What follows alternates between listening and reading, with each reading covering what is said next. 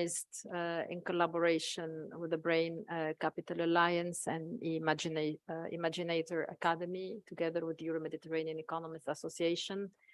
This is also part of a series of workshops to think about new approaches for brain capital. So, of course, brain capital is a concept which later on my colleagues will dig a bit into it. This event is organized under or as part of the Barcelona Health Innovation Week, which is happening currently.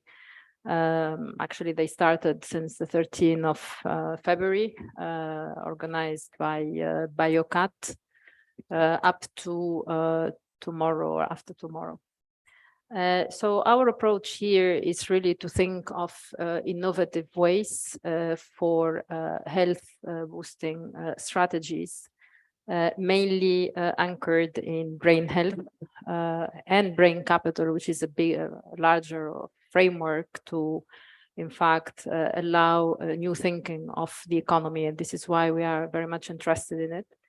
Obviously, the pandemic has raised serious concerns about the capacity of many countries to really deal with extreme shocks in terms of health, and also this has been a great challenge for health policy. But at the same time, it's not only about infrastructure, but also about programs and new thinking for health policies that is really putting within the core of our economic policies and also finance, and who is going to really deal with that going forward. So we have teamed up with other colleagues in different disciplines.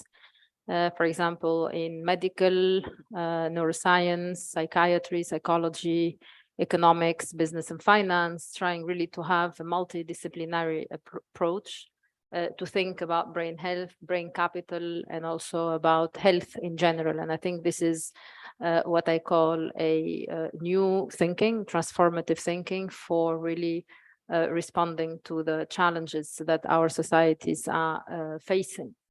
Now, going a bit deeper into brain capital is supposed to be designed as an economic concept, which allow us to really understand the concept from a capital stock perspective.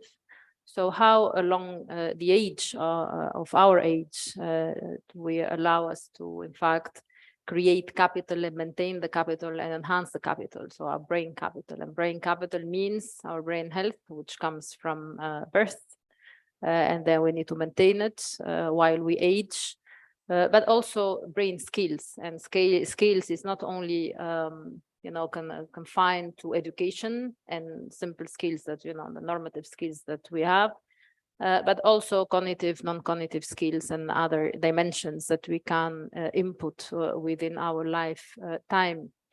But also there are other dimensions that we need to think of, and these are in reality determinants of this brain capital that we are trying to assess. For example, within this workshop is exercise and creativity. And why is these two?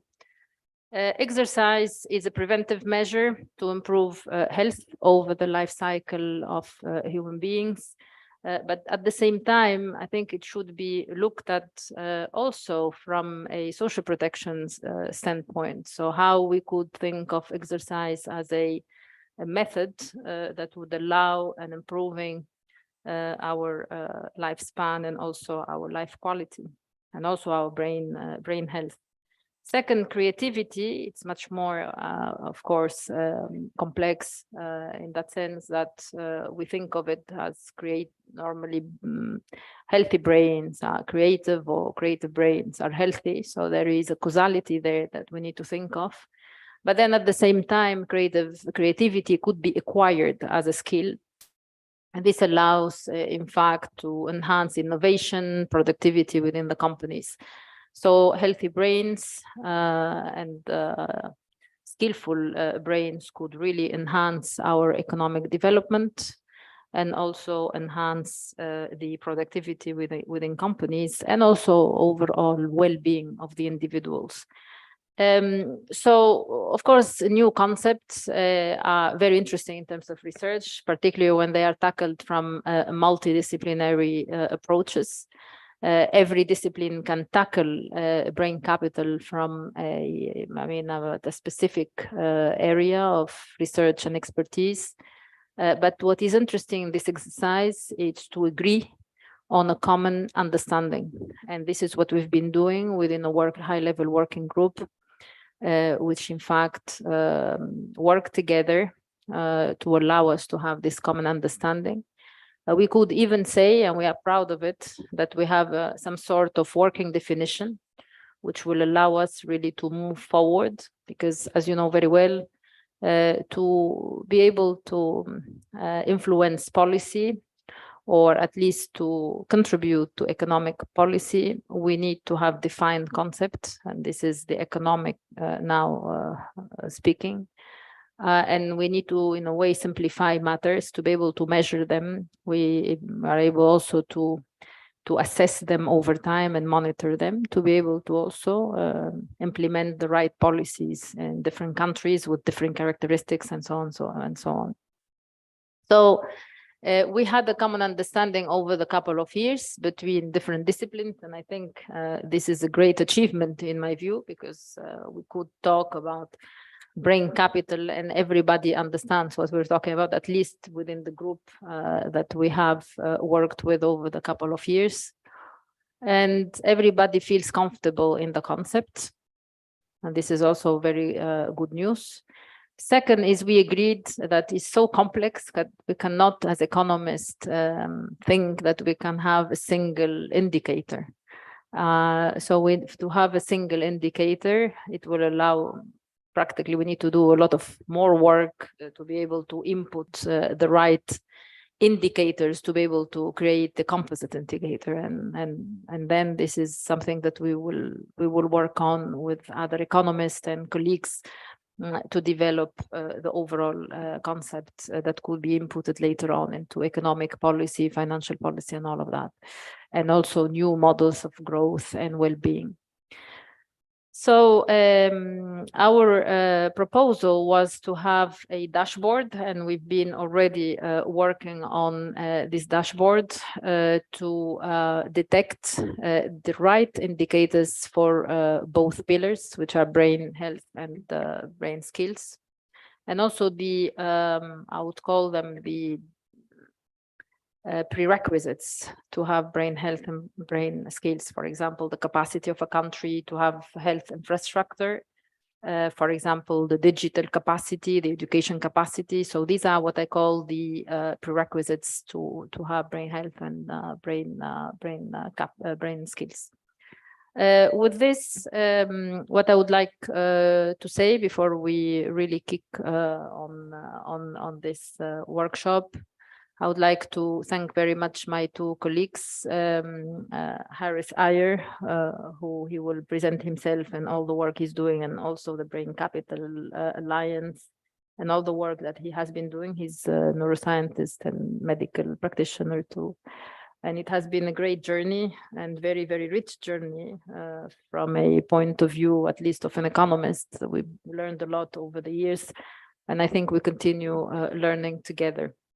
And also Theo Edmond. Theo, he is on screen. He couldn't be with us in face-to-face. We missed you for sure, but then we can see you online. This is a technology and platform, so we can be in different places, and at the same time we can collaborate and work. Theo is futurist, entrepreneur, expert in creativity, and working at the CU Denver, and the promoter and the founder of the Imaginator Academy, which we are collaborating to develop very exciting projects together that are transformative for economic development overall and economic models. Besides this, both Harris and Theo, they are members of the advisory board of EMEA, Euro-Mediterranean Economists Association. EMEA is a think and do tanks, and when people ask me what is your main role, I can say first, we try to think differently, innovative and transformative thinking to respond to societal challenges in connection between Europe, Mediterranean, and Africa, because these are the three regions on which we are very much active and targeting. But at the same time, we are also trying to be a focal point for even other regions, to learn from them, and probably they can even maybe learn from what we do in other regions, means Europe, Mediterranean, Africa. And then at the same time, we're trying to contribute to economic reforms, particularly in Mediterranean, South and Eastern Africa. And at the same time, do research. Of course, all the work we do, it's in-house research on all the aspects that are really impacting our societies: sustainability, climate change, digitalization, sustainability, region integration, and so on and so on. So I'm really very pleased to host this event once again. And I would also like to point a few logistical aspects. One, this meeting is recorded, so it will be publicly accessible on our YouTube channels for whoever is interested by this topic. Obviously, the discussions will be later on taken in a report, and it will be shared with all of you. And then this is really part of these workshops that we have been organizing since now almost a year. So with this, I would also like to thank all the team from now. So just in case that later on we will be caught in the discussions, all the team at EMEA who organized this event. So I would like to give straight away the floor to Harris to give us much more information on the initiative, please.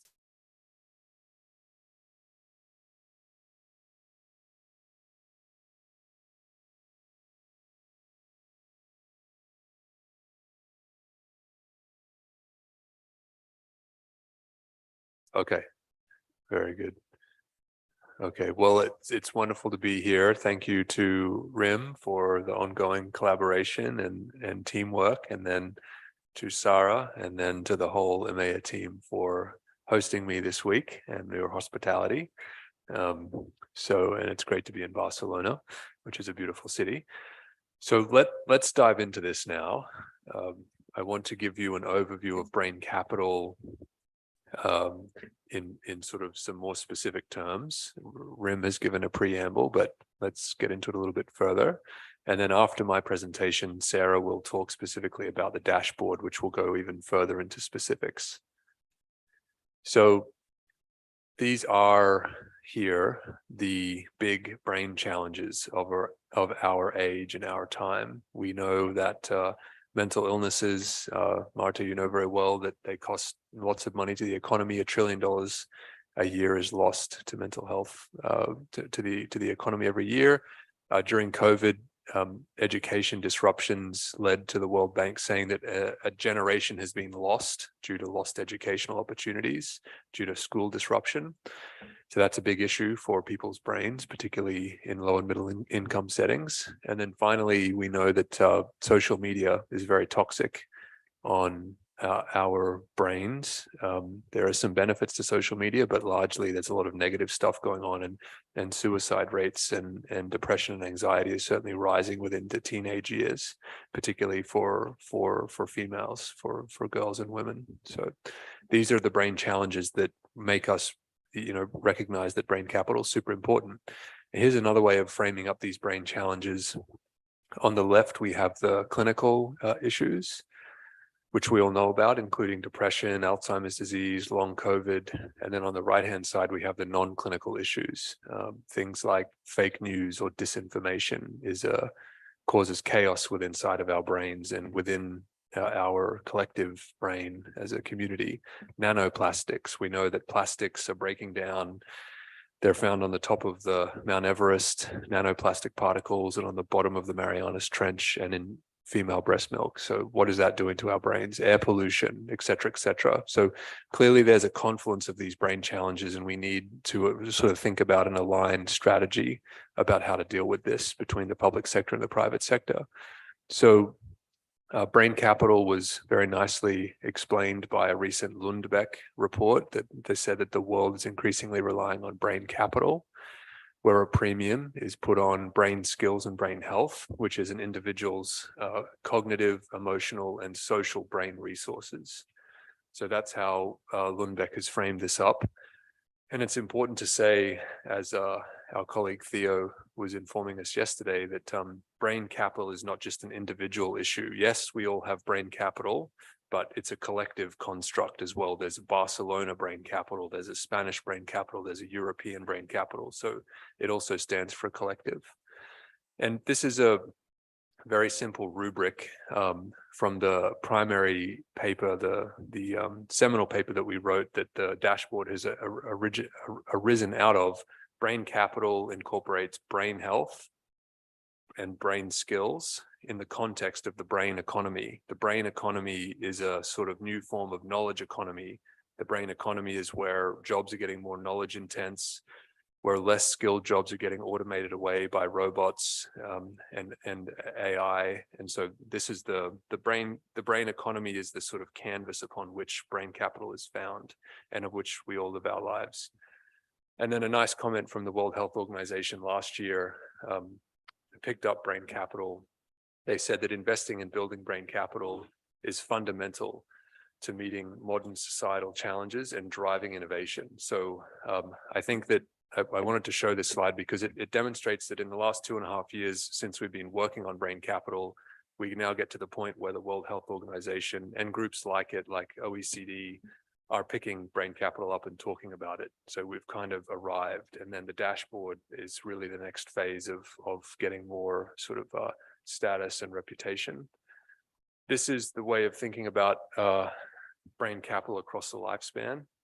We all sit on this spectrum somewhere.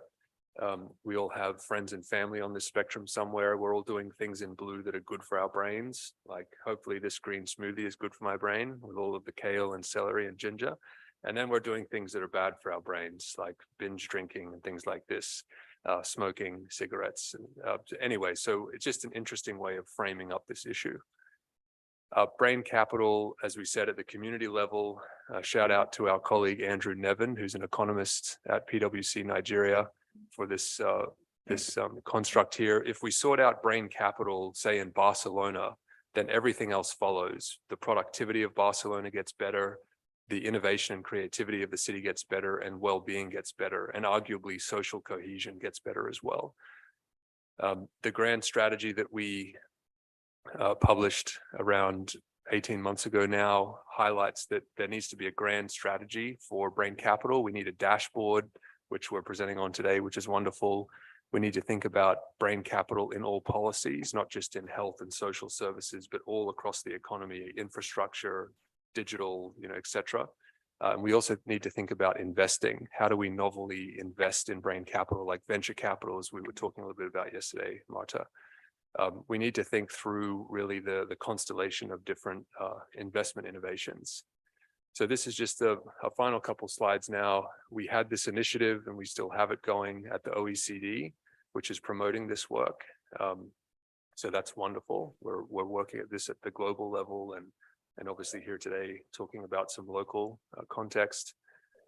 The Brain Capital Alliance has emerged really in the last probably 12 months as a multi-organizational extension of the OECD work. And then we've been fortunate last year to present at various different forums at the COP27 Climate Change Conference, the UN General Assembly, and we just continue to be picked up in different types of policy fora.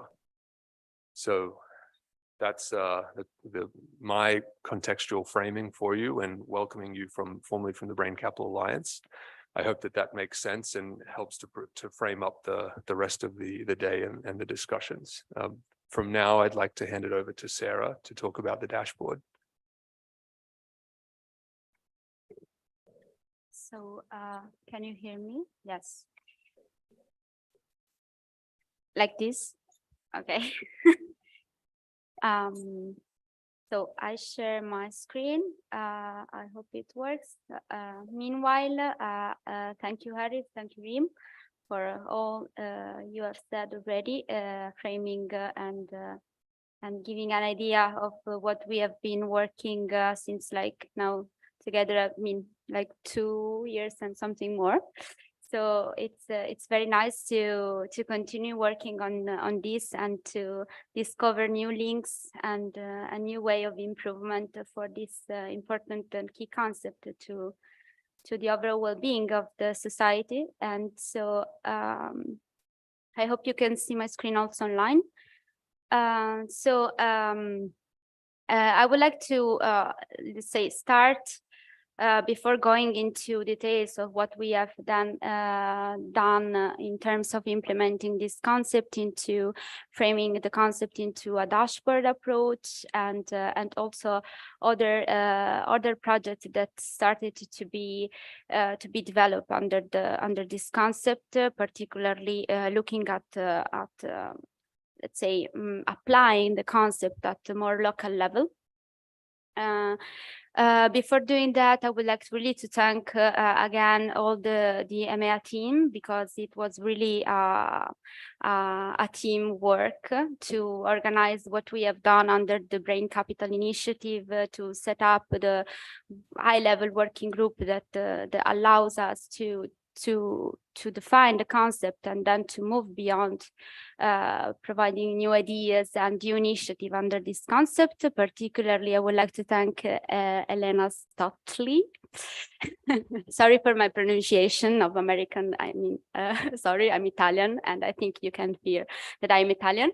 But because she was particularly involved in the phase of redesign the second version of the platform that I'm going to present to you today. So thank you very much, and thank you all the team for your help during these years. And of course, thank you, Theo, thank you, Harris, and all the other members of the working group that I will mention later. And you will find all the names, because we are a very big and growing group there.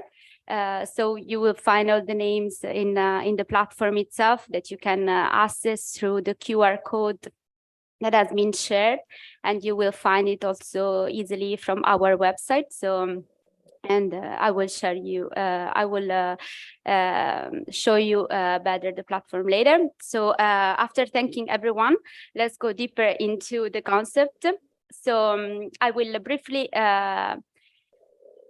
present you the definition that was mentioned before, as we ended up to build after several workshops and meeting with experts from, as has been said, different fields. So from economic, psychology, neuroscience. It was very inspiring work and hard work also to try to put all the knowledge from different perspectives together to be something really new.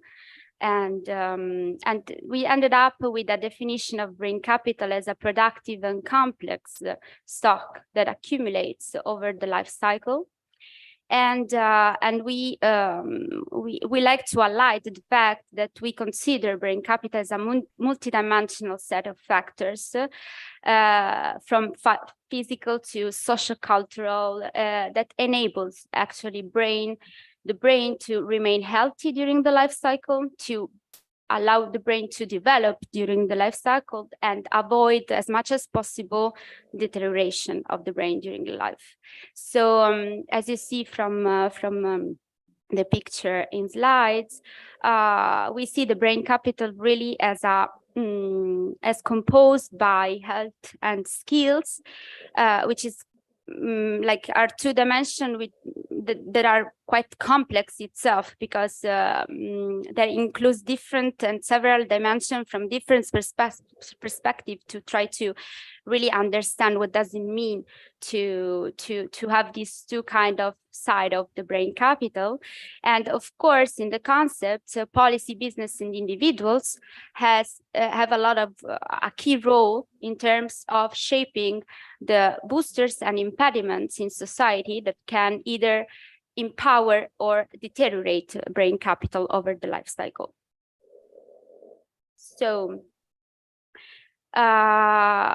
we decided as a group, after many work done on defining the concept, then to start from having a dashboard approach, because of what have been said already, the fact that it's a really complex concept that we want to, with the dashboard approach, our aim is also to try to better define the concept itself and find, as Rim has already said, the proper indicators that we need to monitor further and to better understand which are the drivers for improving brain capital in the society.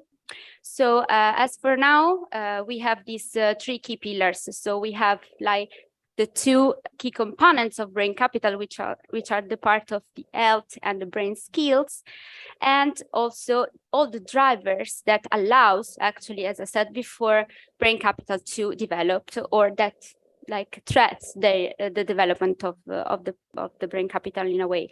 So as you see from the slides, we have, under the drivers, we have identified already digitalization, health services, the state of the natural environment, the perception towards mental health and the concept itself, the social protection mechanism, and research and development, of course. Then under brain health, we have the component of absence of disorder, as also healthy brain functioning indicators. Then we have let's say, three key phase of life indicator, from childhood, adolescence, then parental related uses and issues, and aging related issues. And under the brain skills, we have tried to monitor both cognitive and non-cognitive skills and indicators related to flourishing and resilience of the brain. Now I will just provide you with an overview of the dashboard. I'm sorry, but my connection is not very good because I'm connected through the phone, but yes, it's working. So basically, you can easily access, as I already mentioned before, from EMEA website. Particularly, the link is research.euromedEconomies.org, and you have there a different dashboard that EMEA has been developing. And for the brain capital, we have the platform present the concept as I explained to you already. Then there is a nice session that has been designed by Elena to help you to navigate the platform, and finally the platform, which is an interactive map where you can select the pillar. Under each pillar, you can select the relative dimension of interest and the indicators that we have collected until now, and to have an overview of what is available for all the countries in the world. So, coming back to the presentation. What's the link with the workshop we have today? The link is that after several meetings and continuing to work on the concept and all the things that are related to the concept, we started to think about, yes, but how can we measure and have in our platform the role of creativity and exercise, and in which pillar and through which indicator we can have an idea on how creativity and exercise can contribute actually into this framework to enhance brain capital over the year. So we started this discussion. The discussion is ongoing. I think that this workshop will be one of the key workshops in order to give us more idea about how to include these concepts in the platform and in the overall concept. And moreover, let's say scaling at the local level, the concept, we have started also to have a small group conversation around possible ideas for project to implement at the local level that actually can implement the concept at the local level and also provide what we are looking for. So the link and from an experiment point of view, the link of between creativity and exercise and brain capital. So what you see in the slides are some ideas that came out from the first meetings that we went through with the different experts. Some of them are here in the room, some other connected. So maybe if they want, they can discuss further their idea. But basically, as you see, we have started to think about the different many pilot projects that could be implemented, from the research study to better understand aging, and what are the risks that could be taken into account at the early stage of life to preserve our brain in the aging issues that we can have. And also we have some technological let's say proposal to build some kind of app to promote physical exercise and to link physical exercise to individuals' characteristics in order to be inclusive and to allow to everyone to discover how exercise can improve mental health and well-being overall.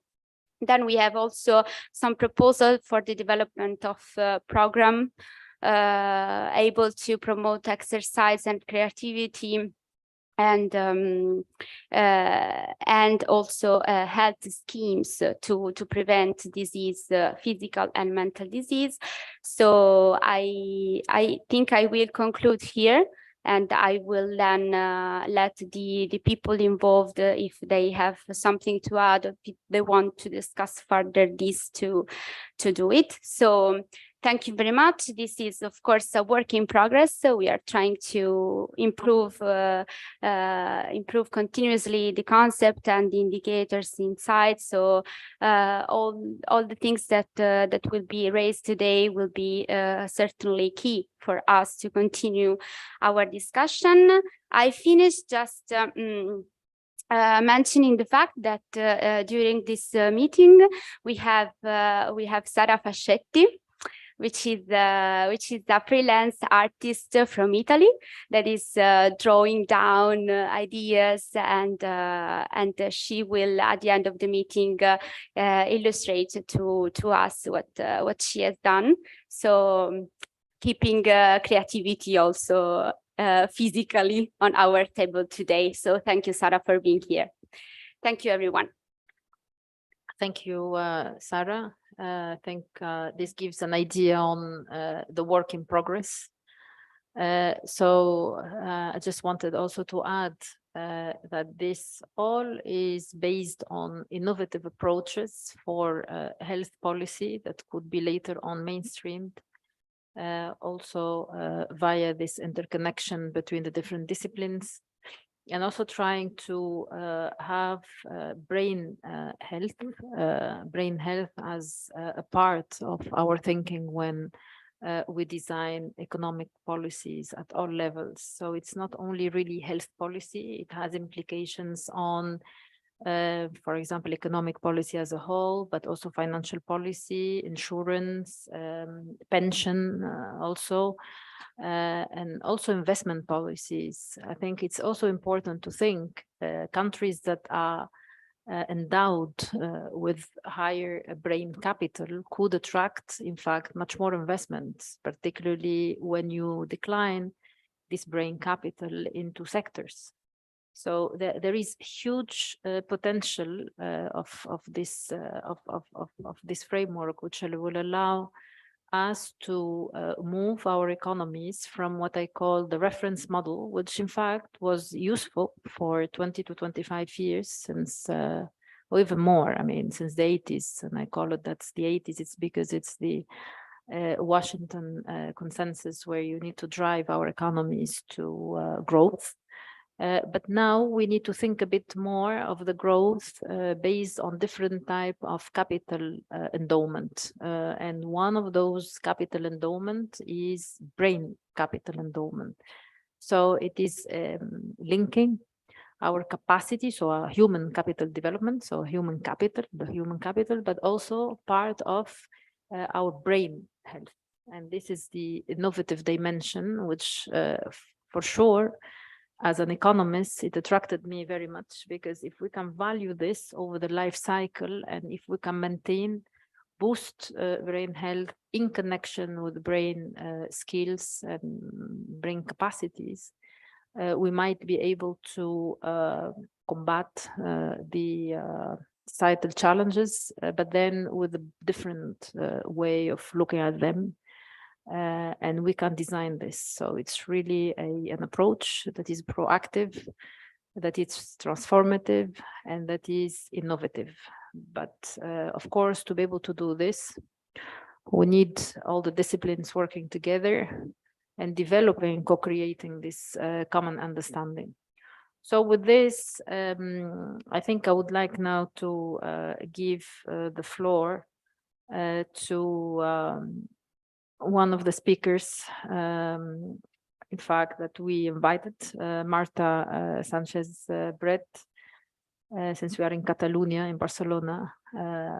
Marta, she's the head of the Catalan Mental Health Cluster.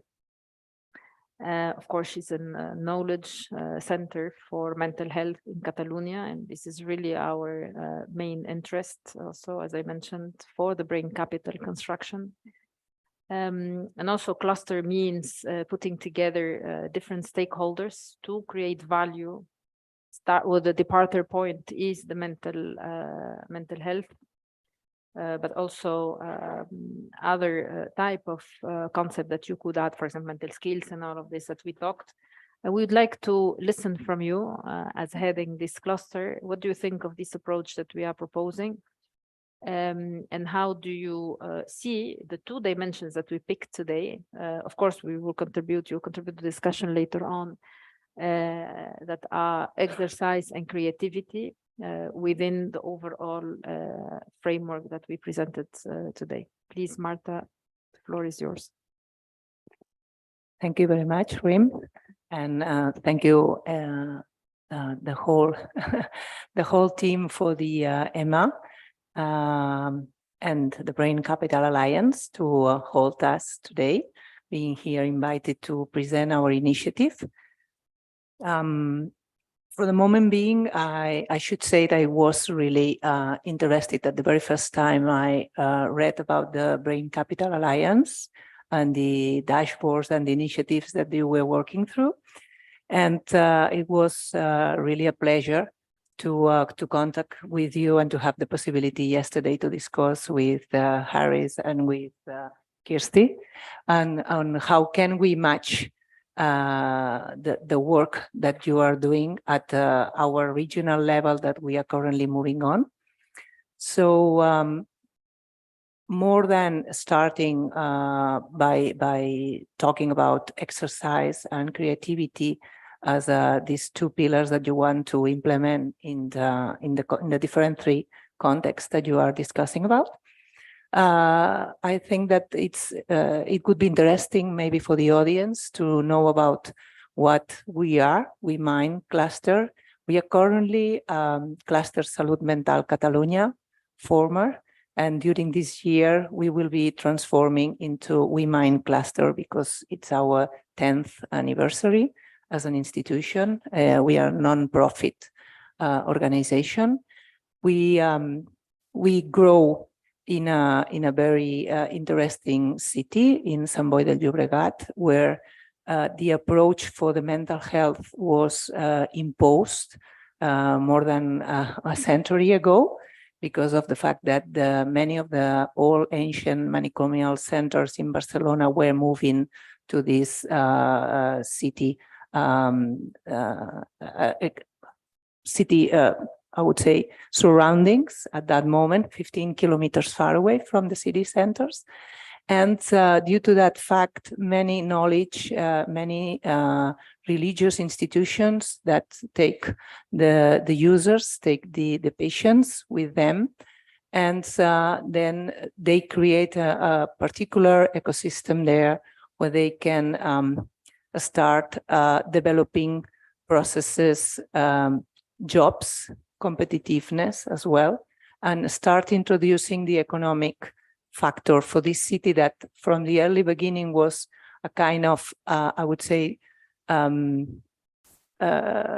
wouldn't say curse, but the stigma was placed over the whole city. I mean, here it was like a kind of set that when somebody was not really having her head or his head, without illnesses, say, hey, you will be brought there. So there was a kind, and they transform, they innovate the city itself 10 years ago, moving that stigma fast forward to an innovative and living lab creation together with the cluster. So pulling the economics, the employability, the competitiveness, the introduction of technology through an organization like ours. And this is one, I think, one of the more interesting topics that it matched together with you as an economist association, taking care of the brain capital stock, as you mentioned. So I'm not going that much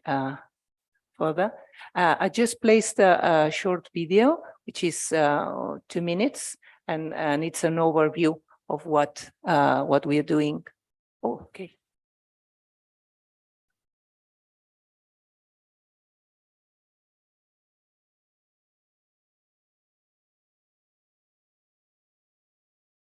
No. It's embedded.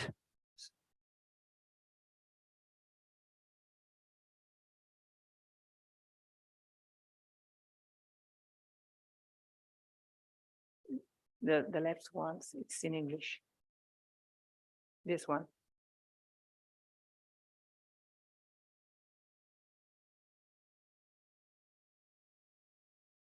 Sorry, that's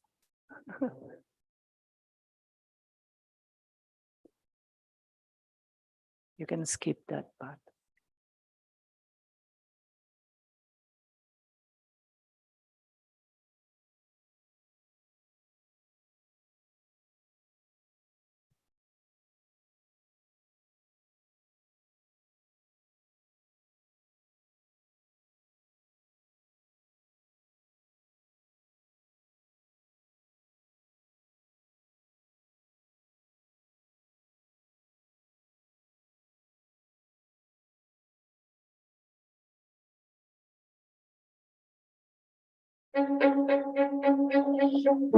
The fear and uncertainty of a world in crisis.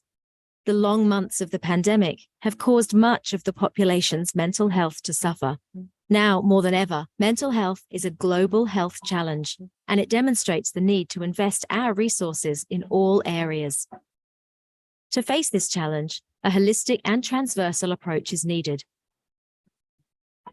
One that allows comprehensive support to be offered to those who have suffered from disorders of the central nervous system throughout their lives, and which also covers biological, psychological, and social aspects.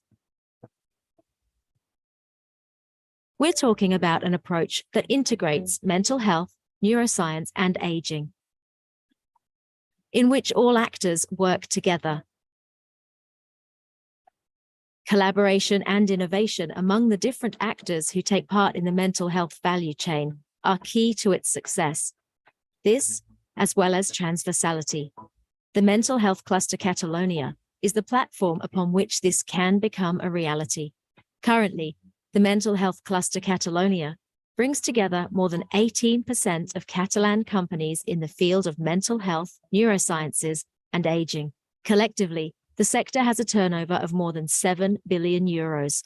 It employs more than 32,000 workers, and in 2018 represented 2.82% of Catalan GDP.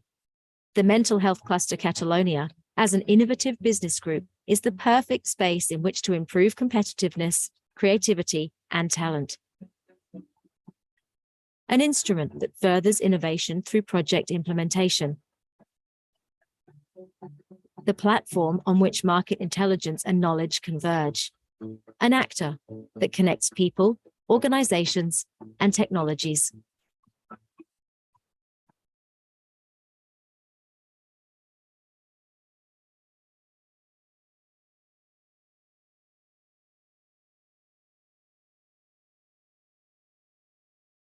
The voiceover lady sounded Australian. It sounded like an Australian person speaking. See? Yeah, it was very nice. I appreciate it. Down under, no. So, okay. So, I think that the video is quite clear in what we are doing. So we are approaching economics and from Porter's as economists, the cluster vision. We are trying to get into this view of bringing the technology and innovation all through the central nervous system diseases. And so that's why we start from a psychiatric point of view, and then we have moved forward all through this life course that you mentioned, because indeed what we found is that when introducing technology, when analyzing processes, user needs being focus center in our value chain, where holistically view and transversally approach. So that's why we are now moving a little bit further in mental health to neuro and senior divisions. So how do we do that?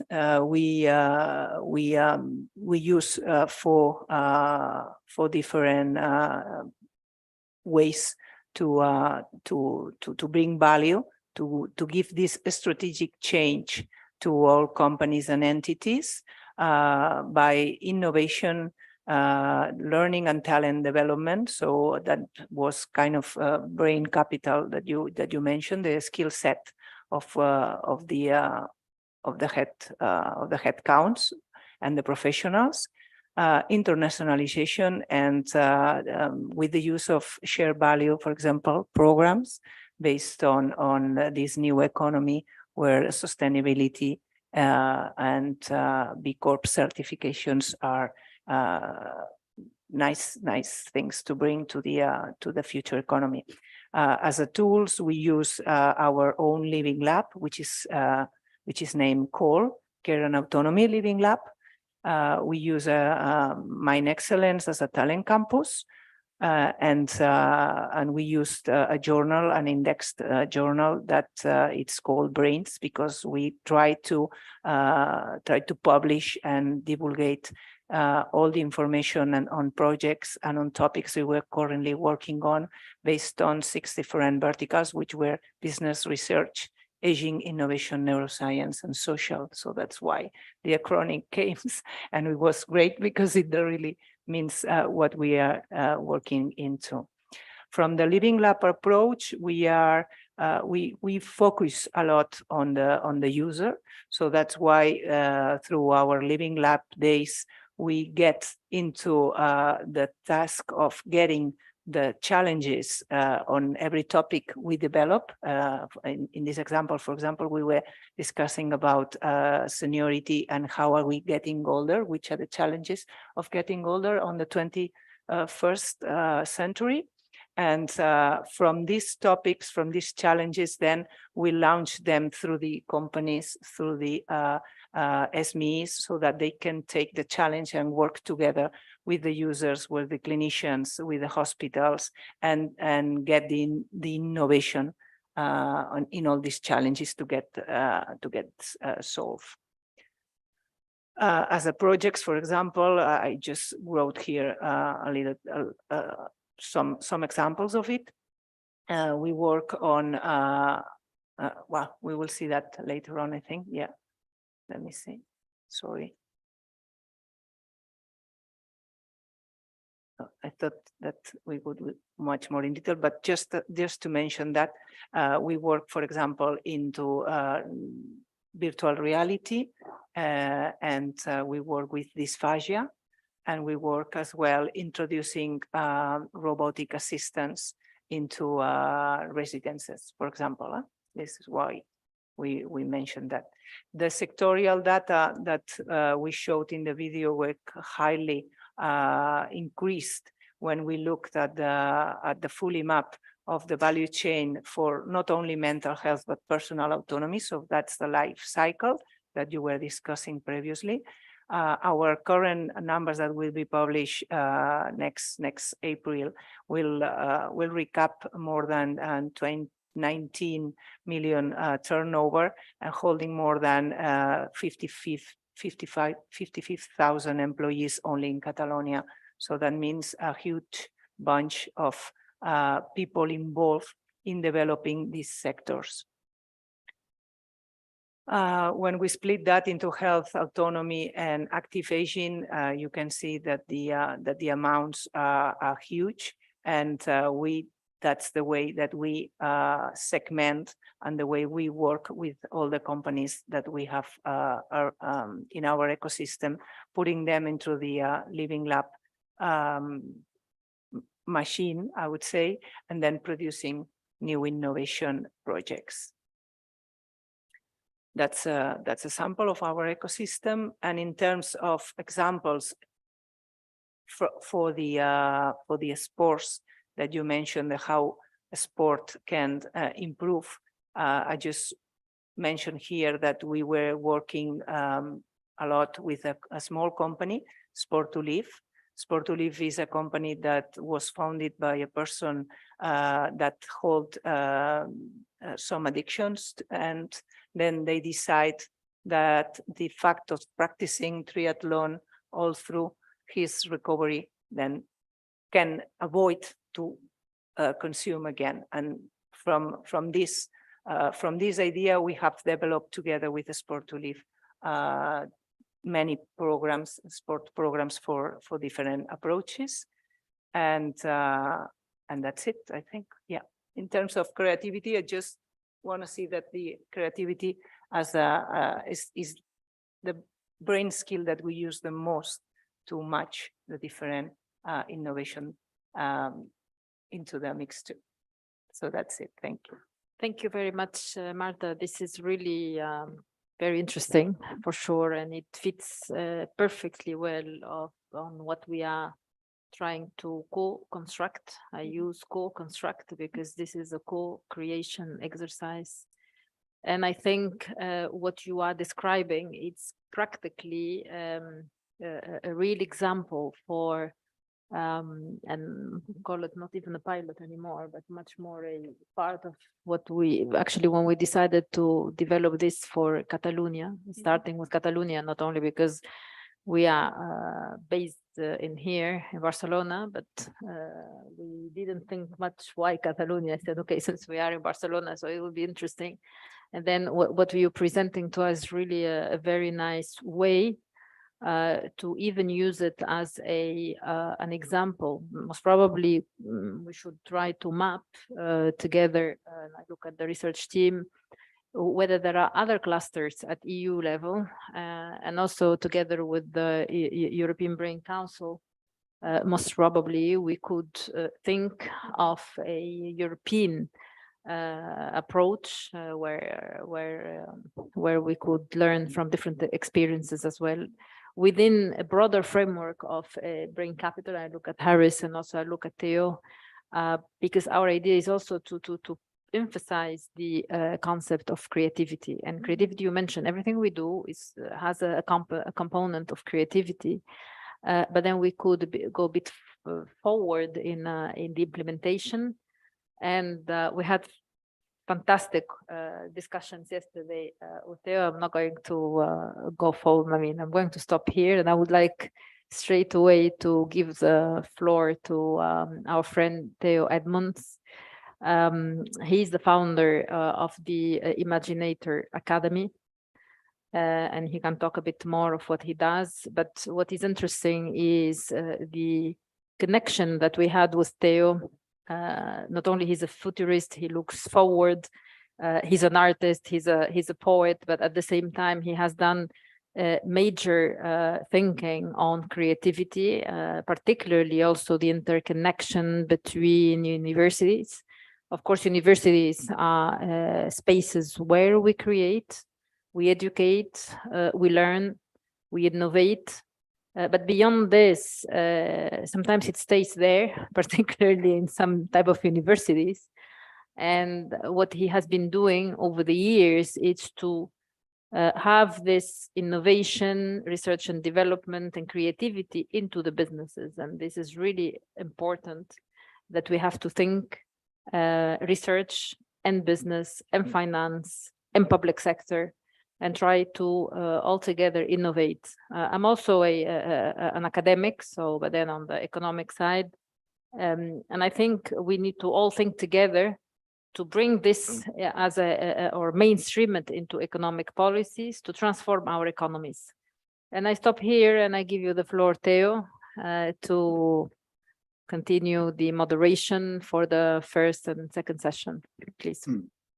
Yes, thank you so much, Rem. It's really, truly a pleasure to be with everyone virtually today. I apologize, I am not there in person. I have a personal family issue that has prevented me from being there, but I am 100% there in spirit. Marta, I was really struck by your model, both on the call framework as well as kind of the WeMind clusters around mental health, silver economy, and neuroscience. As Rem kind of signaled to, it marries very well to many of the things that we are working on. Some we've talked about publicly, some not so much yet, and we'll be doing so in the coming months. I'm going to wait until the end of today to kind of share what's next in some of our work and my specific work with the Brain Capital Alliance, because I want to get right into the presentation today. So we're putting together some thought leadership around two things that we know are connected, exercise and creativity, but we're hoping to put those into an applied science context. So again, as Rem said earlier, we get it out of the academy and kind of into people's hands. In doing so, we're going to be exploring a lot of different types of applied connections around this work today. We have a great lineup of speakers, and each will have about 8 minutes or so to share their work with you. And then I'll help to navigate and thread from speaker to speaker. And then by the end of the day, hopefully we can have a very rich tapestry to assess where there might be opportunities that have been hiding in plain sight, so to speak.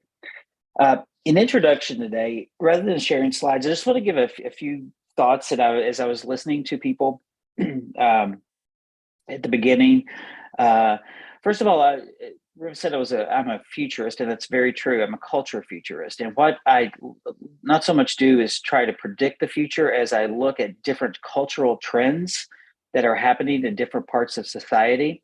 And then I stack those kind of data sets on top of each other to try to figure out what is the naturally occurring idea or thread that is pulling through all of them. And then if we were to able to zero in on that a little bit further, what might be possible? And I'll give you an example that I often give about the power of this approach. In the 1990s, in the US context, there were two things that happened culturally that were disconnected from each other. We saw organized religion beginning to decline. And at the same time, we saw technology and the ubiquity of technology beginning to rise and going into people's homes in a very powerful way that was reshaping our behavioral patterns with each other and reshaping human emotion. And as those two things kind of intersected together, this human instinct that we all have to know the unknown took over. And so what might have traditionally been in the form of a prayer, if you have a loved one, maybe with a terminal disease, will my loved one survive, as a prayer, all of a sudden becomes, hey, Google, will my loved one who has this disease survive? And so we see these cultural trends all the time crossing over. And so I try to look at what those things are, what is happening with those. In the work that I've been doing with the National Science Foundation, starting about a decade ago, my field of research was quantifying hope, trust, and belonging. And through that collective indicator, understanding what was possible to predict in terms of innovation capacity of companies in order to be able to innovate in the marketplace. And so a lot of these predictors that we have kind of separated out, and then I know, Marta, I loved hearing, I saw the eudaimonic well-being aspect incorporated into your work there on some of your slides. I love seeing those coming together in some fields like economics and neuroscience, because as we think about what is the potential for this work, and Harris mentioned this in his opening remarks, it's not just about the psychology of the individual or the health of the individual. We have a social ecological system that we all sit inside of. And so the psychological profile of an individual may be at the center of that, but then that individual has surrounded by organizations. That organization then is part of a larger community, and that community could be an industrial sector, or it could be a geography. And then those communities kind of form collectively our social brains. And that social brain can take place in terms of the agreements we make in terms of policy. For instance, here in the US, we have not made the same social agreements that have been made in many European countries in terms of healthcare is still very much a commodity here in the US. And so the forces of capitalism still operate very differently here than many European countries. Education is not a right here in the US. And so the same social agreements that have been made in some European countries and other countries around the world, we've not made those in the US. And so those are very real factors that influence what is possible in society. And as we talk about social ecological models, we often don't think about creativity and exercise as identity transitions. And so I think that presents a big opportunity for us. The way we've set up systems have been, you work for so long and then you retire, and then our systems are set up to deliver a set of resources around that. But what's actually happening when we retire is an identity transition. Especially here in the US, we have so conflated our personal and professional identities that retiring is not just leaving a job. You are disconnecting from an entire identity that you have built a lot of personal meaning, a lot of purpose around your entire life. And so if we began thinking about these life transitions as identity transitions, what might be possible in the different ways that we would approach the innovation around these concepts? And in context of creativity, the kind of world-renowned researcher at Harvard Business School, Teresa Amabile, has looked at creativity, for instance, in the retirement context. And interestingly, one of the findings that Dr. Amabile has recently been writing about is that people with creativity related to their job roles in the 5 years leading up to retirement have a higher quality of life and better health in those 5 years after retirement. But that same linkage, creativity not related to a job role, so just in your personal life, was not really found. And so there are many opportunities that I think as we pull together industry and the academy and culture for us to move things forward in ways that are really exciting. We're going to be talking about, I'm getting ready to turn it over to Felipe to talk about the work he's doing. And I've had the pleasure of meeting Felipe in Barcelona earlier or last year. And it's very exciting the way technology is coming together with his work. And in the context of technology, all of us have seen in the last couple or 3 months, with ChatGPT and the AI and its influence on how human creativity will change because of this new tool. We live in a time where these cultural shifts and the tools in which we have to think about human health and exercise and well-being, as well as creativity, are all undergoing fundamental shifts of what is possible, believable, and valuable in our world. And so as we go in today, I want to encourage everyone to listen with curiosity and creativity. We are not here to litigate one way as being the right way. We're here to learn from each other. So Felipe, with that, I'll turn it over to you to share your amazing work with the audience. Thank you, Theo, and thank you, Brain Capital Alliance, for inviting me to participate. I apologize, but my English is very, very bad, and I speak Spanish, but you can read in English the key points on the slides. Okay, thank you. My presentation is possible. Thank you. Bueno, por un lado, recordar rápidamente, fisiológicamente, las áreas del cerebro. Estamos hablando que el córtex prefrontal es la zona más importante porque es la que se encarga, es donde está el centro de control para lograr pensamiento divergente. Este pensamiento divergente está implicado tanto en fluidez como en flexibilidad de pensamiento, y eso tiene directamente una repercusión en la creatividad. Por lo tanto, de las diferentes áreas cerebrales, a nivel neurofisiológico, el córtex prefrontal es la más importante.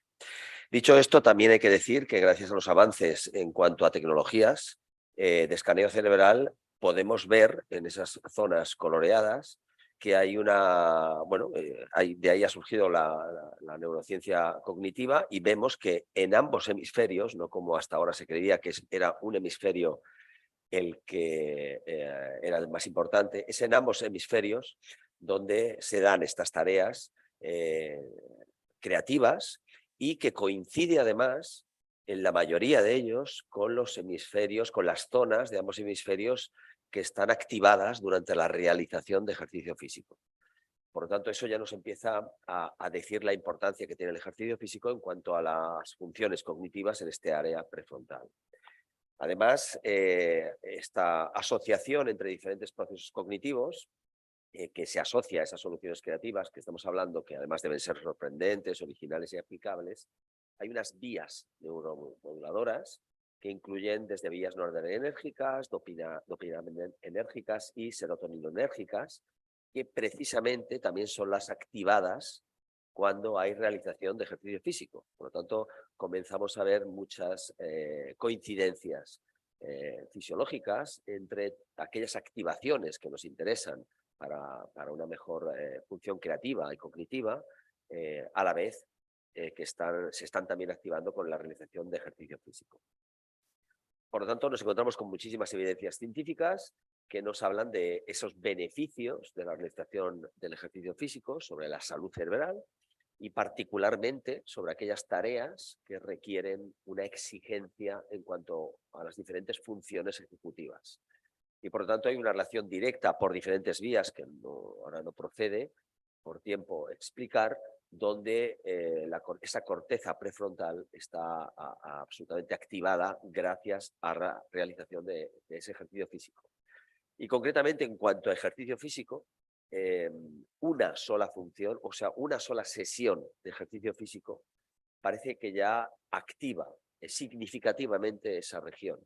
Eso significa que no se necesitan demasiadas sesiones, no se necesita demasiada cantidad de ejercicio físico para empezar a mostrar beneficios. Y además, en cuanto al tipo de ejercicio físico, es importante porque no es igual de ejercicio que otro, no es igual actividad física que ejercicio físico. Sí que los estudios nos demuestran que una combinación entre ejercicio aeróbico o cardiovascular, junto también con ejercicio de fuerza, crea directamente una mejor y una mayor neuroplasticidad cerebral. Hay estudios que se dirigen más al cardiorrespiratorio, al ejercicio aeróbico, porque es mucho más fácil de medir en ese sentido, por las variables que tiene, pero también es cierto que el ejercicio de fuerza comienza a ser muy significativo, no solamente para esa neuroplasticidad cerebral, sino para la calidad de vida, para la función muscular que pueda tener en la persona o el paciente en el caso de que ya tenga una enfermedad instaurada.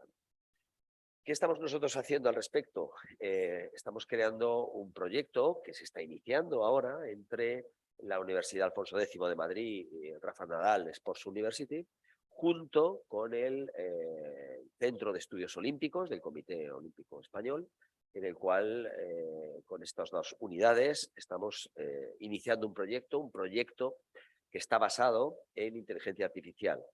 Eso supone que, bueno, ya sabemos que en el campo de la salud la inteligencia artificial está aumentando exponencialmente. Se entiende que en los próximos 5 años multiplicará por 5 su capacidad de poder ofrecernos soluciones ante los problemas que le entreguemos, ¿no? a esta inteligencia. Y, por lo tanto, nuestra función inicial es crear una serie de algoritmos dentro del ejercicio que puedan llevar a soluciones en diferentes personas, en diferentes géneros, por lo tanto, en diferentes tipologías de personas, incluido en diferentes enfermedades. Se están desarrollando diferentes enfermedades y en diferente edad biológica, es decir, desde niños, adultos mayores. Es decir, vamos a intentar, y estamos en ello, creando diferentes algoritmos que puedan llevar a una primero a implementarlos, y después a empezar a recopilar datos para que la inteligencia artificial mejore, si cabe, esos algoritmos. Y por lo tanto, bueno, pues entendemos que es un proyecto grande y es un proyecto que se tiene que iniciar. Y hemos empezado iniciando con expertos estos algoritmos. Estos algoritmos, además, van a necesitar, evidentemente, cuando ya los terminemos, una serie de personas, de unidades, que van a estar integradas por programadores, van a estar integradas por la administración de datos, de todos esos datos que nos va a ir incorporando la inteligencia artificial cuando desarrollemos los algoritmos, donde tenemos que tener un equipo grande de personas que pueda ir mejorando todo esto al servicio precisamente de que las personas puedan realizar un ejercicio físico adherente, es decir, que les sea motivante, que les sea simple, que lo puedan realizar con su propio peso corporal si es necesario, con cualquier implemento sencillo, y que a partir de ahí puedan ir mejorando evidentemente su salud cerebral y por lo tanto también esa corteza prefrontal, esa capacidad de tener diferentes funciones cognitivas y de mejorar absolutamente su salud cerebral, ¿no? Esto va a estar, creemos que va a ser muy rápido, creemos que va a ser va a ser muy rápido en 3 años. Estamos hablando de un proyecto a corto plazo rápido de 1 año de crear los algoritmos y en un par de años más que todo esto esté desarrollado, si es que encontramos todo ese equipo de personas que nos pueda ayudar, ya os digo, a que sea adherente, a que sea eficaz y a que realmente las personas encuentren solución dentro de su propio contexto, sea el que sea, como he dicho, edad biológica, sea persona sana, sea persona con patología, incluso estamos hablando de personas hospitalizadas que por lo tanto pueden realizar también ejercicio, encamados, silla de ruedas, absolutamente todo género de personas, y que con esos algoritmos podamos mejorar su salud general y su salud cerebral en particular, ¿no? Pues espero que todos puedan ayudarnos a todo esto, que encontremos asociaciones y empresas interesadas en todo esto y que por lo tanto nos puedan ayudar. Muchas gracias. Thank you. Wonderful. Thank you, Felipe. Rem, could I ask you to help me navigate the room there and see if there's any questions for Felipe before we move on? And we're going to have a much more engaged conversation with all of our speakers at the end of their presentations. But are there any burning questions there?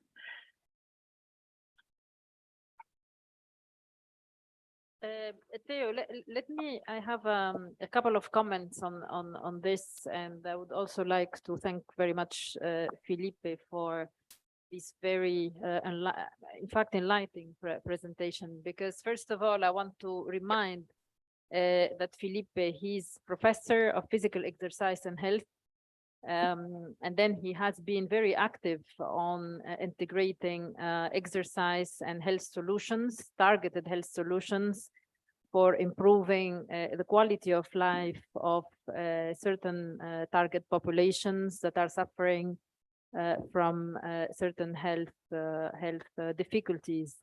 And also, I also would like to emphasize the fact that having exercise, not only from a point of view of the physical connection that you link to the brain functioning when you input a proportion of exercise, even you said very small, but also I think it's very important to look at it from a social policy perspective. When I say social policy, means health policy, social protection, social safety net. Means if we think of preventive approaches, and I think we had a lot of bilateral discussions with Felipe over the last months, and thinking this as a preventive approach to, in fact, reduce the cost burden of, for example, certain sicknesses or even certain ways of living, which are not necessarily healthy. When you have this awareness of the necessity of having a propension or a proportion of exercise, even if it's a small, but also connected, and I mentioned that good sleep, better diet, or whatever this means. Better diet means nutrition. I think we could aspire to have these preventive approaches included in the social protection systems, which reduces a bit the cost, or at least the cost at the end of the cycle, of also during the aging cycle. And for the moment is not it does not exist in reality, because it's still curative measures and that are integrated into social protection. When somebody gets sick, they go to hospital, and then they get some reimbursement back. But then if we could start with some projects using your methodology, for example, with companies or even with the public sector, and see what would be the impact of having or introducing this type of mechanism to reduce the cost burden on the public authorities and on the companies overall. So this is a complete change of thinking from economic policy. So this is a comment I wanted to make, and I invite Felipe and others to think about it. How can we, in reality, reduce the cost burden? Because brain health and health in general, we discussed it there, this is a cost matter. I mean, for the public authorities in general, also for the economies in general. But how we can move from a cost approach to a productivity approach, so we really transform the overall thinking. Because in reality, you can have more cost, but if you have more revenue, absorb your cost, so it's okay. So if, for example, the marginal effect, which I call the marginal value that you create from introducing a dose of exercise or a changing behavior in diet or anything else, will increase for you the revenue that you can absorb more cost overall. So it's good for everybody. And this is the thinking that we might need to think. And this is, again, why the brain capital framework is so powerful, because it has these two concepts, cost and revenue. And as an economist, for me, if I am able to have more revenue, I can absorb more cost at a company level, at the economy level, and also at the globe level. So it's not a problem at all. So let's do it. Theo, back to you. Yes, thank you, Ruben. I so many thoughts as you were talking there. I think that we are at the precipice of moving beyond just looking at this as a therapeutic modality opportunity, but really truly looking at how do we influence population, human flourishing, and as well as economic outputs at scale. Harris, I'm going to ask you if you would help me in introducing our next speaker. Since you have a personal, I think, relationship with him, Michael Burke from Deakin University. Of course, yes. Thank you, Theo. Michael Burke sends his apologies. He's in Melbourne, Australia, and I guess he's sleeping right now. So he did a pre-recorded talk for us. Michael Burke is a preeminent professor of psychiatry in the world. As I said, based in Melbourne. He's at Deakin University. And Michael Burke is one of the top experts in bipolar disorder. But he runs this institute called IMPACT, which stands, it's a big institute for neuroscience and mental health. One of, perhaps one of the biggest in the world. And Michael Burke has a particular interest in lifestyle treatments for mental health disorders. So that's probably all you need to know about Michael. He's also a very nice person and very collaborative, and he's my friend.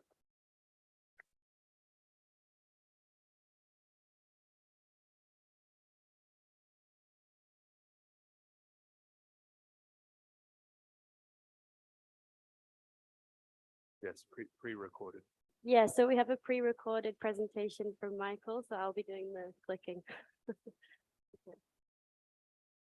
Many thanks for the opportunity to talk to you on the topic of mind-body approaches to boosting brain capital.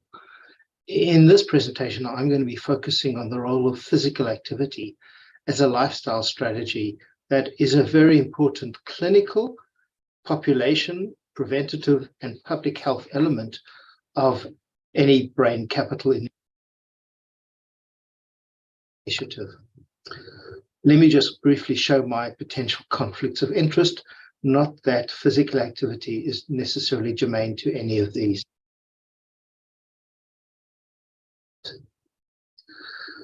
It's important to understand that there are many drivers of mental health problems.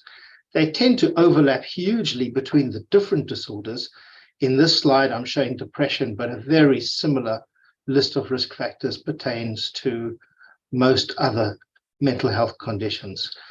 But amongst the environmental influences, as you can see highlighted in the blue bar, you can see low levels of physical activity, which is a major risk factor for many psychiatric illnesses. Another way of looking at risk factors that are either relevant to prevention or treatment is to use Mendelian randomization approaches. So this looks at genetic risk factors and can narrow down the list in terms of what risk factors might actually be modifiable. And here you can see that long list of risk factors is significantly reduced, with only the risk factors in green being amenable. And if you look at the blue arrows, which point to the green bars, many of them pertain to physical activity. So physical activity, once you start narrowing it down, is one of the most viable plastic intervention targets. So why? I don't have time in this presentation to go through the role of biology, but in depression, for example, you have an imbalance between many neurotransmitter and biological systems. So here you can see in the healthy individuals, you have stable levels of growth factors like BDNF, neurotransmitters like serotonin and noradrenaline, inflammation, and the hypothalamic pituitary adrenal axis. In the unwell state, illustrated in the middle of this figure, you can see these go out of kilter, and exercise has restorative effects on all of those pathways. We can look at exercise then from a much bigger perspective. So you can look at all the environmental and biological factors that influence depression, as well as the highly comorbid medical conditions that go together with psychiatric conditions. And exercise is right at the top of the list of the lifestyle factors that lead to common biological pathways that influence the risk for both psychiatric disorders as well as commonly comorbid medical disorders. Not only do they influence the risk, but they also influence the progression of both. The progression of psychiatric disorders being called neuroprogression, and the progression of physical disorders being called somatoprogression. So I'm just going to briefly highlight the evidence for the preventive and treatment effects of exercise. So when we look at depression, you can see in a huge number of populations, from children, adolescents, adults, and the elderly, you can see multiple meta-analyses that show that people who are physically active have a reduced risk of developing depression.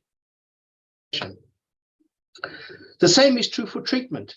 There are a large number of studies of the impact of exercise on the course of depression. And in the red summary triangle, you can see a very clear and highly statistically significant effect that exercise reduces depression. When we look at specific exercise interventions, exercise has a comparable effect to psychological treatment in the top figure. It's comparable to antidepressants in the middle figure.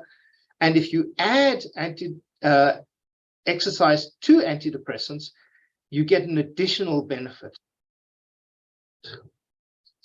The same is true in schizophrenia. Here you can see that meta-analytic evidence suggests that both active patterns of exercise as well as passive patterns of exercise reduce your, improve quality of life, functioning, and symptoms in schizophrenia. The same is true of cognitive decline. And indeed, exercise is probably the single best validated factor of all in preventing cognitive decline and dementia. Here you can see a very robust preventive effect of physical activity in the prevention of cognitive decline. This is of massive public health importance and at a level which doesn't need to be explained. There's also suggestive evidence that exercise interventions might reduce the risk of dementia onset and improve cognitive outcomes, but there aren't a huge number of studies and data quality isn't amazing. So where does exercise fit in? If you look at the approaches that we have for managing neuropsychiatric disorders, the bottom of the pyramid you can conceptualize as lifestyle approaches. On top of that is psychological interventions, then pharmacotherapies, and then additional therapies. But the next decision is who gets what. And we find clinical formulation as a very useful matrix to help people decide who gets what. So whether it's the pattern of illness, your comorbid symptoms, and your environmental lifestyle risk factors, that helps you put together a package of risk factors, symptom patterns, and therefore treatment needs for an individual. And based on that, you can then decide who gets what treatment.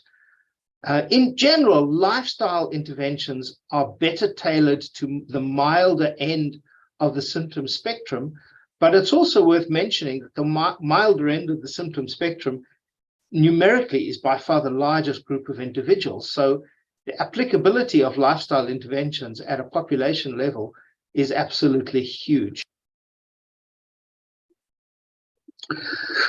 So where lifestyle now sits is as a baseline recommendation in many of the contemporary treatment guidelines.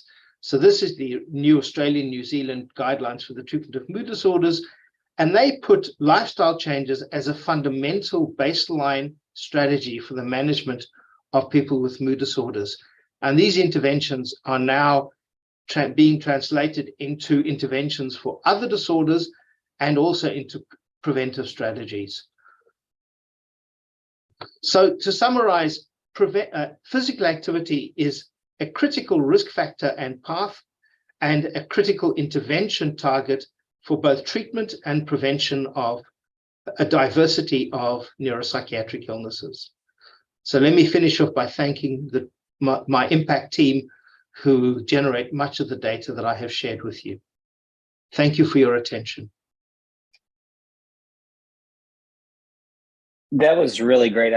It's unfortunate that Michael can't be here because I've got so many questions. One of the things that I will pop up as I was listening to the presentation that I did hear, I really appreciated the lifestyle approach that was being presented, because as we talk about lifestyle, One of the things that implicates is a support infrastructure must be in place to support the lifestyle. So a person can make the decision around something, but if the infrastructure is not there, then that decision is going to be limited. And we also see this in terms of creativity, which we'll be talking about in the second part of this session. And of course, in the well-being research and kind of going back to Marta's talk earlier too, I really appreciated in this the role that self-determination and autonomy play, because again, we see those as multiplier effects, both on the well-being front and on the creativity front. So we're hearing some themes that are coming up here. The prophylactic impact of exercise on depression, and also preventable cognitive decline. And so when we're thinking about therapeutic modalities versus population prevention, I think it becomes really increasingly important to zero in and move from a general conversation and into a specific conversation around context and what specific aspects of it we're talking about. I think the evidence, as we all have been seeing, is rather clear.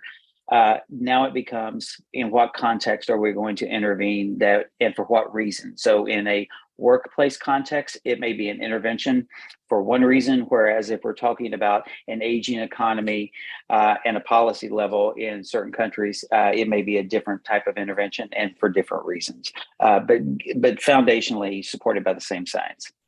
Next, we're going to move to Dr. Kirk Erickson. And I have not had the pleasure of meeting Dr. Erickson yet, but I'm going to read this from his bio because I think it just says it beautifully. The benefits of exercise are widely known, but few scientists have made fundamental discoveries relating exercise to brain growth and the preservation of cognition. Dr. Erickson is an associate professor of psychology, and he is one of the people that have put that relationship in place. His research focuses on understanding the changes in various aspects of cognition and the supporting brain structure and function across the lifespan. There again, we see a lifespan, stages approach coming into play, which is baked into the brain capital work as well. So I'm very excited to hear what Dr. Erickson has to share with us. Dr. Erickson, I'll turn the floor over to you. Great, thank you for that nice introduction. I hope everyone can hear me okay. I am sad that I'm not with you all in Barcelona and would love to be there. My wife actually is from Madrid, so we spend quite a bit of time in Spain. And I just finished a visiting professorship position at the University of Granada. So it's great to be here. Thank you very much, Harris and others, for inviting me to join you today. Let me share my screen. And even though my wife is from Spain, you might think I speak fluent Spanish, but unfortunately my Spanish is terrible, embarrassingly. So, so everything I'm going to be talking about here will be in English. Hopefully you can all see my screen. As was mentioned, I hold a professorship at the University of Pittsburgh, but I've also recently taken on another role as Director of Translational Neuroscience at AdventHealth Research Institute, where we are continuing this line of work. So when we talk about brain health in general, we can divide this into numerous categories and compartments. One of the areas, of course, is more in the realm of cognitive function, thinking, reasoning, memory function. We can think about mood, depression, anxiety. Of course, all of these things interrelate with one another.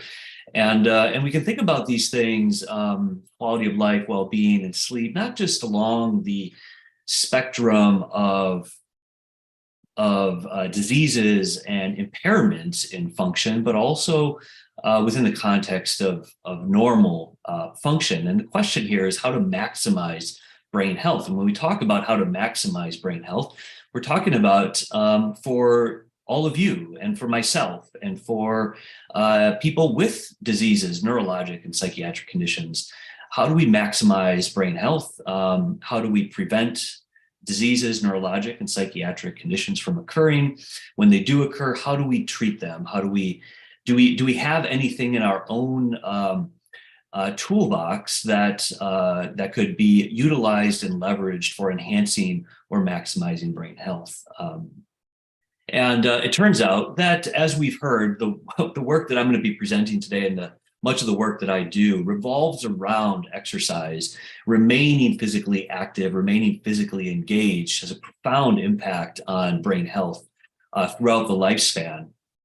And so what I'm going to be talking about today is very much in line with what prior speakers have been saying.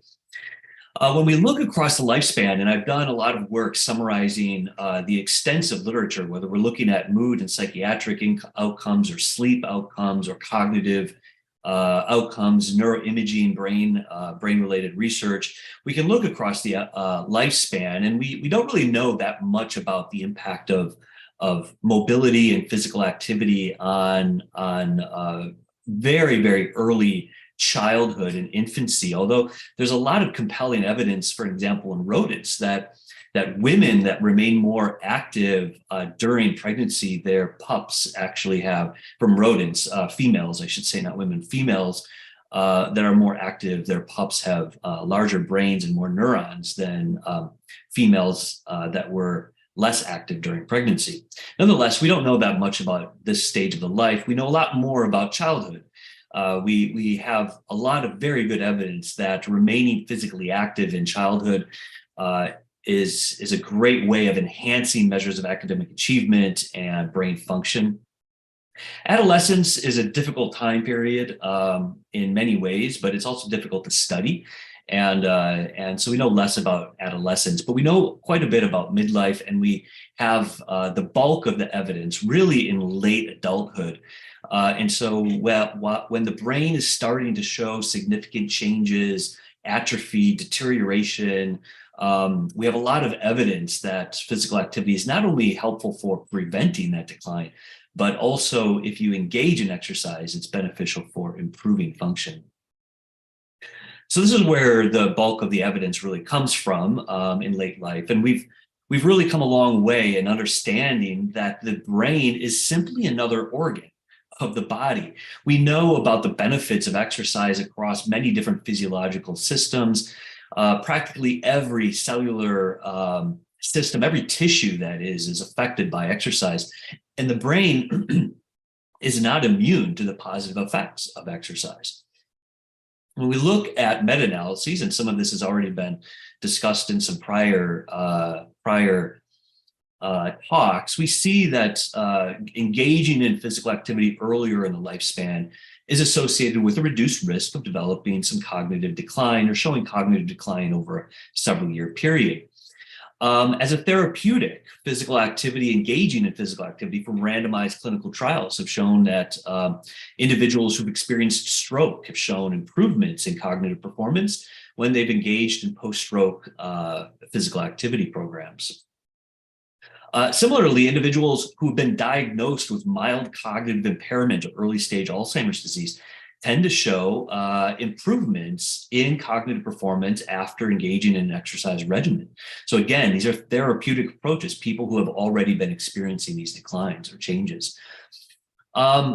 We also know that exercise training improves cognitive function in cognitively normal older adults. This is a different way of viewing some of the effect sizes across randomized clinical trials. And this is demonstrating a couple main points. First of all, this is in cognitively normal people. Again, coming back to my point that this is an effective approach for maximizing cognitive performance and brain health.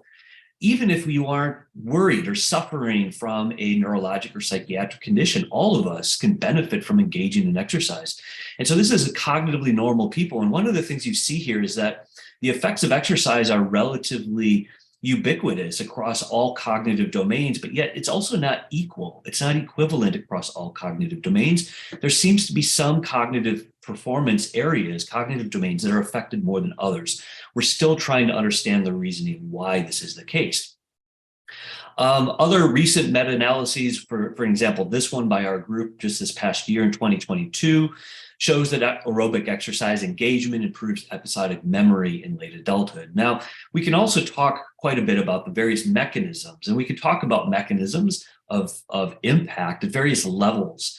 And we've described this in numerous publications. We can talk about the cellular and molecular impact and how cellular and molecular changes impact structural and functional brain changes, and how those structural and functional brain changes might lead to alterations and improvements in cognitive function. But also we can talk about behavioral and socio-emotional changes. All of these things are interrelated. So for an example, maybe exercise is a great way for getting people to sleep better. And since we know that sleep is so important for cognitive and memory function, that's the way in which exercise is improving cognitive and memory performance. And so exercise can actually be activating numerous pathways at once. And we actually think that that is the case. So we can be thinking about these cellular and molecular pathways in numerous levels, but altogether they're not mutually exclusive from one another. This is one of the challenges of science in trying to identify the molecular pathways involved, but it's also one of the beauties of exercise. It has an impact on numerous pathways. One of the areas that seems to be affected and shows a great degree of plasticity is the hippocampus. The hippocampus sits close, kind of right behind your ears. It's critically involved in memory formation. It's affected by depression. It's related and affected by sleep. It's also affected by aging. It deteriorates and declines in size as we get older. It's affected in Alzheimer's disease, as you might expect in relation to memory function. Its critical role in memory function, but it seems to be affected by exercise. So we conducted a study a number of years ago, published in 2011, and we found a significant improvement in cardiorespiratory fitness levels over the course of the 12-month intervention. And this intervention had a profound impact actually on the size of the hippocampus, demonstrating for really one of the first times the remarkable plasticity of the brain. So the brain, even in late adulthood, retains its natural capacity for plasticity. This is really remarkable and really has altered the way that we view the older adult brain and the capacity for what we refer to generally as non-pharmaceutical interventions like exercise.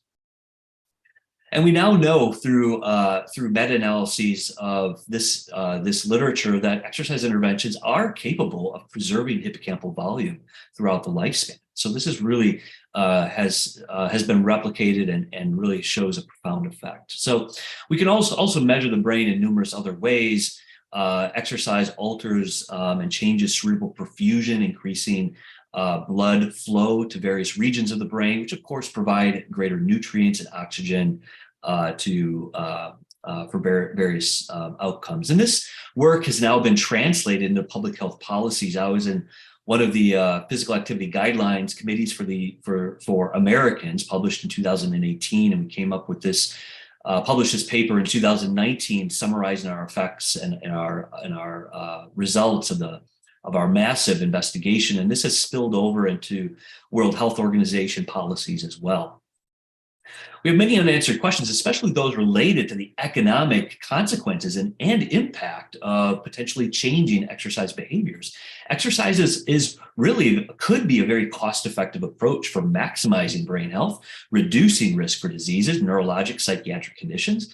But we really don't understand the potential impact on brain health. And are there neurologic or psychiatric conditions or states or age ranges that are more impacted by exercise? We don't really have a good sense of this. And how best to implement and maintain exercise as a method for maximizing brain health around the world. I said it's cost effective and it's very translatable. You don't need really a lot of money to buy very expensive pharmaceuticals in order to maximize brain health. In another avenue, we could be thinking about ways in which exercise could capitalize or maybe enhance pharmaceutical interventions for brain health or mitigate some of the side effects of pharmaceuticals. So there's a lot of ways of thinking and trying to capitalize on what we know about the benefits of exercise. there's a lot of work going on. This is one trial that this is a massive phase 3 randomized clinical trial about the effects of exercise on brain health in late adulthood. And this is still in a blinded phase. I don't know the results of this trial, but this is one example of a study that will hopefully provide a lot more data and even have a bigger impact on what we know and how to translate exercise. So we have a lot of conclusions here. I think my time is up, but we know that exercise affects many functions of the brain. We still have a lot more to learn from our science, but we know that exercising, even starting in late life, is not futile. And even exercise, one of the things that I think we need to remember is that there are many different diseases that are not typically associated with brain function. Type 2 diabetes, cancer, HIV, just to name a few, that are not typically associated, and their treatments are not associated with brain function, but they affect the brain. And now work is starting to describe the ways in which exercise could be utilized to positively impact brain function in these non-neurologic and non-psychiatric conditions.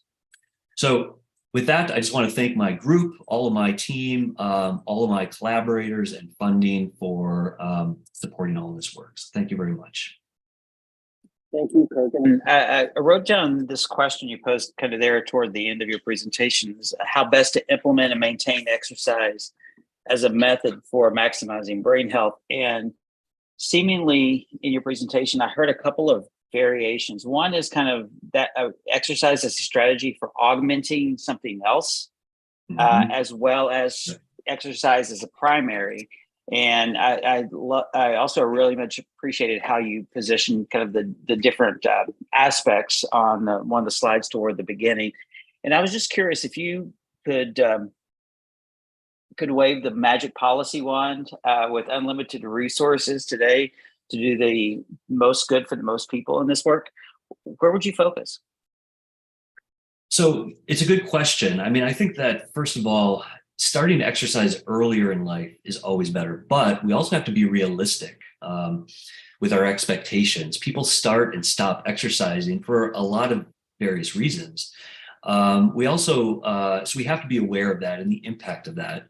People have injuries where they need to stop, or there could be some health concern that could increase an adverse event or a serious adverse event and hospitalize them if we aren't careful. So I think we need to be careful and cautious, but at the same time, I think we are unanimous in the support about the health benefits of exercise. So we want to promote this widely. The other thing that I've been encountering is that there's also a lot of cultural differences. We can very easily say in our framework, in our cultural framework, that exercise is easily translatable. But, you know, I've been doing quite a bit of work around the world, and it's not as easy as what you think. There's a lot of cultural hesitancy. There's some cultures in which engagement in physical activity is considered to be a little bit more for lower class individuals. And so the less work you do, actually, the less physical activity you get, the more on top of the hierarchy of SES you tend to view yourself. And so some of these cultural issues, I think, can be prohibitive, and we have to be at least aware of these issues as we're approaching different cultures and promoting physical activity for health benefits. So these are all issues, and I think that physical activity is important. Coming back to one of your other points is that I think that exercise can be used in conjunction with other types of treatments and other therapies. And I think it's not utilized enough. In some cases it is. So in depression, quite often, psychiatrists and psychologists will issue a pharmaceutical treatment for antidepressant properties, with antidepressant properties, but will also in tandem recommend increasing physical activity. Same with type 2 diabetes, right? Typically, if you go into your physician and you have type 2 diabetes, they might prescribe a medication, but they're also going to tell you to get more physical activity. And so this is very, very common in many conditions. What it's not common in right now is many neurologic conditions. and even non-neurologic conditions like cancer, for an example, is an area where I think we need to be prescribing more physical activity in tandem with some of the medications. Although we need to have also measurements of safety as well with all of these things. So it has to go slowly and thoughtfully, cautiously, but also at the same time, we have to be aware of the broad health benefits of physical activity that could work in tandem with these other treatments. Thank you for that answer. That was, I was reminded as I was listening to you of I think it was 2014, the World Health Organization produced a series on culture and health. And one of the in the Lancet, one of the very clear statements was that the systematic neglect of culture in health and healthcare was the single greatest barrier to the advancement of the highest standard of health and well-being worldwide. So culture is a powerful indicator for us to keep in mind. And I think that beyond national cultures, that also applies to cultures between kind of the arts or business or industry and different industry sectors. So it's also important for us to know whose culture we're talking about when we are talking about it. And there were some well-worn strategies for how to do this, but they exist in different scientific disciplines. And, with those reinforcements of our disciplines in our silos are real things that if we can figure out how to weave some of those together, I think there's some great knowledge that is already sitting there about how to do some things. I agree completely. All right, thank you so much. We're going to shift just a little bit here and move into a creativity part of our conversation. Dominic Campbell is Dominic here? I don't see him in the participants list. Online. Dominic, are you online?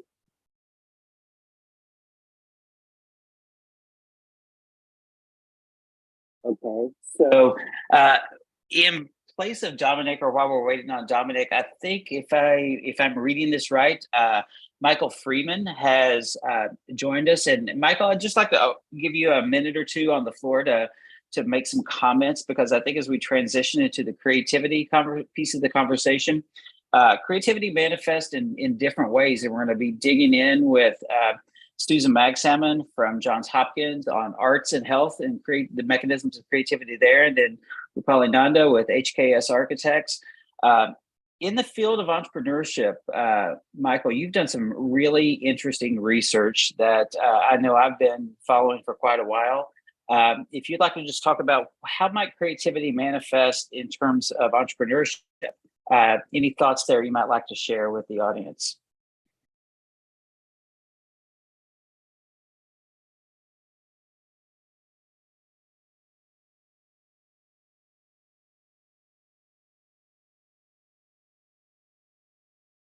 So Michael may have stepped away. Okay, we'll keep rolling here. Susan, I know that I've been messaging with you, so you're on the table. By way of quick introduction, I'll let Susan fully introduce herself. Susan is somebody that I have respected and followed for years now. She is a leader in the US context for sure, and also globally on the linkage of how creativity manifests in terms of arts and how arts can impact health. And she and Ivy Ross have a new book out on the state of the science in arts and health. So I'm very excited to welcome Susan to share her thoughts with the audience.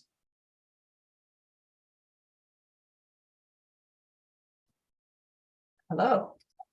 Hi. It's nice to be with you today. I really very much enjoyed the last conversation. And as we was listening and hearing a bit more about exercise, I found myself saying, that's true for the arts. That's true for the arts. That's also true for the arts. And I think with all of the cautions around safety and education, I think that the arts are really sort of a superpower that we've really yet to understand. And I'm going to, I was going to share a couple of slides, but what I think I might do is just talk through some high points. And then I'm very excited to be part of a larger conversation about all of these non-pharmacological interventions that I think really make a huge difference in diseases and disorders, psychological issues, but also learning and flourishing and community building. And when I think about community building, I think about that quite broadly. So in my lab at Johns Hopkins, we're called the International Arts and Mind Lab Center for Applied Neuroaesthetics. And I just want to explain a bit about what that is. Like the last speaker, we really are positioned as a translational lab. So we're very interested in translating research into practice. And all of that research has to do with different types of arts and aesthetic experiences. We are agnostic to the art form, and we also are relatively open to addressing a number of global intractable problems. Because what we've found over the last 15 years is that you can bring the arts forward in many, many different ways. Over the last 5 or 6 years, this field has emerged as the field of neuroaesthetics, or what we call neuroarts for short. And in our lab, we basically do 4 things. We do translational research, and we've developed a field model called impact thinking. And to think about what that is, it's really a scientific method like other fields have to really do the research. In this work, we certainly look at neurobiology, but we also look at public health research, psychology research, lived experience. We're very interested in bringing multiple kinds of data and findings to bear on a problem when you're thinking about some role of arts or aesthetics. And that has been really very useful. We also have education development and outreach programs, and we've been doing quite a bit of work over the last 4 years developing this new field called neuroarts or neuroaesthetics. And that has been with a partner called the Aspen Institute, where we have now developed a series of recommendations, and I'm going to briefly walk through those with you. With the goal of, over the next 5 years, really laying the foundation for this field where the arts and aesthetic experiences are part of mainstream public health and medicine. So as you can imagine, in order to do that, we really need to identify some very specific targets. So the 5 recommendations for the blueprint are to strengthen the research foundation of neuroarts, to honor and support the many arts practices that promote arts and health, to expand and enrich education and career pathways, to advocate for sustainable funding and promote effective policy, and to build capacity, leadership, and communications. So as Theo mentioned, about a couple of years back, I started on a journey with a woman named Ivy Ross, who is the vice president of Google Hardware Design, to create a general public book about how the arts change our brains and bodies. And that book is going to be released this spring, and at the end of March. It's called Your Brain on Art: How the Arts Transform Us. And I want to just use that as an example to share some high points around how the arts do transform us. And basically, what we talk about is 5 major proof points. The first is that there's proof. There's research that really supports neurobiological research that supports how the brain changes on arts. And like exercise, in large part, we really have tapped into neuroplasticity, salient experiences, highly sensorial experiences, and the way that we're understanding how the brain can use multiple systems simultaneously to encode data around arts and to be able to bring that back, whether that's for things like Alzheimer's, dementia, Parkinson's, and dance. You probably can think about in your own life some of the areas where the arts have been helpful. We're starting to be able to create, in essence, an arts brain map to understand what's happening in the brain, where creativity is really being ignited, how things like the default mode network are really enhancing our own unique perspective. So when we talk about things like culture and life experience or childhood experiences, all of those things make our particular affinity towards a certain art form or effective of an art form super important. So we have proof. 2, there is an art form for that. There is an art for that. And we are learning that as much or as little as 20 minutes a day can be beneficial, as beneficial as exercise or sleep, that 45 minutes of practicing art reduces cortisol, that playing music actually increases synapses and also gray matter that supports cognitive skills. We now have really wonderful data around chronic pain through dance and even virtual reality. And in an epidemiological report, and this is sort of a headline, but it's true, 1 or more art experience a month can actually extend our lives, and in some reports as much as 10 years. So, I could go through quite a bit to talk about mental health, physical health, flourishing, but in each of those areas, we're starting to really be able to have a very clear through line around the biology and the psychological impact of the arts. The third point that I want to make is that arts are available anytime, anywhere, in any form. And so often we think of arts as a luxury or something that you need to go to a concert or go to a museum or go someplace to have an expensive experience. Things like humming, doodling, singing, dancing that you can do right now, right this minute, increase creativity, increase all of the neurobiological indicators that are so important for health and well-being, and I'll underscore quality of life. The fourth kind of takeaway is that the future of the arts are really immersive, and in part because of that, they are sustainable. So we are starting to see many artists use technology to both create art, but also to distribute art. And I'll just give one example. During the pandemic, Mark Morris does a wonderful program for Parkinson's and dance. And it used to be that you had to come to a studio to dance, which was extraordinary. But that meant for many people, they needed to get on a bus or get in a car or use the subway. So they might dance once a week, maybe once a week.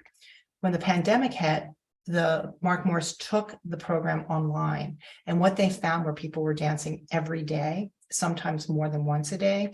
They were dancing more regularly. They were often dancing with family members that were Zooming in. So they were building these connections that they didn't have. And aside, if there's ever a silver lining to something like a pandemic, one of the things we started to see was that dose and dosage for dancing and Parkinson's made a huge difference. So we now have more information about how gait changed, how sleep changed, how mood changed, how cognition changed, and it's beginning to start to be able to calibrate how often do you need to dance, for what impacts, and how that might ultimately be information that we can translate to other art forms and other diseases and disorders.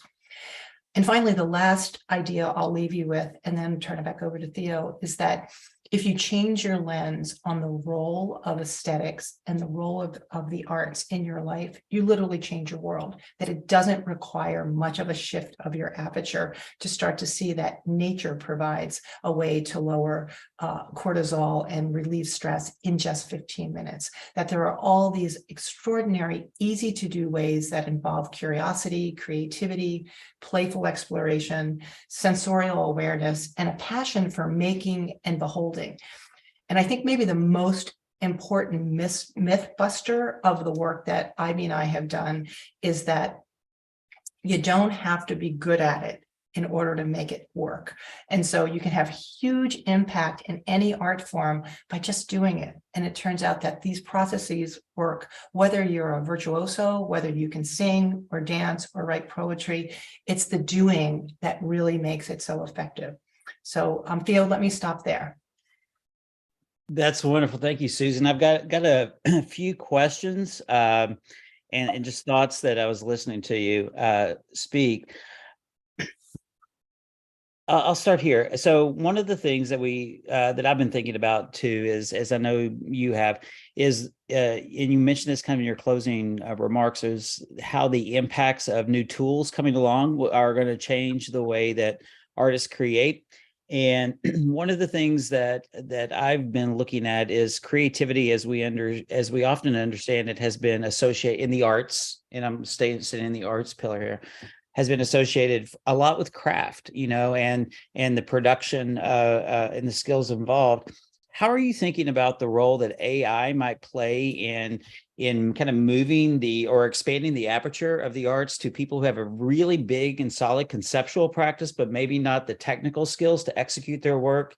And now with AI coming online, that collapse between the execution of the work and the conceptual practice is going to be, or the questions, really interesting questions. How have you seen that kind of playing into your work, if at all? That's a great question. And we've thought a little bit about that in our lab and a lot about it in putting the book together, because the technology is here. And I think we've seen in the last couple of months that it's rapidly expanding, so that there's so many ways that AI in particular, but technology is allowing us to expand the way that we use those tools. The way I think about technology is the way I think about the arts in this context, in service of humanity. And so if you put technology in service of humanity, and I like to think about a technology literacy or a digital literacy, with food, there are certain foods that are good for you. There are certain foods you can have a little bit, but not all the time. There are certain kinds of foods that you just got to stay away from because they're never going to be good for you, right? So I think you can start to develop a technology literacy, but some of the tools that are available now are allowing us to do our most human creative work, which is to really envision a narrative, envision the way we want to see something be manifested. And in what you mentioned, if you don't have that technical skill to be able to draw or paint, but in your mind's eye what you want that to look like, and so that's self-expression, right? You have a way that you want to express yourself. If technology can aid you in doing that and you reaching what it is that you aspire to, I think that's really great. I think that's really wonderful. You can see it in filmmaking where filmmakers are advancing this narrative and storytelling because technology is taking those core raw concepts, ideas, and putting them into a finished product much faster. And then the other thing about technology is it's a disseminating machine. So if you can reach more people, that makes a big difference. Now, just to dig into that a little bit further, one of the things that we talked about at the beginning of today was in terms of either exercise or creativity, is in terms of we typically, especially in the healthcare sector, have thought about it in terms of therapeutic modalities, and individual intervention. As we talk about some of these strategies and we think about moving beyond kind of the individual psychology of the person and moving kind of on up that social ecological model into our social brain, how are you thinking about your work in terms of kind of the collective social brain? And, I've even seen some very interesting pieces recently on accrediting AI as humanity being the credit for AI when people use it in their work. So are you thinking about the social brain and its implications in technology and arts and creativity? Where are you putting those conversations kind of in your thinking? So maybe just to pull back to the level set or to frame that a little bit, I was able to talk with E.O. Wilson, the evolutionary biologist, before he passed, and he was extremely interested in the neurobiological and evolutionary underpinnings of creativity. And, he cites the fact that we were able to figure out how to bring fire from a lightning strike to a campsite creative thinking. And that really literally sparked the way that we were able to grow as a species. We were able to then hunt and cook meat. We were able to then dance around the fire and tell stories.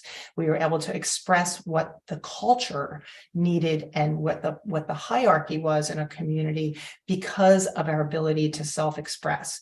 And that expanded. The first cave paintings that we see are of hands and feet. Hands are the doers, right? Hands are the makers of what we're thinking in so many ways.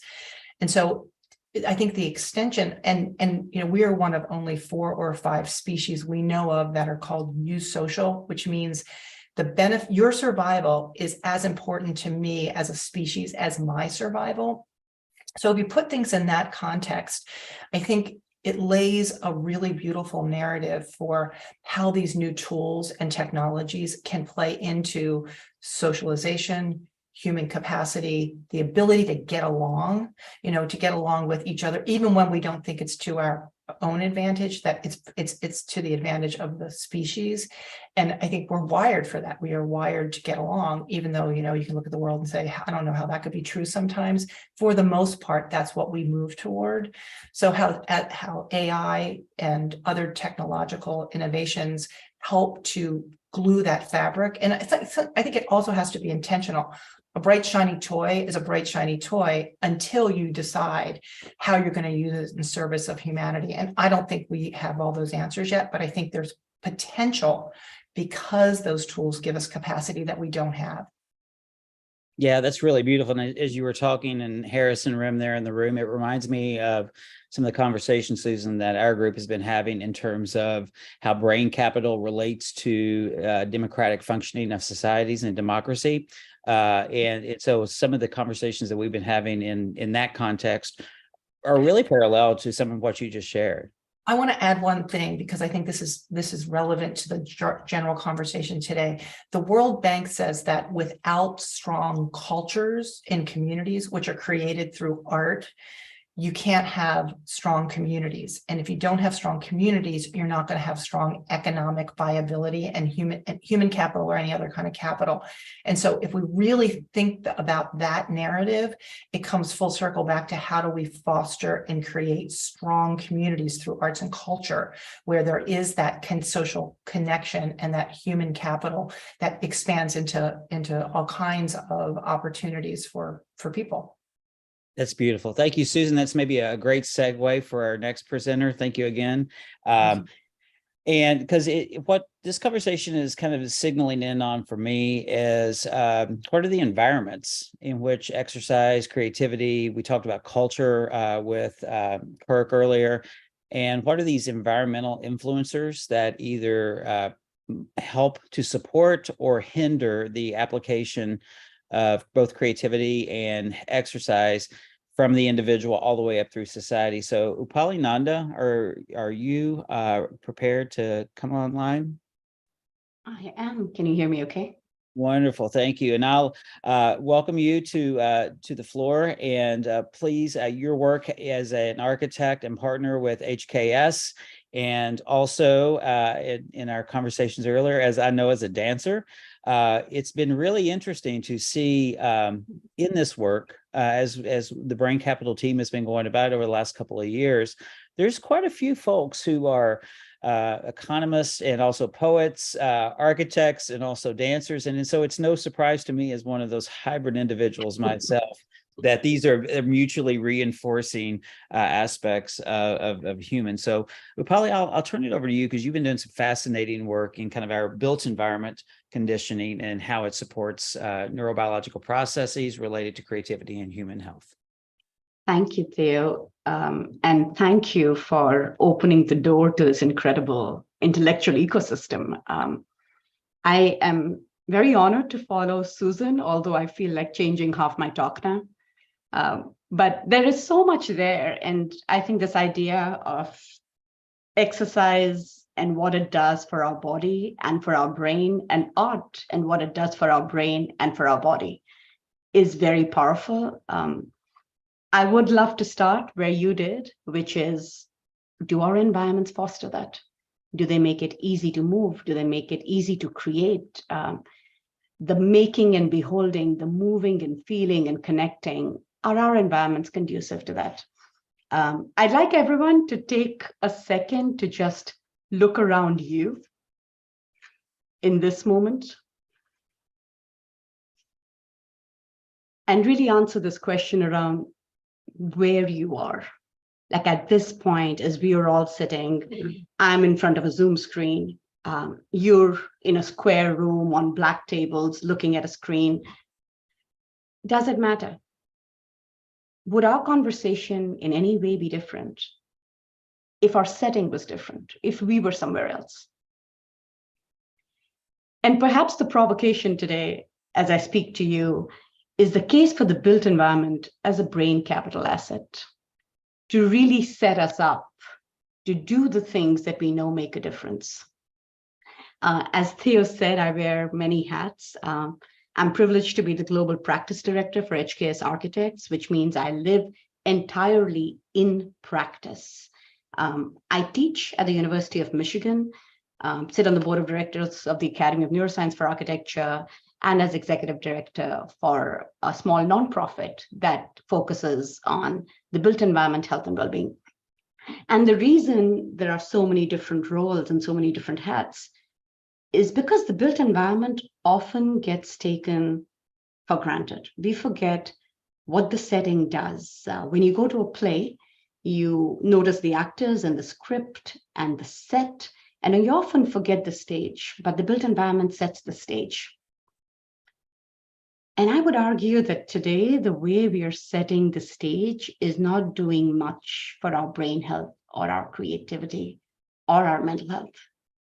We are truly cognitively exhausted. As I was hearing many of the presentations, I always love looking at this visual. A lot of my early work was on synthetics and the plasticity of the brain and the conversation between the different senses, which is beautiful when our world is in balance. Our world is out of whack right now. This digital physical reality that we are trying to navigate is a new world. The world created by humans has fast outpaced the evolution of the human biology and physiology. If you look at the news, I'm in Michigan. The gun violence that just happened in Michigan State just a day ago is the 67th event of gun violence in the US in just this year. You look at news on anxiety and depression and chronic mental diseases, you see what's happening in the workplace around the Great Resignation.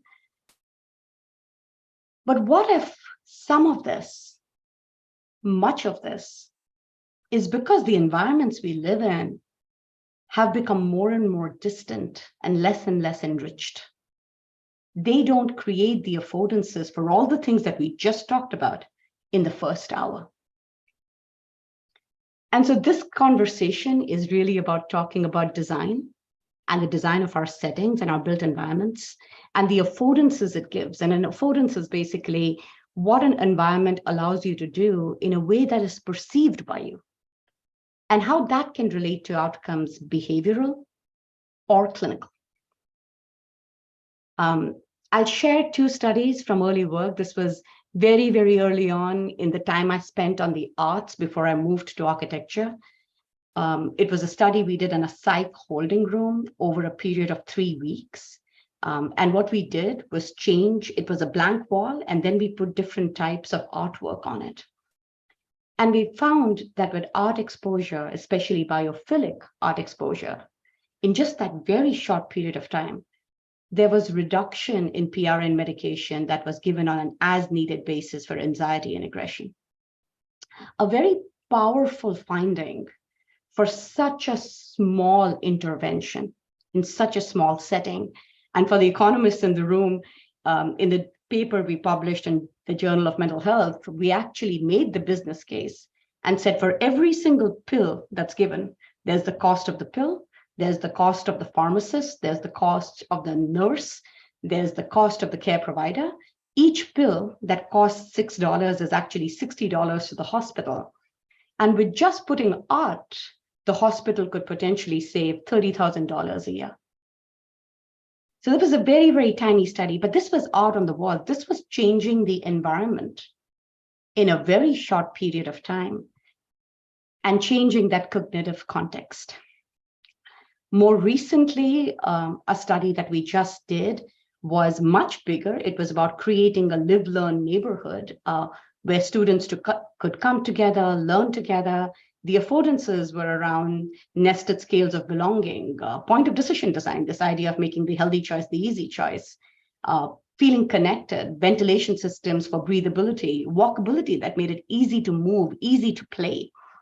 And the outcomes of this longitudinal study were increased social behaviors, an 8.2% reduction in students' self-reported depression, and increase in student satisfaction. This journal paper is currently in peer review, but the open source paper is available. We have learned over the last few years the importance of enriched environments. environmental enrichment is the stimulation of the brain by its physical and social surroundings. We know good neuroscientific evidence that says brains in richer, more stimulating environments do lead to increased brain activity and neurodevelopment. New synapses in the brain get developed. But if you look at the enrichment framework itself, it speaks to what many of our wonderful speakers said earlier.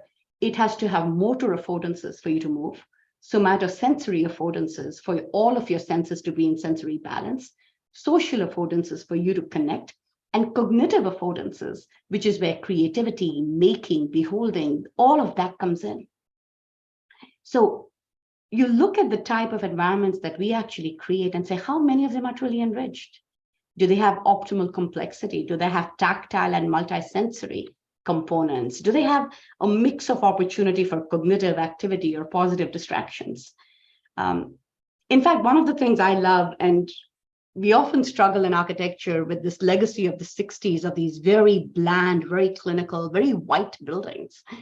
And the theory holds, the environmental complexity hypothesis holds, that environments that have a positive effect on cognitive function are actually complex. There's an optimum level of complexity that we want. And in some ways, these affordances that we're talking about give it that optimal level of complexity. And you can see on the left what a very simple environment versus an enriched environment looks like. And this idea of the environments and what they could do to boost cognitive health through cognitive activity, a big part of that is engaging with the arts, engaging with things that actually engage both your cognitive and your emotional centers is really, really important. Again, these examples of very, very simple forms that got stylized and really popular versus what you see on the right, which had this complexity to it. You could look at a building and you could see so much in it over periods of time. What effect has that had over time on our brain health and on our brain capital? My colleague, Dr. Chung, has introduced me to the frameworks for creativity, really thinking about person, process, product, and press, and actor, action, artifact, audience, and affordances. And affordances is what an environment allows, and that's really what our framing today is. Again, this is a really simple image of a city, but you can look at this image for such a long time. And I love the fact that there is art on the sidewalks and on the roads. The subliminal effect of that, the cultural effect of that, the fact that it already celebrates artists and coming together in these public spaces, you could unpack that impact at so many different levels. Two reports that I'll call out to you that may be interest for this group.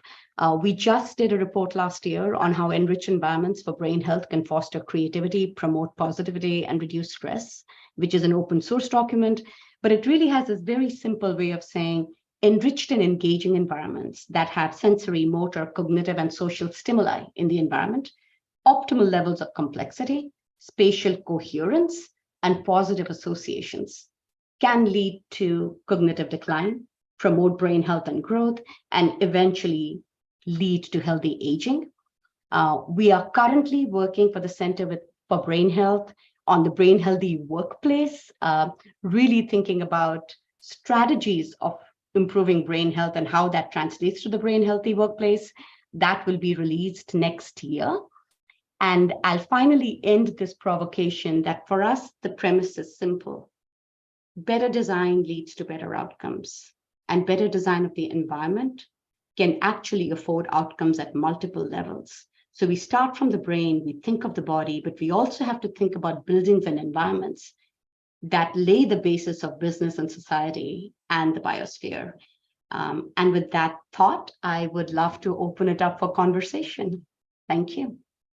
Thank you, Paula. That was yet again an incredible reinforcement that in architecture and the arts and exercise, we see this notion of kind of a social ecology of impacts that seems to be resonating across all of these presentations today. And I think that is where the next level of work happens. One of the things I wanted to ask you about in the field of kind of at the intersection of neuroarchitecture,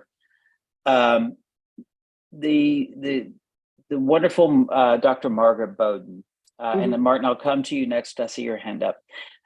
She talks about creativity in terms of kind of three buckets of creativity generally. There's one bucket she defines as exploratory, and that's where we have a defined discipline, and we have gatekeepers that says that novel idea is either useful or not, which are the kind of generally speaking, the two components of creativity. And that seems like a pretty good idea if we're talking about a pharmacological intervention where a novel idea may kill a human being. Those gatekeepers seem pretty good to have in place there. But as we move out more into sociocultural value being created, it gets pretty nuanced really quickly. And then who's to say who the gatekeeper is on whether something's valuable or not? And I saw that expressed in the examples you gave, even of architecture in different societies. Then there's the second bucket she calls combinatory creativity, where I take an idea from here and I take an idea from here and I put them together. Novelty has been achieved. AI can do that all day long, but is it valuable? And valuable to who? It's a bigger question. And then the third field she calls transformational creativity. And that's where something comes along that so foundationally changes the way we thought about value creation, the second component of creativity in that first exploratory column, that those same questions and that same model of value creation doesn't even exist in the same way anymore. I'm wondering if you see parallels to that exploratory, combinatory, transformational idea in the work that you're doing, and if so, where do you see kind of something that's maybe on the horizon that's yet to take hold in the general public, but is a really interesting, if somewhat messy and potentially transformational idea? Oh, Theo. First of all, I want to really dig deeper into those frameworks, right? I wouldn't do them justice without digging deeper into it. So I really, really, really want to do it because I can see resonance. I would say the big gap in our understanding is what environments mean in this strange phygital world that we're in. This fundamental shift that has happened, that I can cognitively be in one space and physically be in another space. I don't think we figured that out, this disconnect, this lack of balance. I was reading Charles Spencer's work on sensory hacking, and he talks about how we lived in worlds of sensory balance, but now our auditory and the visual are so much more enhanced than the other senses. And what does that mean over time? I think that we're in a giant social experiment right now. It's difficult to see where it'll go because we're still experimenting, but I would say the definition of an environment has changed. And what that means and how you unpack it still remains to be seen. We actually saw that in healthcare with all of the digital non-invasive technology came on in the 90s. Cardiologists really began relying on the machine so much they forgot how to listen and hear the variations in heartbeats. And you skip 10 years later, we were using music to retrain cardiologists to how to listen for different types of heartbeats. Martin, you had your hand up, Martin. I'd like to invite you into the conversation. Yeah. Hi, can you hear me? Yes. You're good. Great. All right. So I'm Roger Schmalzried. Actually, I came here invited by Rim.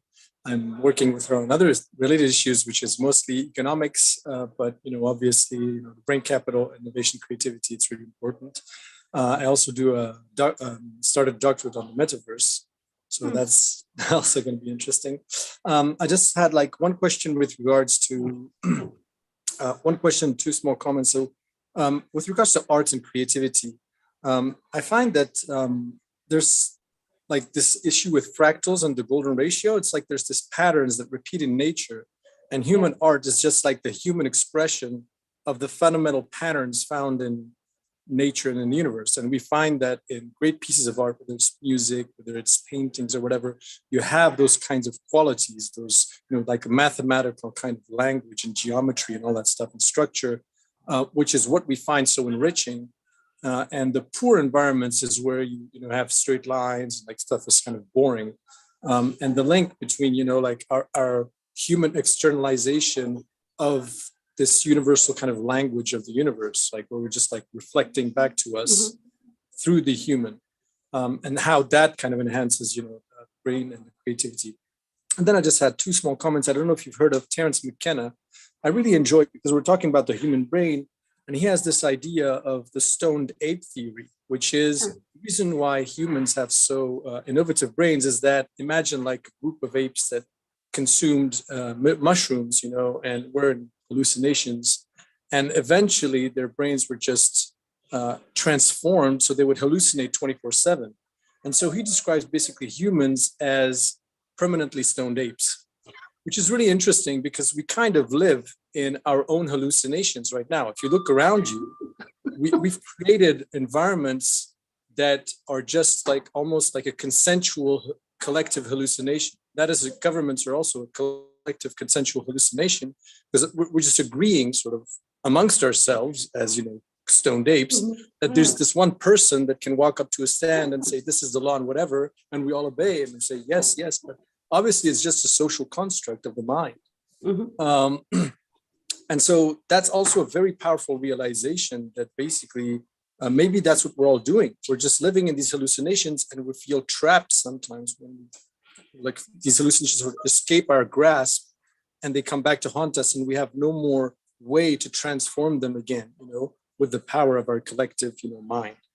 And the last thing I want to point out is David Robson wrote this book, The Expectation Effect, which I find really powerful. It's this idea of revisiting the placebo effect and how powerful the beliefs are over the body. So it's almost as if we superimprint human ideas and beliefs on top of our bodies, which generates certain results. And he's shown that even like a positive belief about what happens when you age, for instance, that your brain stays sharp and that your body stays healthy, has a positive impact and prolongs like your healthy life years by 8 or 9 years.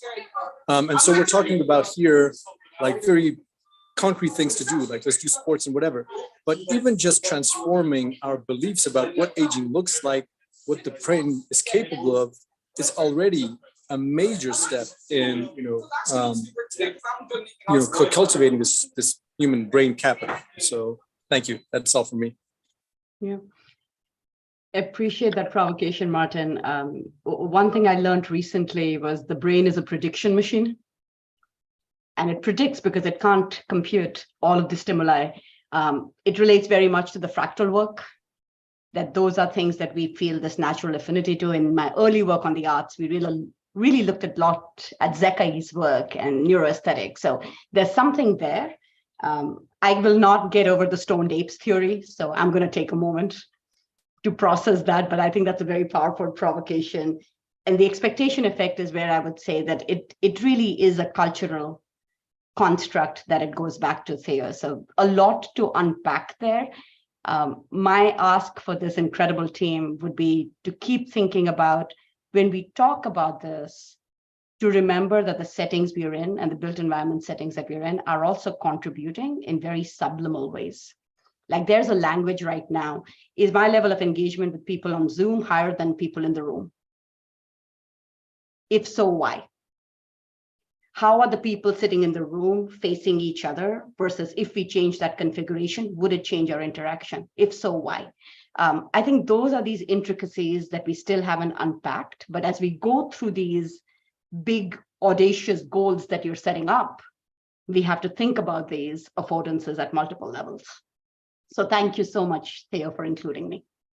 Absolutely, Paula. And I'm with you on the stoned ape theory, but as I was listening to it, I couldn't help but to think about some of the things that I've seen coming out in quantum mechanics this year, that there is no such thing as objective reality from a quantum physics standpoint.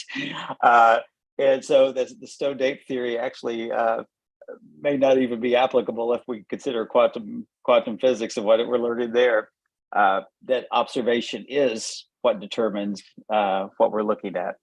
And probably before you leave, with David Robson, am I imagining this, but didn't Paulo Ferrari do some things with prison populations and looking at kind of how the design of prisons impacted behaviors?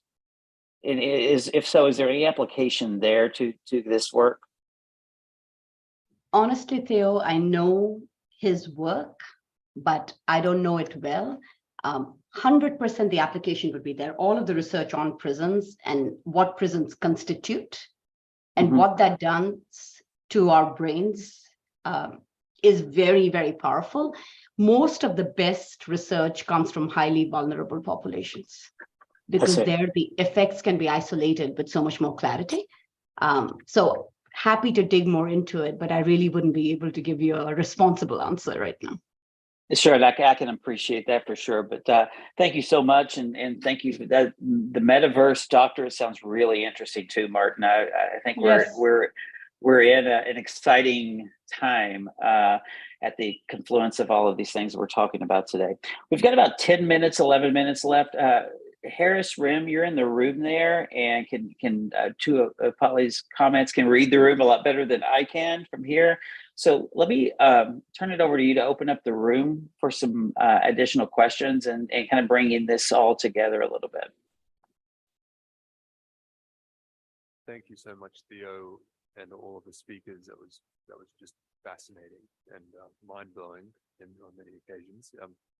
I wonder if my associate Laura Boy is on the line. She had a couple of comments that she wanted to make, so I'd like to hand it to her for a couple of minutes.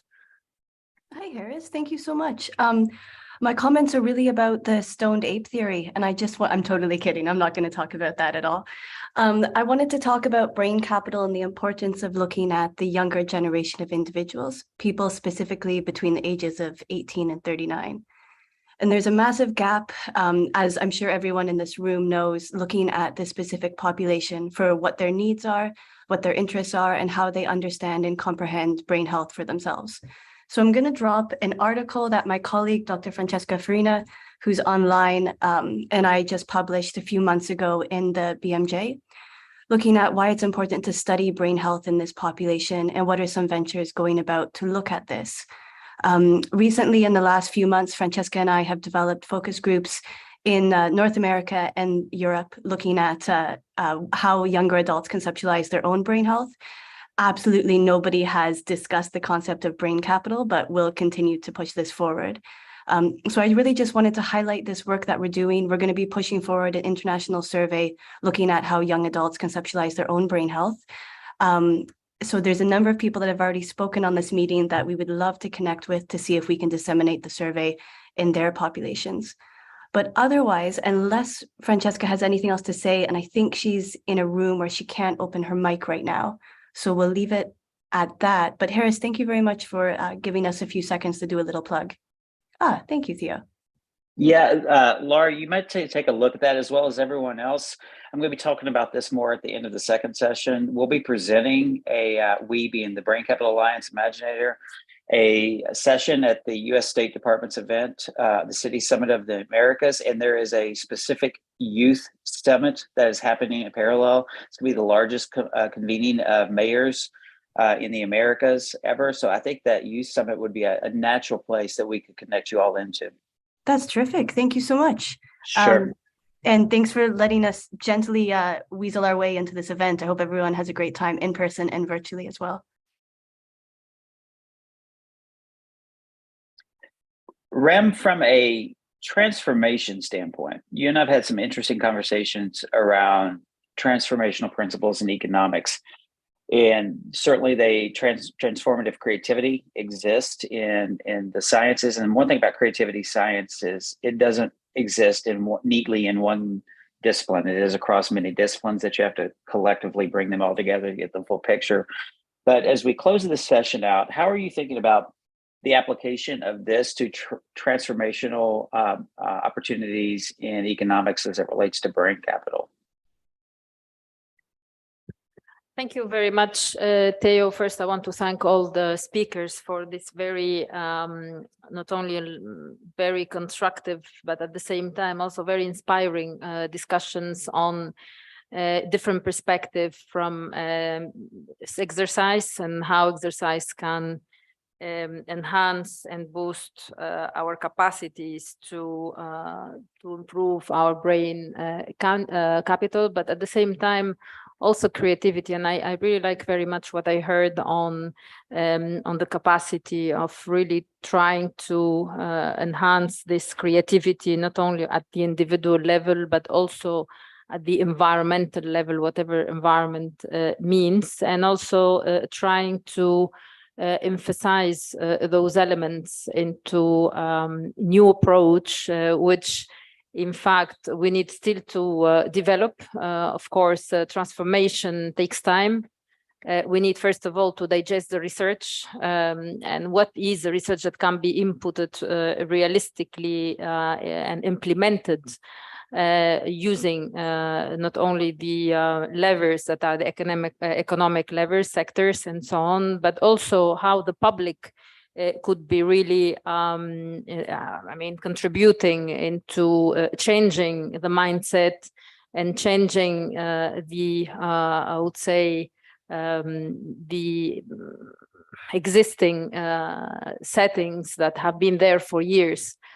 So, of course, nowadays we are moving into new challenges, and those challenges are calling us for transforming our ways of looking at our health, but also our models of well-being. And why I'm saying well-being, because most probably growth will continue, but then I would call for new models of growth that are not only looking at the financial economic value, but also for the overall living value. I don't know what this means. I would like also, we are making some thinking together with my colleague Carlos César, who is here listening to all of you and us and trying really to make sense of all of this. But I mean, it leads me to think about, again, the regenerative approaches that we are trying to co-develop.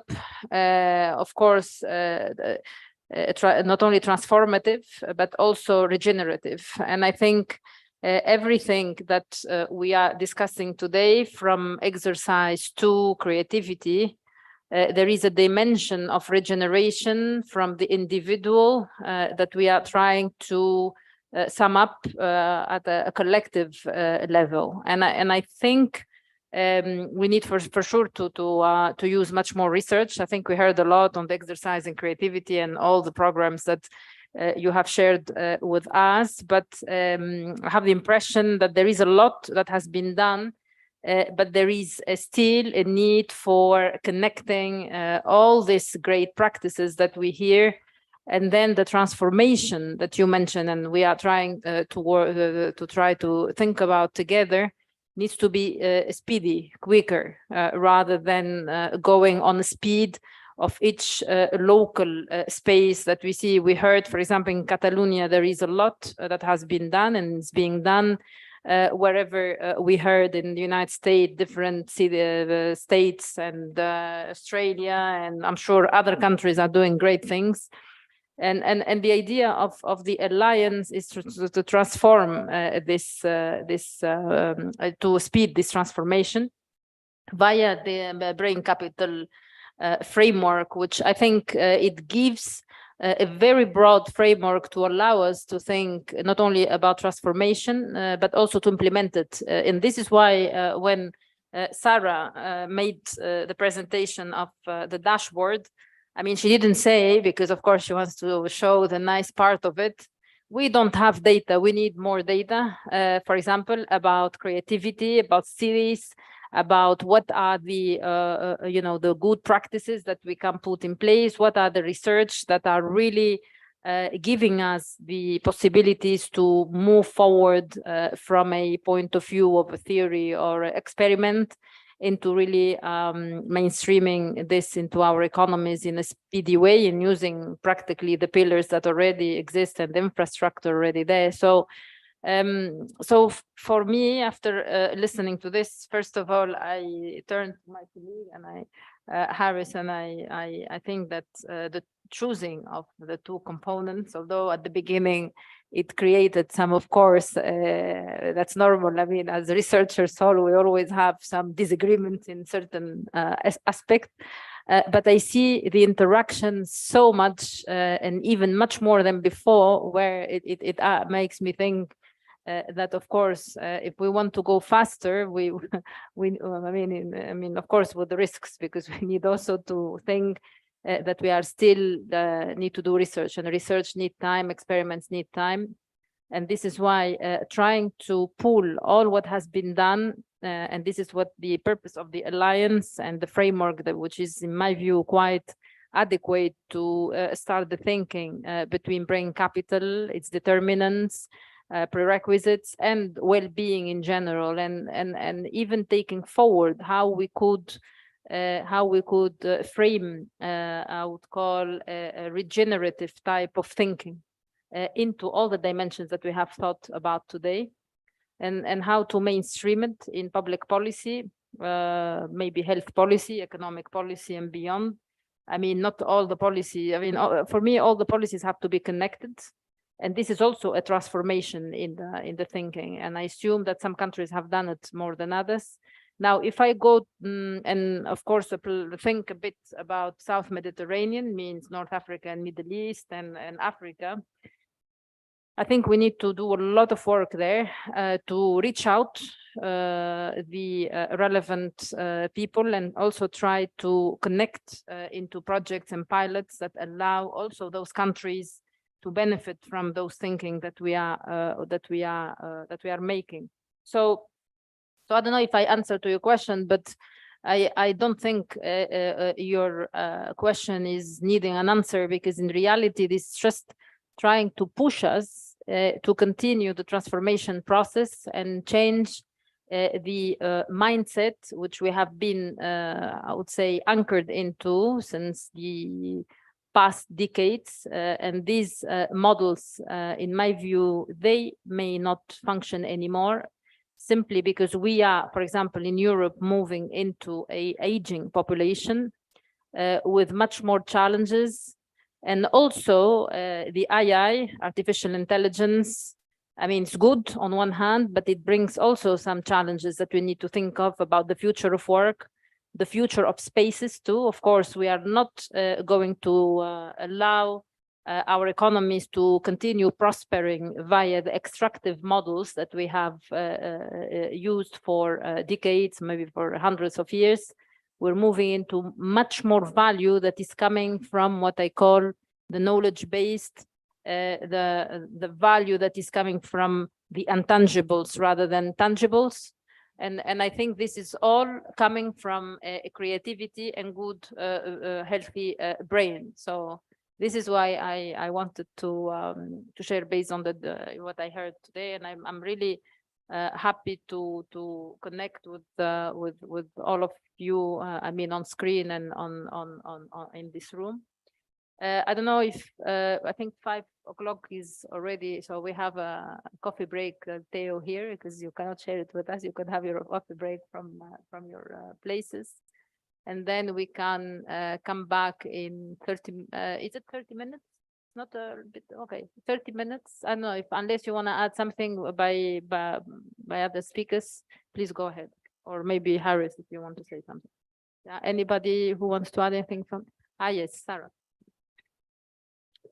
I would just like to highlight a factor that maybe needs to be emphasized at this point, which is because we have talked about regeneration, we have talked about transition, and I think that it's important to keep here also together the concept of justice and equality. And I think this has been always like as the basis of all the things that we have explored, from exercise to creativity, because of course, and it's something that we wanted to also emphasize with our dashboard when we talk about drivers, because of course we have talked about the importance of the environment and the social, institutional, economic environment are all important things that can enable people to really develop what they need in their life in terms of creativity and exercise. So I think that whatever local or international initiative develop more this concept of well-being and brain capital to improve society, it's always needed to take into account the need to take into account all from different perspective and to take equality as a goal for everything. And that's my contribution. Thank you.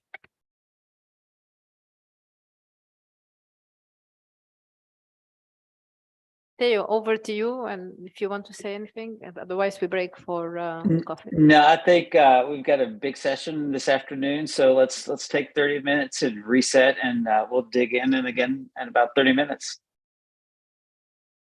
Thank you. Thanks everyone who presented today for being here.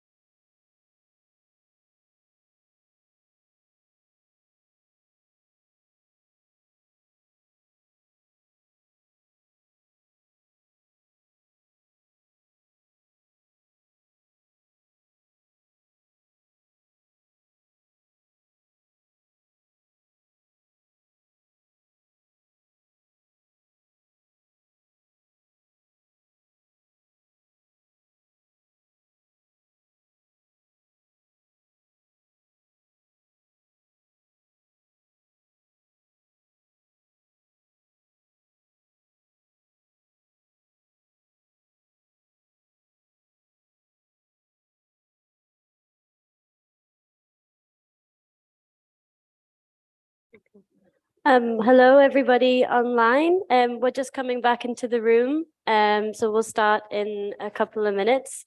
Theo, I'll let you know when you can have the floor to start the second session.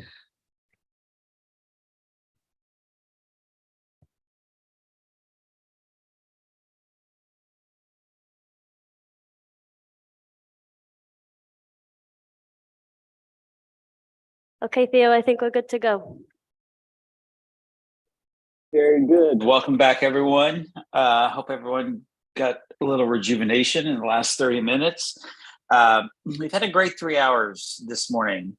This next 2 hours is going to be an attempt to thread the needle a bit, to bring in the two concepts of creativity and exercise together.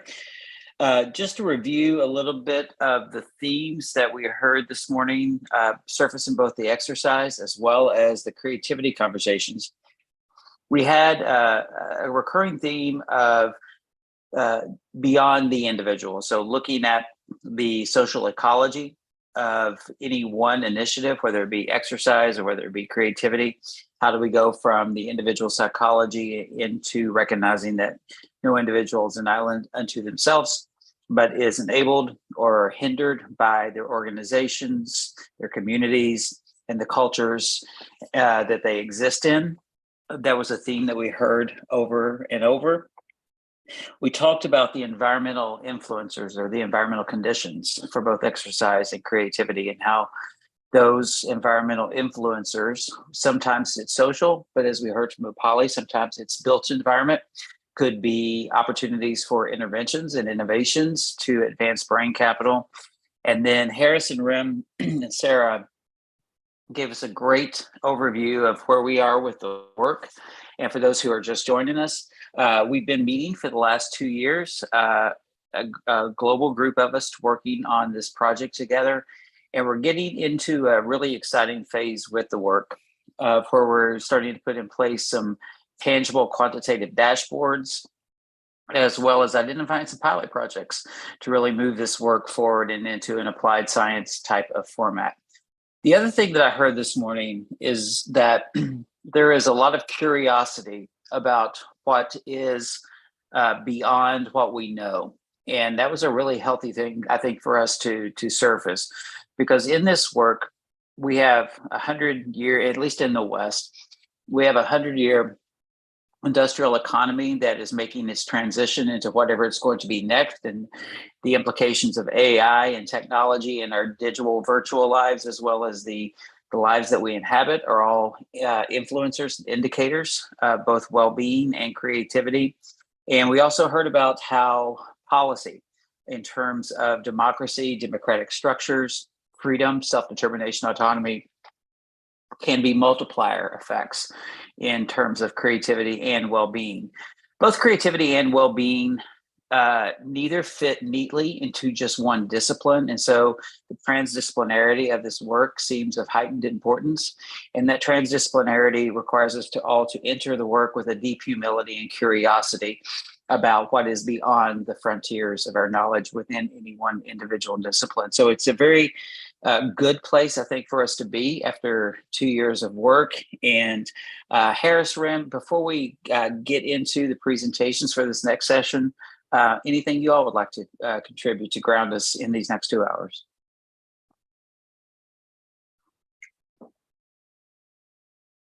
No, you can go ahead, please. Yeah. Okay. Nothing. We do have one catch up we're going to do. Dominic Campbell had a bit of a scheduling misfire in the last session.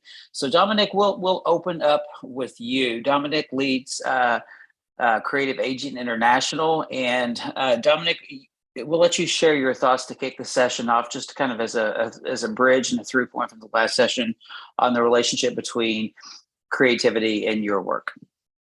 Thank you, Theo. Thank you, everybody else. My brain capital was slightly reduced today, so I'm very, very grateful for this opportunity to talk to you. And I think actually, judging from what you just said, hopefully I can make some of those bridges. So I'm Dominic Campbell. I am co-founder of Creative Aging International, and one of the things that we do is celebrate aging. We're interested in how do you create the conditions for people to live better for longer. And there are two particular projects that we're involved in at the moment that I think are especially relevant to this. One, Creative Brain Week, is a symposium which is connecting creatives and neuroscientists and activists and other agencies to look at the complex world in which we live and how we can intervene in it. And the other is artsandbrain.com, which is identifying successful projects, creative interventions that lessen the impact of Alzheimer's around the world on individuals and families, and then is beginning to connect those individuals in a peer network. Because what we're interested in is application. We're interested in how do we build a farm-to-table approach from lab-based neuroscience to creative application, engaging education and education and thought leadership. And as Theo said, we very much think that this creativity involved neuroscience is a bridge to the future, to the things that we don't know about. Why? I'm sure you've been talking about this all morning, all day. Because we live in a complex, interconnected world, and we face that interconnected world with the tools that were made by our grandparents. If we think about the healthcare system, it's an industrial model which does fantastically well specific things, but it is less good, less able to deal with the social determinants, the political determinants, the economic, environmental determinants of health. In fact, our own health is very much based on a lottery of birth.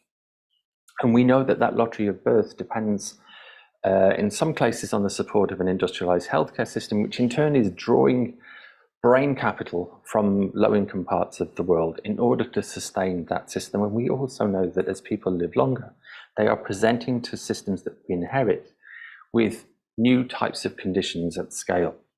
So I'm a carnivalist. I build festivals and celebrations and events, and in my 20s and 30s, this is what I would have done. I would have made events like La Mercé, which transformed the use of a city, that explored the use of a city for playfulness. And within this, we would take city projects, festival projects, and we would put them in places which had a bad reputation and negative connotation, and we would transform the sense of those areas. We would work with young people so that they would dress in costumes as kings and queens, and they would feel like they were kings and queens of the city and they owned it and it belonged. So what has this got to do with brain health? I think it's got everything to do with brain health. We know that if we take those festival elements that we were discovering about agency and mission and purpose, about narrative change, we can map them onto emerging neuroscience, onto behavioral neuroscience, onto emotional neurocircuitry. And if we sit back from that, what we realize is that creative practitioners, when you join them together, make health. If we think about salutogenesis, how do we create the conditions for health? That's the kind of things that we see in festivals and events. And about 10 years ago, or 20 years ago, for 10 years, I ran the Bealtaine Festival, a national celebration of creativity in older age, which transformed the perception of aging in Ireland. It grew to encompass 20% of the population. And what we learned from that was this, that if health is about adaptation, understanding and acceptance, maybe the arts may be more potent than anything that medicine has to offer. And this is a quote from Richard Smith, right, in the British Medical Journal around about 2004, when what he was asking for was 0.01% of the NHS budget in the UK to be spent on the arts, because, as Damasio said, we are not thinking machines that feel, we are feeling machines that think. So can we work through creative practice towards that? With the Global Brain Health Institute for the last 6 years, we've been trying to unpack what this means. We've been looking at the role that art plays in sense-making, engagement, exploration, advocacy, and transformation, as Theo says. We're quite familiar, maybe, with the individual project, the theatre programme, for somebody who has Alzheimer's, which is based around touch. We might even think about engagement, in this case, of young surgeons who were invited to bring objects that they felt were precious and to mend them. And therefore also to think about when the thing is beyond mending and it needs to be let go, and why a healthcare system that constantly tries to fix is perhaps in crisis because people die, everybody dies. Or it might be about commissioning an artist to make a piece of work where older people reclaim their presence in the public domain because they feel invisible. Or it might be commissioning an artist to travel to the remotest parts of Peru to identify people who maybe diagnosed as with Alzheimer's, were a diagnosis possible in order that we can see this, or it might be about connecting these all together so that a muralist and a placemaking program and a healthcare system and a mental health intervention, as they do in Philadelphia, can improve the health of all people in a place. So we're starting to knit that together. The patient pathways as an individual goes from arriving into a project, perhaps with a stroke, and leaves as a poet. We're connecting together the existing assets of a geography, maybe their GPs and social care teams, through creative projects, and we're looking at the environment in which they sit, so that we can look at brain health in context, the creative practice as intervening both at the individual, the group, and the societal level. We know that these things connect, they connect organizations in new ways, and we know that the way that this works is by making people curious, inspiring them, getting them excited, and then giving them the skills to do things for themselves, so that we are a catalyst in a process. We know this works at a very simple level.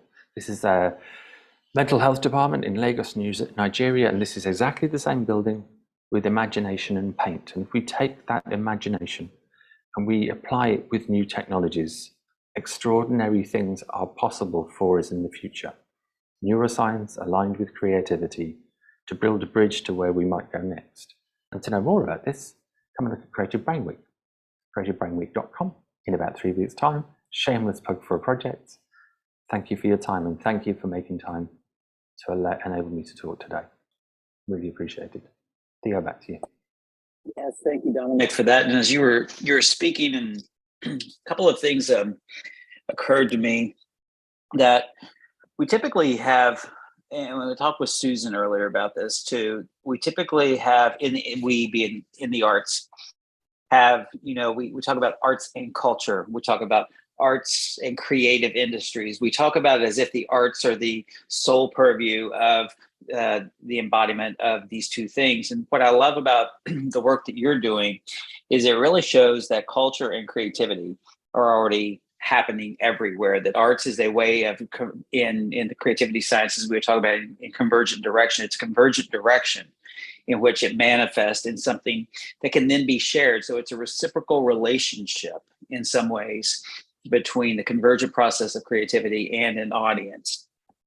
And I think that as we think about how creativity and exercise and well-being manifest in the arts, in science, in business, entrepreneurship, we know that as mechanisms, they function the same, but that convergent direction is different in each of them. And I think that a lot of the science that's beginning to come out around the concept of awe, and because awe is something that can be experienced in nature, but it can also be experienced in the arts. And in the scientific piece of this, the individual self and the individual and their connection with a community is kind of the two aspects of awe.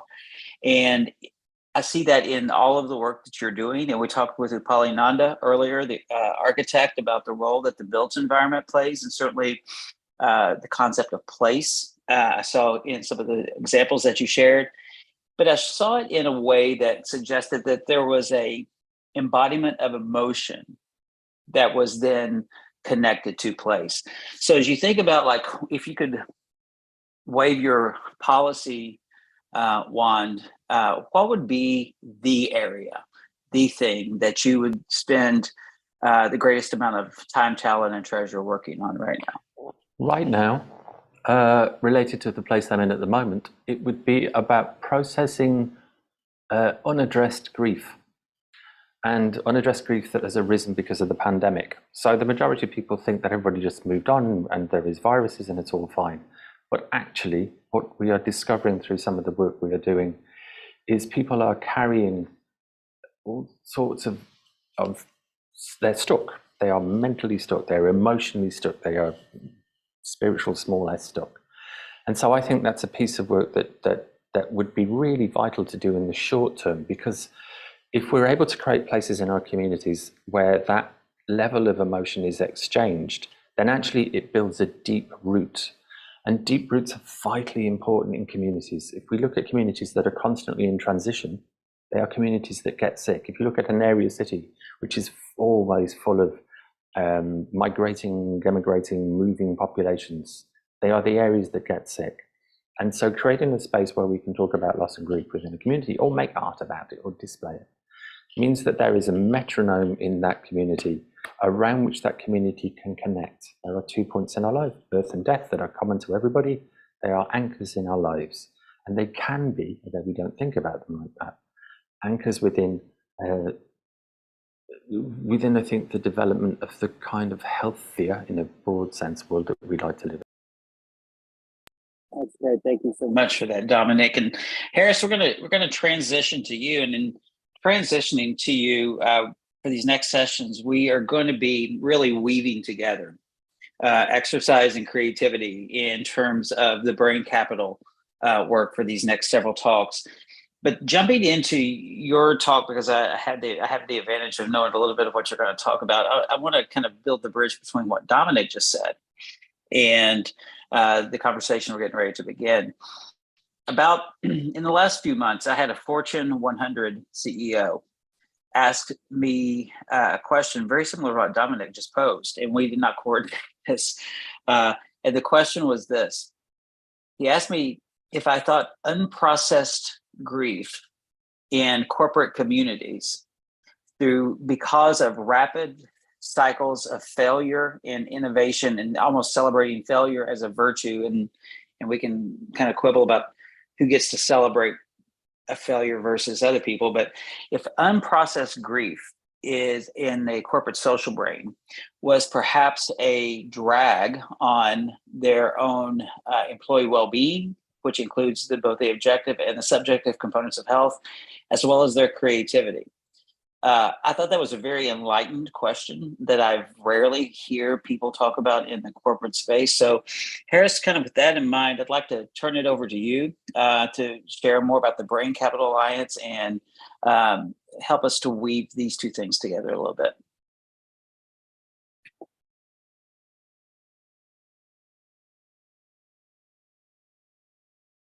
Well, thank you very much, Theo, for that bridge, and for Dominic, your comments as well. I guess I'm going to be talking about my personal situation, linking my personal brain capital with personal creativity practices and exercise practices. I talk a lot about global frameworks, and it can get kind of abstract and nebulous. And so today I wanted to bring it back to the personal. And so in that sense, I'll be talking about my migraine history. I have migraine with visual aura, which is a kind of brain disorder. It's a kind of epilepsy. It's relatively mild, which I'll explain. So in a sense, it is a processed grief, having the grief of, basically, I inherited this condition off my mom. Every month I get a vision disturbance. So I start to see shimmering lights. It's called a scintillating scotoma for any physicians in the crowd. But basically, every month I get this vision change. I wouldn't know what caused it. And then after the vision change goes away, I literally can't work. I can't drive when I get the vision change. I would get a deep pain, throbbing headache deep inside my head that would make me ultimately vomit and vomit up everything that was in my stomach. And then the next day for 24 hours, I'd be very lethargic and washed out, or you could call it post-ictal, like a post-epilepsy phenomenon. So since I was 15, I've been living with this condition.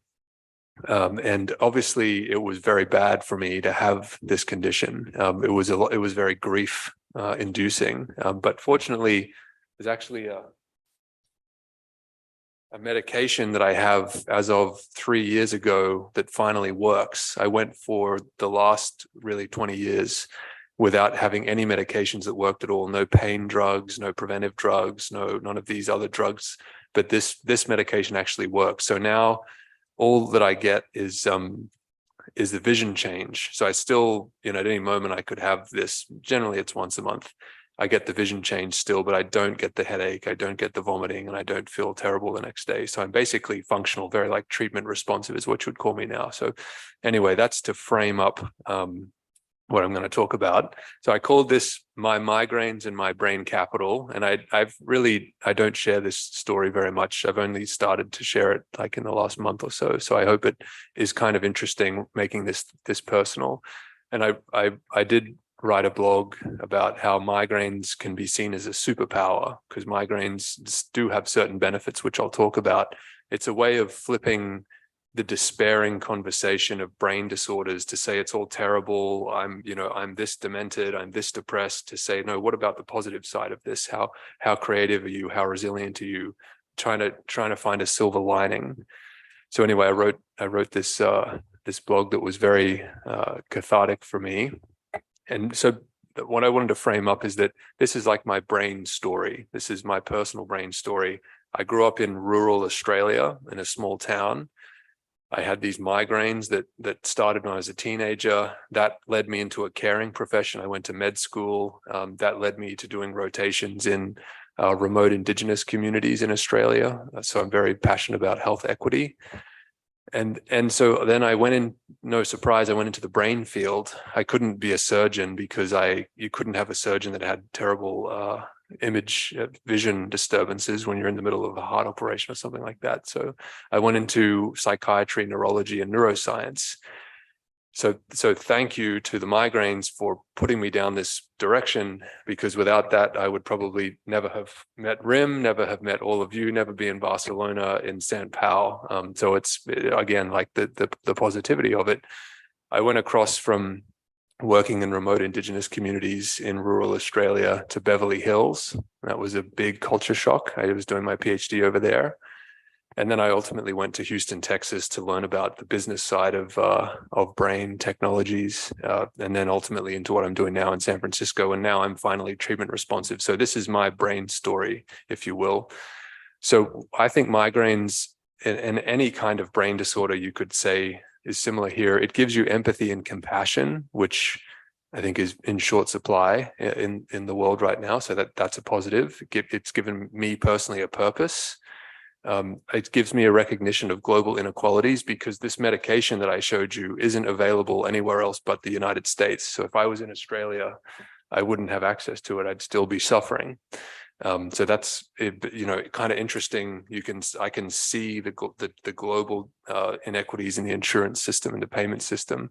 There are other health benefits of having migraines. I'm told that by my neurologist that people like me with migraines are generally at a less risk of getting heart disease and dementia as we get older, because I have to live my life, like have to sleep like normal amounts. I have to eat healthy, you have to exercise, try to keep your lifestyle really healthy, because when you don't know what's going to trigger the migraine, you just try to keep everything really good. So I try to keep everything really good, which is why I was having the green smoothie before.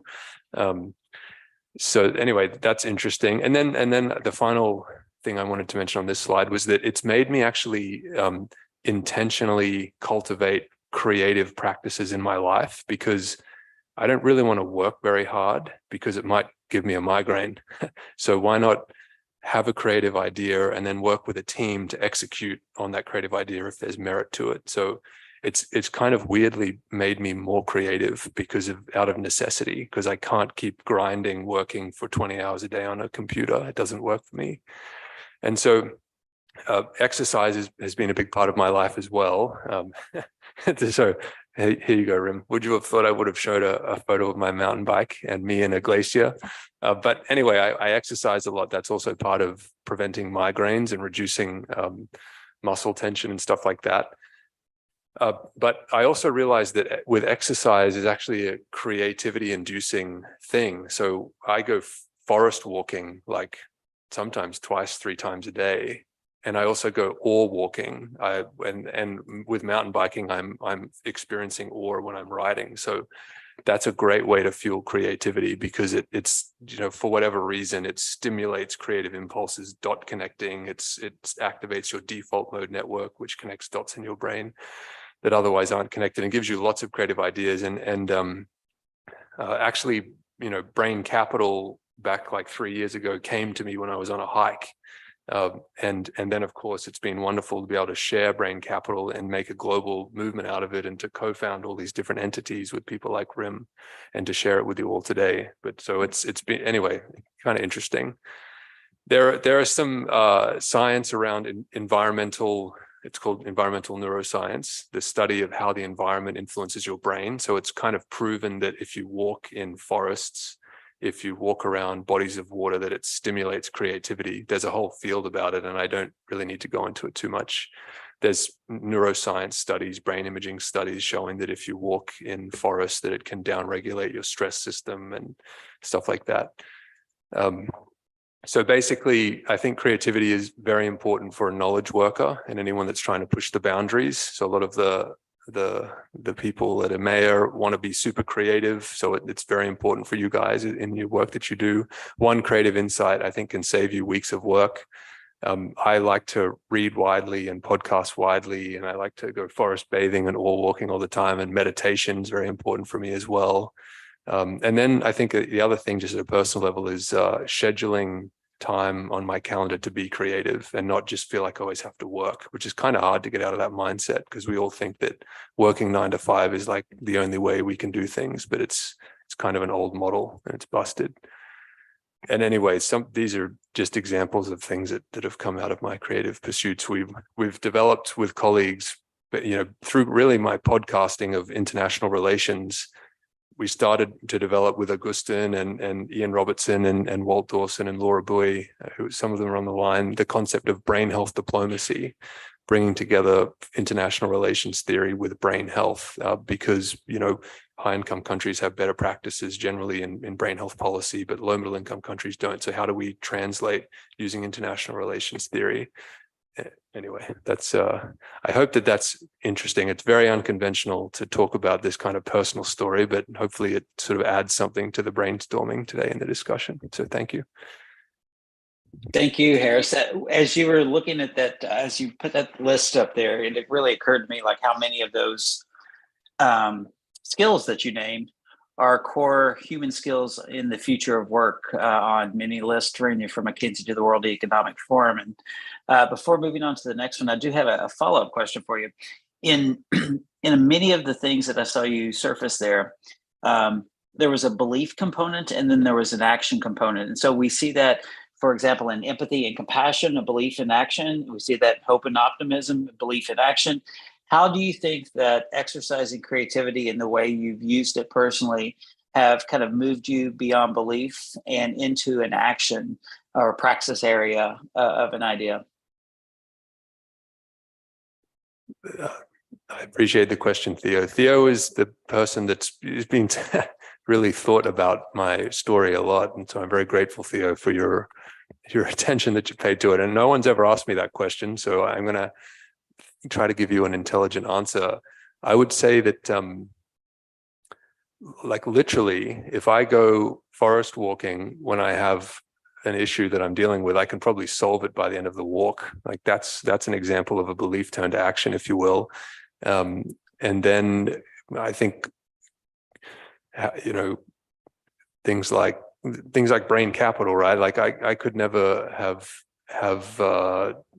pushed brain capital as one person very far, but developing a team and co-founding all these things with people like you, Theo, and RIM has taken it like super far. So that's an example of like I intentionally want to have these creative ideas. I do these things, exercise, etc., to stimulate action.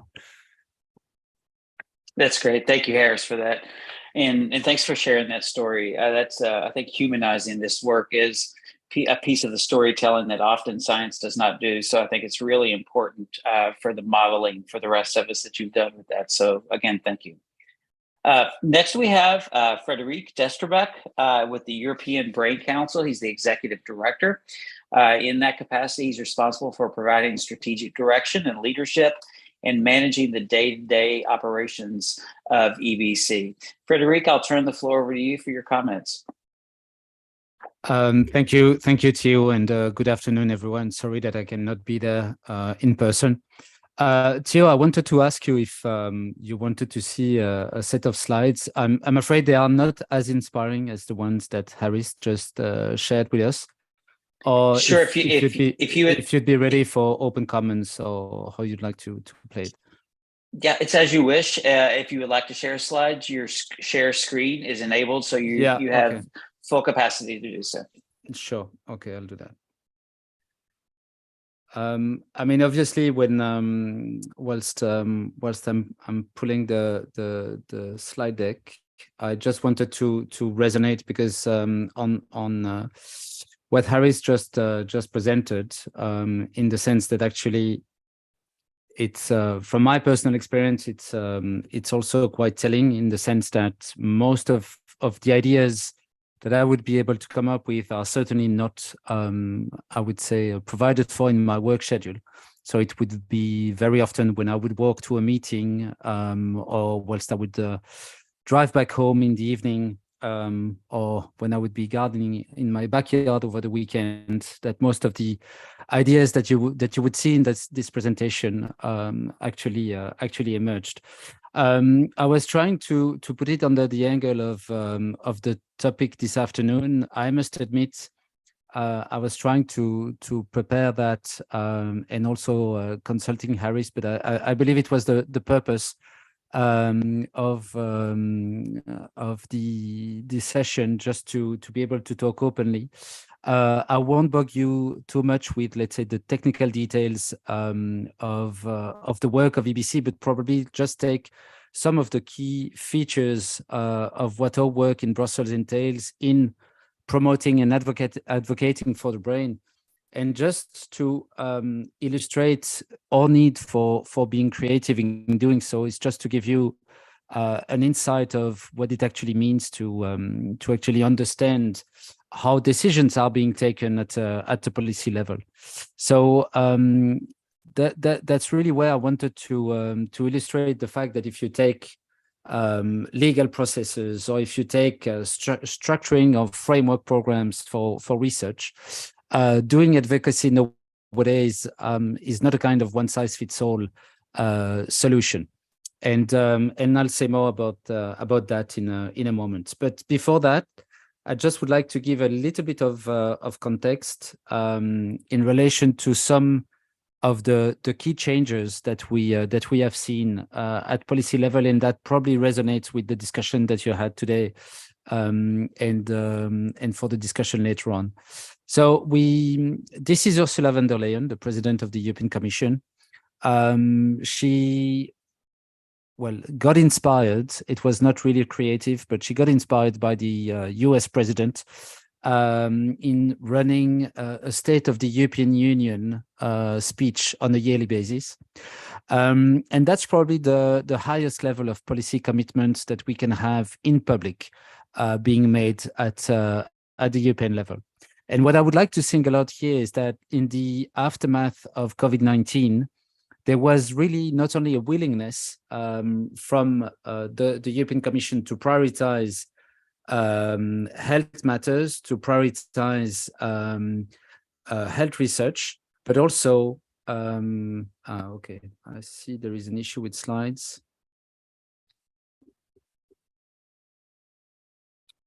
Sorry, Frederick, we can see them. If you could just try and make them a little bit bigger. Yeah, I don't know how to see that. Now it's good. Yeah, that's perfect. Okay, fantastic. My God. Yes, sorry, my knowledge of PowerPoint is still limited. Just wanted to flag up here a recent development, which is actually twofold. The first one is the recognition of depression and anxiety as major challenges for European society, and I'd like to come back to a thing that was said on unaddressed grief. I think it's really connected to that. We can certainly be happy there is this recognition at political level of the need for addressing mental health in the daily life of citizens. So an initiative is going to be launched about that in the coming months. But also very interestingly, every calendar year, a topic is being selected by the President of the European Commission. Last year, it was youth, and 2023 will actually be the European Year of Skills. So once again, I mean, it's a hook or an idea or part of the external environment that for sure can be exploited here. I just wanted to flag up very quickly, you know, the current programs, but I guess you're all familiar with this, with the fact that now we've got the Healthier Together initiative on non-communicable diseases, but where brain health and in other words, mental health and brain disorders are going to be addressed. So once again, it's part of the environment we are functioning into. If I scale it up slightly, and if we take the global level, the WHO is also extremely active in the field. EBC, for instance, is part of this European WHO Mental Health Coalition, looking at different strands of policy priorities in collaboration with the member states. And more recently, there was the adoption of the Global Action Plan on epilepsy and neurological disorders that feeds very directly into the mental health priorities of WHO. But I just wanted to maybe flag up a few of our activities, and here in particular, in the context of a European project, which is called the European Brain Research Area, where we came up with a collaborative model to try and structure, I would say, the ecosystem in brain research. So that means scientists, clinicians, but also and foremost patients that would actually contribute to the consensus generation on the priorities for research in the future and on key activities to be developed. Patients, and the reason why I emphasize the role of patients is really because they are the core of our constituency. We are made up of a three-tier membership system with patients, patient organization, clinical scientific societies, as well as the private sector and national brain councils to run our advocacy work. I won't spend too much time on our policy priorities, but there is, let's say, to accompany this policy framework, we saw that this work on the socioeconomic impact of the brain and of brain disorders actually help to leverage, let's say, a greater degree of attention and prioritization by policymaker. And in 2011, EBC released the Cost and Burden, which is probably the most exhaustive economic study we have conducted so far. But that estimated the management of brain disorders every year at the European level to 800 billion euros, which is more or less 7 times bailing out the Greek debt. I just would like to really run quickly to the end of my presentation and really emphasize a key activity where, or probably that resonates the best with the topic of today, with creativity, which are our Brain Innovation Days. It is now becoming a yearly event that we organize in October in Brussels. And the objective was really to bring together the community, address the challenges, to really try and maintain an innovation-friendly ecosystem in the brain space in order to address the unmet need for people living with a brain condition. The brain, and here I would really say that part of the creativity in our narrative was also due to the fact that for far too long, in spite of us representing brain experts, we were using the wrong stimuli in our messaging. So saying that the brain was complex, saying that the brain was costly, saying that there was hardly a solution, that policymakers would need to continuously invest more money, but that we could not guarantee actually any light at the end of that tunnel, was really activating all the negative stimuli in people's brains. It's funny to say it that way, but I realized that with colleagues a couple of months ago. But the Brain Innovation Days are actually stemming for turning that narration into a positive light. So I heard earlier celebrating failures. Actually, here Brain Innovation Day is about celebrating successes.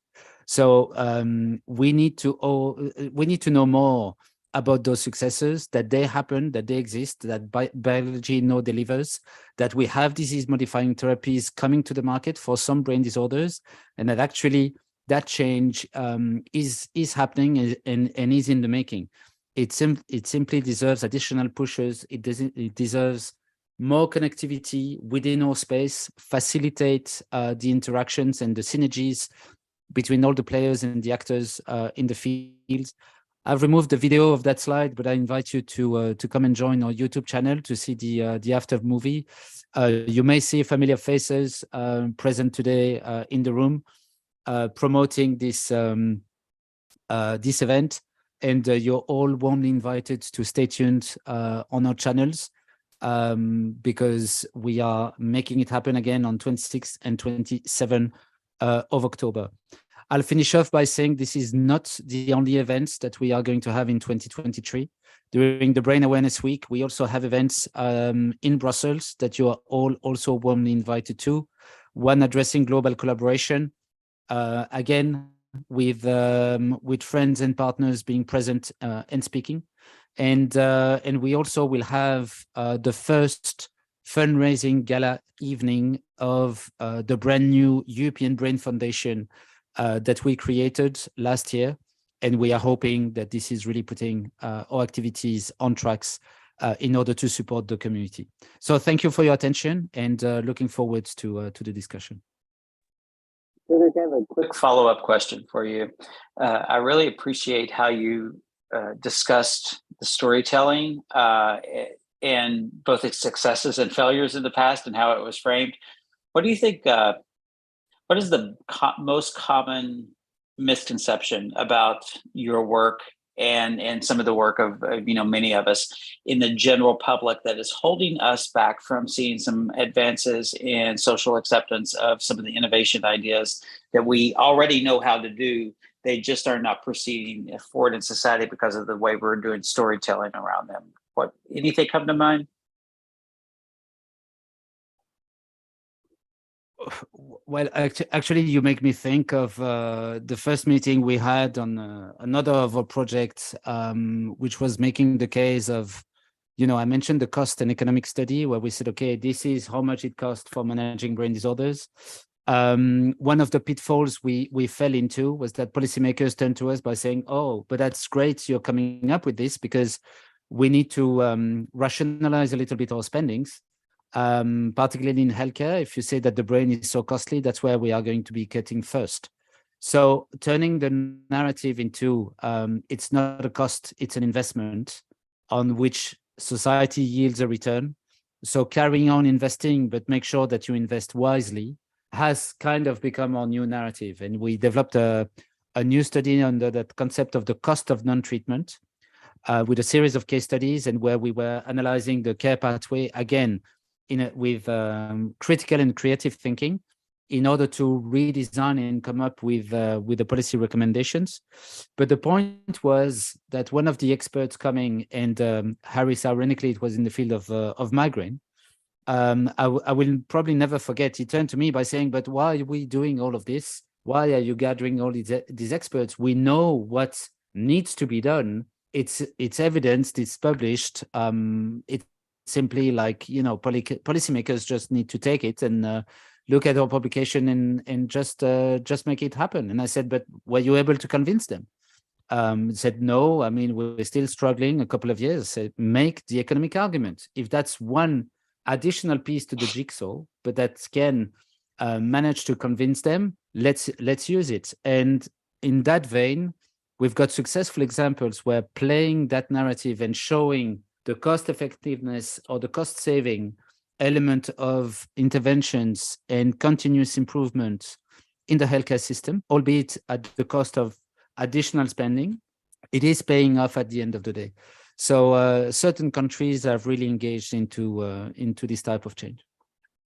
That's great. We'll come back to that in the discussion piece, because I think the storytelling around this becomes really important.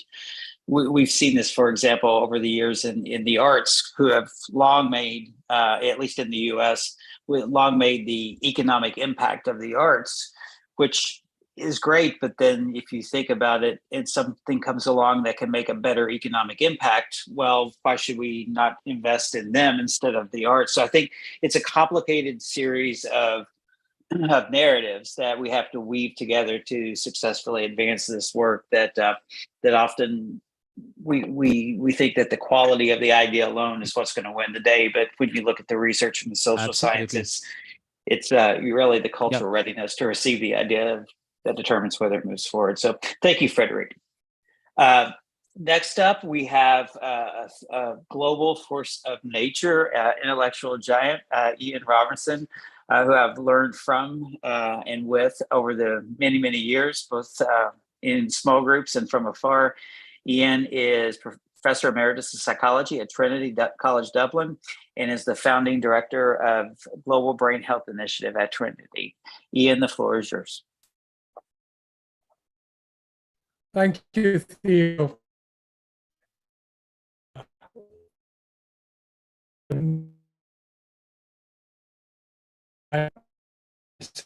Ian, I don't think your connection is very strong. Could you switch to a different Wi-Fi, maybe? I'm on my, just this one will be okay. I think it's okay just now. Can you hear me? Okay. It's a little better, but yeah. it's still cutting up a bit. Yeah, this is my best hope. I live in a middle of Dublin in a rural backwater. I don't know how that's possible, but if you tell me if it occasionally flickers. Is this? No, it's much better now. Yeah. I think it was a minor glitch. So thank you very much, Theo. I really, I so appreciate Harris and Rim and yourself putting this together. It is fascinating, and I'm loving it. So let me not beat about the bush. I've only got 10 minutes here. I'm just going to set my timer, and I'm going to put, I hope, some neuroscientific flesh onto the bones of the wonderful bones that I've heard so far today. So let me just share my screen here. Okay, I want to talk about creativity exercise in the brain, but I'm going to start off by posing you a puzzle. So here we have I think this is an Australian road, Harris, and you might think the cheapest option in flat land like this is to build the roads straight. But over the last half century, civil engineers have found that they can't do that. They have to build curves into the roads where there is no geographical or geological need for them. So that's why do they do this? That's my puzzle for you all. Well, the answer to that question lies here, in a little part of the brain called the locus ceruleus. And this is one of the brainstem nuclei, one of the little chemical factories that produces different neurotransmitters that are critical for our brain's functioning. And the neurotransmitter that this little factory produces is called noradrenaline, or in America, it's called norepinephrine. And that is a critical neurotransmitter I'm going to tell you a bit about. Now, the answer to the question is, your brain needs challenge in order to sustain its attention. And that's why we need this. That is the kind of challenge your brain needs in order to keep its mind on the job of driving. And in the absence of that challenge, the firing rate of this locus ceruleus goes down. There is insufficient noradrenaline in your brain, and your attention systems don't work. And in the few examples of completely straight roads that exist in the world, they will be populated with burnt out wrecks along the sides of these roads. There is one, I think, between Kuwait has one of them.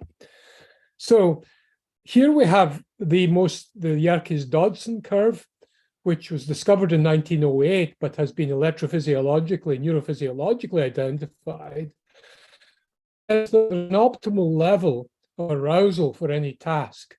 Too little, as on the left here, and your brain underperforms, and too much, as in severe stress or pressure, for instance, and it underperforms. And there's a sweet spot in the middle where the locus ceruleus fires at quite a low background rate, but fires very clearly to clear important signals. And that gives you a big signal to noise ratio. And the other two conditions, left and right, you get a poor signal to noise ratio. So what I'm going to jump ahead, the whole body of research that kicked off when I put forward the hypothesis that brains are positively challenged over a lifetime to build a cognitive reserve, which builds a resilience to brain injury and disease. And this noradrenaline that is critical to our attentional functioning is also critical to building this reserve. And I don't have time to go into the whole argument why that is the case here, but I want you to read this beautiful quote about the locus ceruleus, this little chemical factory, and just read that. I'll let you read that.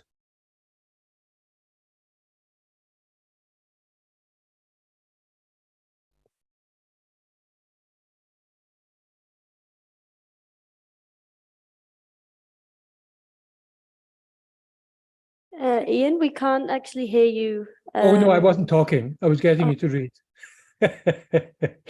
I sometimes like to stop talking for a bit. So if any person inventing, any lab inventing that compound would get the Nobel Prize many times over. This is a remarkable compound that actually strengthens brain networks, particularly those involved activities. What combinations this magic compound are linked? Well, I'll learn around, obviously, because that is what the critical compound here. Our ability to sustain our attention over time, active attention rather than passive attention. Our response to novelty, our awareness, particularly including self-awareness, self-monitoring. The highest achievement of the human brain is self-awareness and self-reflection. And working memory, our capacity to hold different things in mind temporarily to process them. All of these functions are hugely linked to the noradrenaline system and therefore to cognitive reserve. Now, I've been asked to talk about exercise and creativity. Well, this is a paper from our lab in Trinity showing that and also colleagues in University of Texas at Dallas, the Center for Brain Health, showing that physical fitness as measured by VO2 max actually is quite highly correlated with the integrity of the locus ceruleus. The locus ceruleus here, these are different brainstem nuclei, different chemical factories. The blue one there is the locus ceruleus. And specifically with that locus ceruleus and not with the other brainstem nuclei, you get this rather beautiful relationship between physical fitness on the one hand and the integrity of this critical brain chemical factory on the other. And interestingly, given what Harris was saying about walking, I did a quick search while you were talking, and indeed there is a very well-conducted study showing enhanced creativity during walking, and not just any walking, particularly walking outside. So you're right, Harris, we've benefited from your creativity, and a lot of that's to do with your exercise, your walking in the forests of California. Now, I want you to just look at these. These are examples of questions in one of the big 5 personality questionnaires. And this is a dimension called openness to experience. The first 4, people with a high openness to experience, enjoy hearing new ideas, have a vivid imagination, get excited by new ideas, believe in the importance of art. People with a low openness to experience don't like art, don't enjoy going to art museums, believe that too much tax money goes to support the arts, and don't like poetry. These are just sample items. Now, if Emanuele Plini from Italy, our wonderful PhD student who's just submitting his PhD, he's shown that this personality dimension is also significantly related to the integrity of the locus ceruleus. These are under review, these papers. And that's because we think if you're open to new experiences, your brain is constantly exposed to novelty. And we know that novelty, almost above anything else, stimulates the locus coeruleus to produce more of this nourishing and stimulating and brain-building chemical noradrenaline.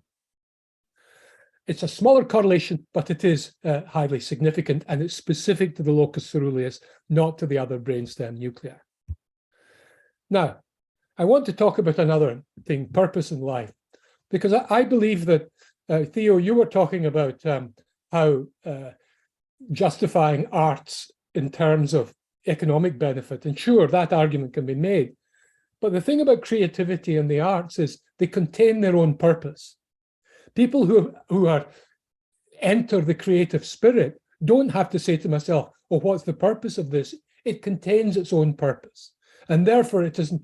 You can make the a priori argument that it's incredibly nourishing for the human brain, because particularly in the context not just for older people, but here we have a report just out saying artificial intelligence will replace 85 million jobs, not by 2050. By 2025. And so the response of human beings to these constantly and accelerating and exponentially accelerating changes in the world means that they're going to have to be creative, have to develop this capacity of the brain. And to the extent that they do so, they will develop a purpose in life. Now, why is purpose in life important? Well, let me get you to quickly answer these questions. The first three are positive, that if you answer them, you have a high purpose in life. The last three are negative. If you answer yes to them, you have a low sense of purpose in life. I'll let you read them.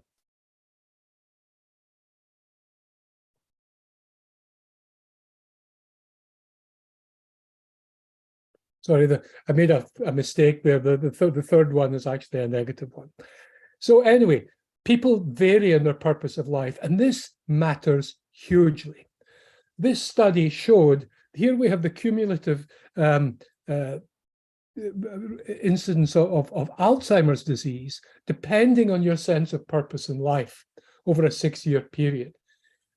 It is an enormous risk factor, probably greater than smoking. It's huge. And the arts and creativity, and indeed exercise, to a lesser extent, give people a sense of purpose, and therefore build brain capital, build cognitive reserve. Thank you very much. Yes, as always, very thought-provoking. And a couple of things that surfaced in my mind as I was listening to you talking. I was hoping that maybe you could offer some thoughts on these if you have any. As it relates to the novelty idea, that's certainly something that comes up in a lot of different contexts. And we talked about that a lot this morning too. And so as we think about the examples that we give of creativity, I think creativity sciences are getting ready to take an exponential jump in the next 5 years. It doesn't fit neatly within one discipline. And certainly that's part of the problem, is getting the disciplines to talk to each other and to the collective body of creativity research. And then the media, and we talked about storytelling earlier with Frederic, the media is revenue model doesn't lend itself to nuanced storytelling around kind of very complex scientific things. And so when we talk about something like eudaimonia with the purpose piece, the delivery mechanisms for that skill set, that skill development, seem to be very important, I think. And so the arts are certainly one delivery mechanism that can be in place. You mentioned that exercise even to a lesser degree. There's some evidence based in the research for that. Entrepreneurship, yet another way, another type of delivery mechanism. So as you think about the cultural socioeconomic context of all of this work, where do you see right now that there are major opportunities that may be some low-hanging fruit that feel like it's important to achieve some of those early wins around in order to build the requisite social capital as a global community of researchers, artists, entrepreneurs in order to get to some of the longer term, higher order stuff that we often always talk about? Does anything pop to mind? I'm very aware in Ireland we have these very successful system called citizens' assemblies, and which are where a randomly selected group of citizens are assembled over a number of weekends and presented with an issue to address, and they're given the top experts in the world to present to them. They're given the briefing, and then they come out with a recommendation for the government.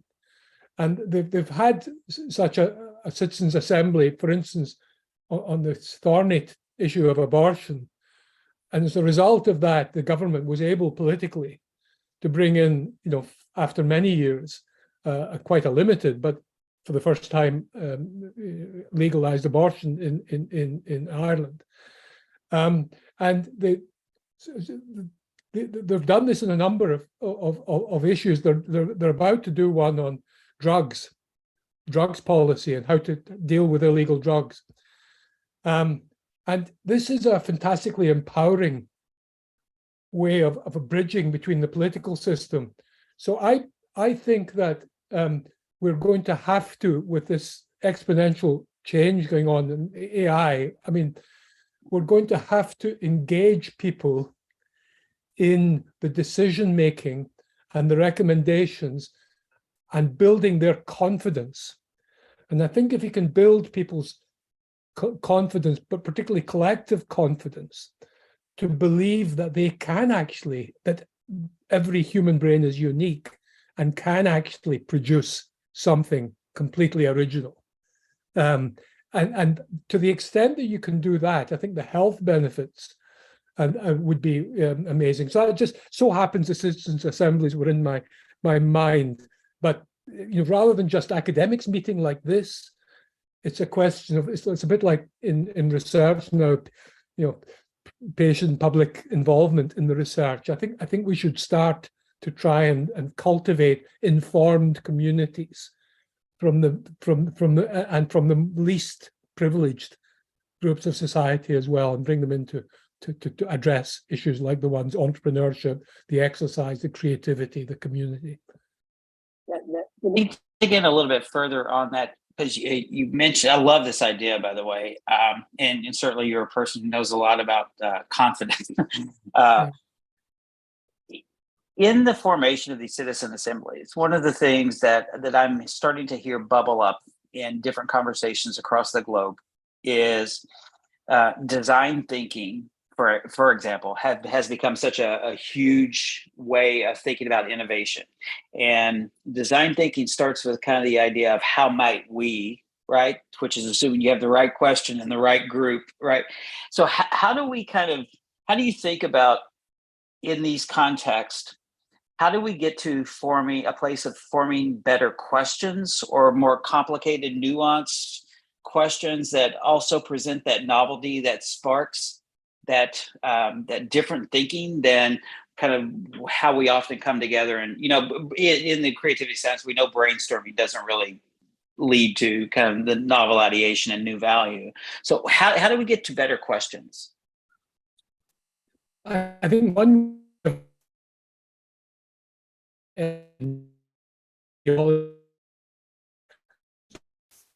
questions with a political or consensus. Ian, the sound is cutting up again. Could you maybe turn your camera off?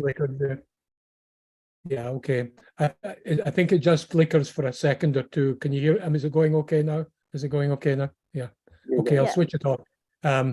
It's not a bandwidth issue. It's a consistency of signal issue. But so I think. I've lost the track of what I was saying. Remind me of the question again, please, Theo. Yeah, we're asking about how do we get to better questions rather than just coming with all of our stuff and then making that stuff the frame for which we inquire. The great American social psychologist, or Austrian American social psychologist Lewin, during the Second World War in America, he really created the idea of focus groups, but he had to look at attitude change.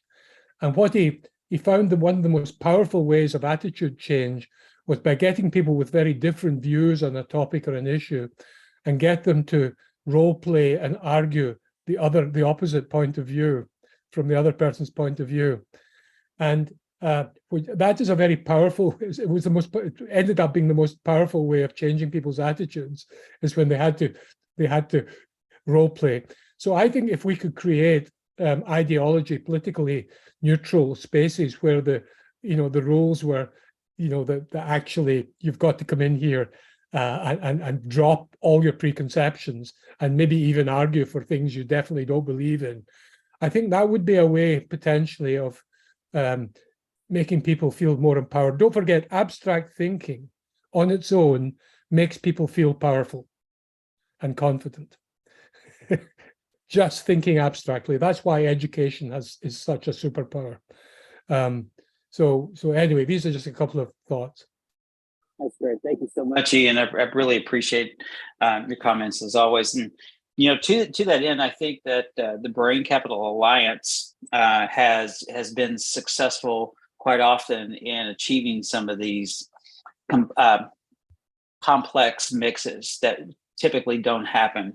And I think that's one of the reasons that we've been able to get to some of the more advanced places in a couple of years that I've seen other groups still kind of circling back on themselves on. So thank you again, Ian.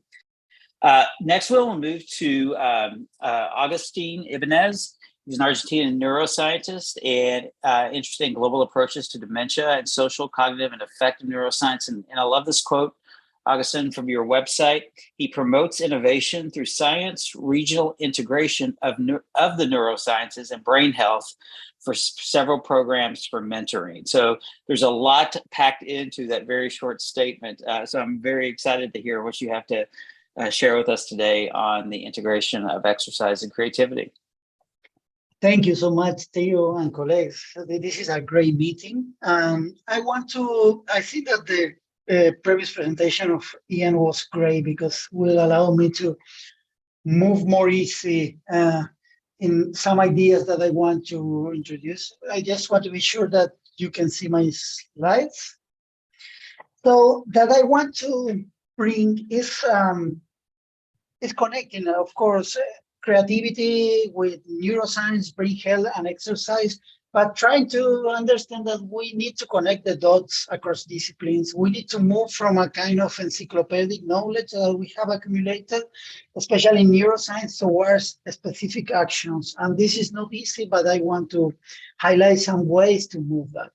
So if you think in the typical way that we understand creativity in neuroscience, from genetics or to animal research or cognitive neuroscience, is a very decompartmentalized approach, very isolated stimuli, without contextual information, without the real life challenges, how the cognition in the wilds really happens. So even, of course, I am a neuroscientist, I am studying, I am using this approach to understand dementia and also kind of artifacts. We have been studying expertise in tango dancers, and we have been shown that the brains of expert tango dancers can anticipate errors where they are saying other couples dancing, that the brain activity of the expert is really, really less variable and more focused than naives or non-experts, and that you can, just with the brain activity,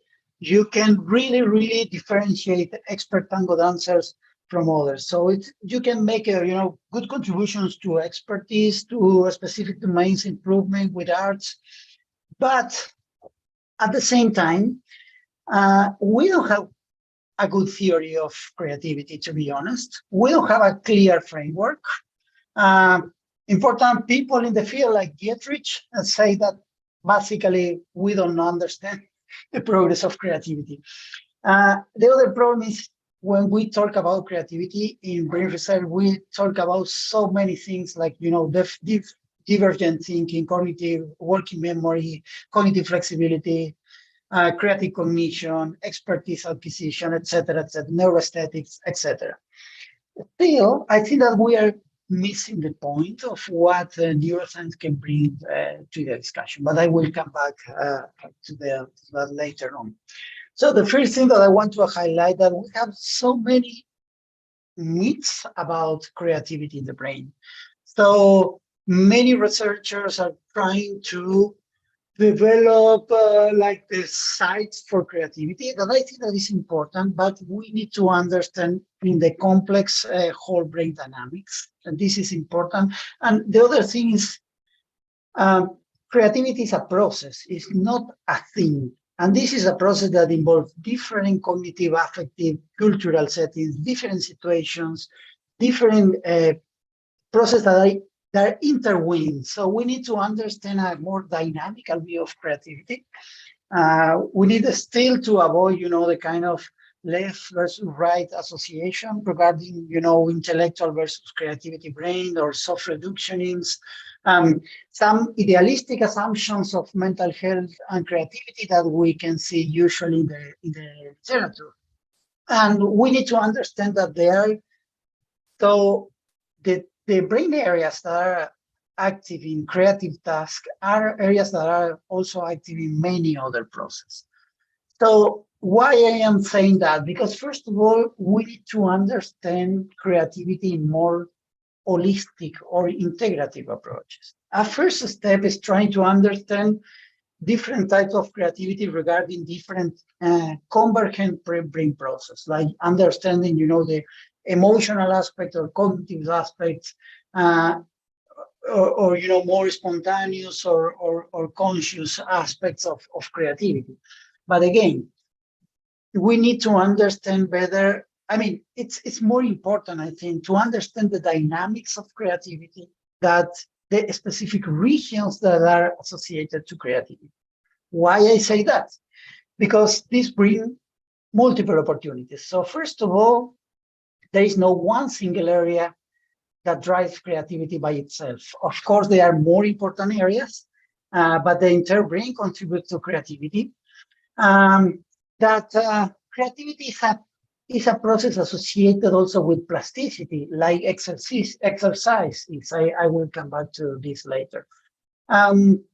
We need to have better integrative theories. And, when you think about creativity, and something that Ian was talking in his previous work, in his previous talk, is that creativity is a way to move in the world. And we need to face novelty, information, challenges, stress. And the way that we deal with the environmental demands is a way that can be associated to more integrative theories. Like, for instance, allostatic theories try to understand how the organism anticipates and adapts to the environmental demands. And this kind of more integrative approaches in neuroscience, like the predictive coding theories of allostatic interoception, can help us to understand how the brain is continuously creating new avenues to respond to the environmental demands, also to understand the biological connections with creativity, because as exercise, creativity brings benefits for brain health. And for that, we need to understand how the stress modulates, for instance, the inflammatory systems, the immunologic responses, the microbiome. So they really, really embody an approach to creativity. And where is the connection? So the connection is relatively easy. When you look at the exercise, the main mechanisms that are associated to improve creativity and cognitive function is increasing in blood flow. But most importantly, again, reducing allostatic load. Allostatic is a complex word, just to meaning that we need to respond to environmental demands. And when we start to respond in a continuous stressful situation, we have a kind of burden of or energy in responses to environmental demands. So exercise can reduce the allostatic load, and the allostatic load can be measured at different levels. You can measure in the blood samples, for instance. You can measure at biomarkers levels. You can measure at cardiovascular level. You can also measure at brain level. There are there are many regions that are activated in response to allostatic demands. And we know that exercise have a systematic, sometimes moderate effects, but systematic effect in all the pathways that are impacted in allostatic overload. So when you look at the mechanisms of allostatic overload linking musculoskeletal activity with visceral signals, with allostatic interoceptive networks, are exactly the process that are impacted by sports. So I cannot talk a little bit about Latin America because all my work is devoted to that region. So I just want to mention that in Latin America, the exercise are big miss. So some studies that we have been performing at national level in Colombia, for instance, have shown that physical inactivity is a really huge contributor to problems in brain health. At the same time, they are really nice opportunities. So the ciclovia, that it's kind of paths for bikes, and especially in Sundays, are open in big cities like Santiago or Bogota, are a huge opportunity. I don't know if you are familiar with the Weekend Warrior study that was developed by Gary O'Donovan. It's one of the most common studies in the world.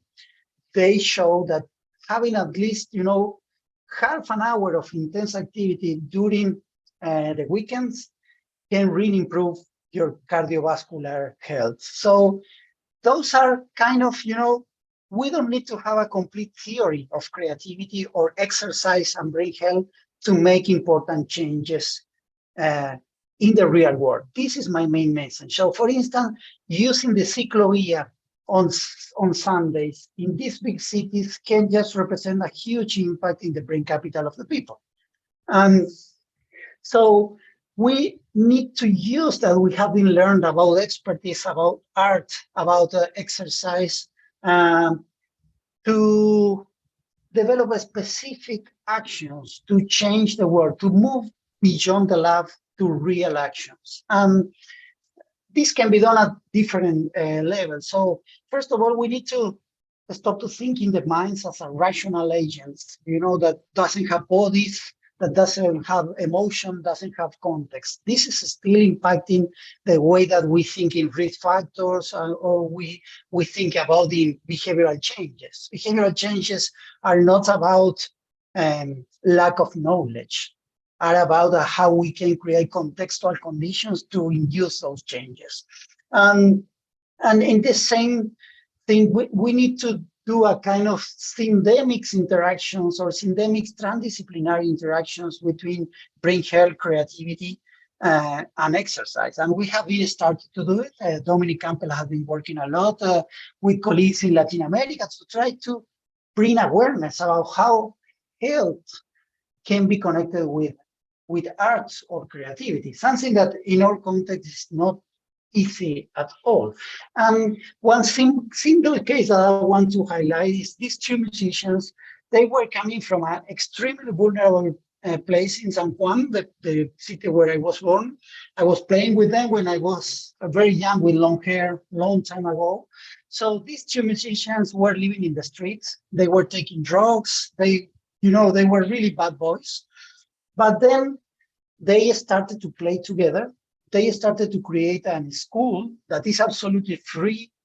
And now with Dominic, we want to use that huge behavioral change to bring a kind of training. So because the musicians create a unique space for the children, we are going to use this space to teach brain health prevention, and at the same time to teach a kind of value-based education, something that I have learned from the Global Brain Health Institute, how we can promote prosociality, how we can promote fairness, how we can promote empathy, especially in conditions like, teaching music and kind of protective conditions that can help for learning and for behavioral change. So to summarize my message, we don't need to have a complete theory of creativity or how the brain is impacted by exercise. We need to develop integrative models for inducing changes in society. Thank you so much. Thank you, Augustine. I had a couple of follow-up questions. I was just wondering, as I was listening to you talk, if you could no longer do neuroscience, what other field would you choose in order to pursue some of the same goals you're pursuing in neuroscience? Well, so if I have to move from neuroscience right now, the first step that I should do it is trying to, first of all, to thinking how we can understand, still is close to neuroscience, I would say, but more focused on brain health, or this idea of brain capital, how we can understand brain capital from a truly global perspective. You know, this is for me such important thing because, for instance, risk factors. When we think in risk factors, when I immediately think in, vulnerable context, where the people are, under stress, under so many limitations, you cannot reduce alcoholism, you cannot reduce tobacco. You need to move toward the context, the embodied nature of the challenges. So I will work to try to understand a truly embodied theory of brain health and how we need to put in consideration the large context to make changes. And not only, basically kind of educate, like pure basic knowledge. We know a lot of how to make brain changes, but we need to work in the contextual conditions to make changes. So perhaps maybe even hear politics in your future. Well, I'm not that guy for politics. I hope that I can inform some politicians. That will be a role that I could develop probably. I was wondering too, I love the weekend warrior example you gave, because for me it highlights both the importance of infrastructure in both the terms of infrastructure of the built environment as well as infrastructure of the social environment. So the behavioral systems of risk and rewards that guide people to behave one way or the other. And I was just kind of thinking about that weekend warrior example and the importance of infrastructure. What would be a proxy measure of kind of the social brain, if you will, that shows that we would be making advances toward some of the goals that you highlighted? Can you does any come to mind? Well, yeah, I mean, we can put attention in two focus. First is one more lab-oriented. I think that we have a strong evidence of how prosociality improves health, right? So for instance, when the people is more prosocial, using a more deontological moral cognition or being more cooperative, they have better cardiovascular health, they reduce cortisol levels in the body, they reduce allostasis, they also have an improved immunological system. So I think that we can better assess and measure the physiological values of common goods or the physiological values of prosociality, right? So this is so important. And then I think that we have, after pandemics, we know so much evidence of how prosociality, how cooperation is critical, for pandemics, for big challenges. So I just come in mind some of Van Bavel studies showing that, the sense of us, the sense of a nationality is the best attitudinal change to face the, big challenge triggered by pandemics, for instance. Or we make a study that showing that, the people that is more prosocial was, of course, the people that was more, aimed to make change during the pandemics, helping others, but at the same time were the people that was more worried, that were, overestimating the risk of disease because the sense of us, right? So we need to educate more. We need to educate more in prosociality, and at the same time create a kind of protective values for prosociality, because they are costs for prosociality that we need to face at society level. It's interesting you bring up being pro-social, because some of a couple of research things that I've been looking at indicate that because of the pandemic, as you mentioned, we've actually became, as a society, more introverted. And that's concerning from a cultural standpoint because of the many implications.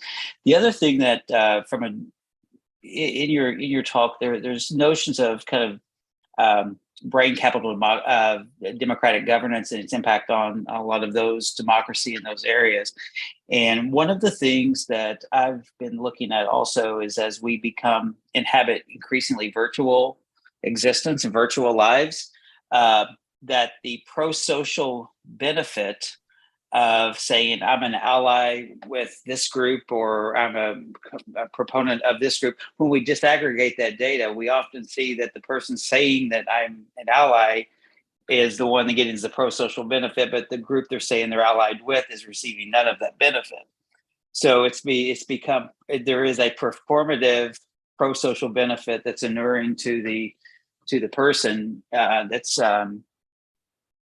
signaling that they are in support of something, but it's not actually causing that issue or that group to be able to advance. And so I think the more we are increasingly out of touch and in virtual environments, that may become even harder to achieve some of those successes. So you're in some territory that I think is complex, but incredibly important to any and all issues that may come to bear. I don't know if you agree with that or have any thoughts on that, but I don't know have you seen any of that in your work?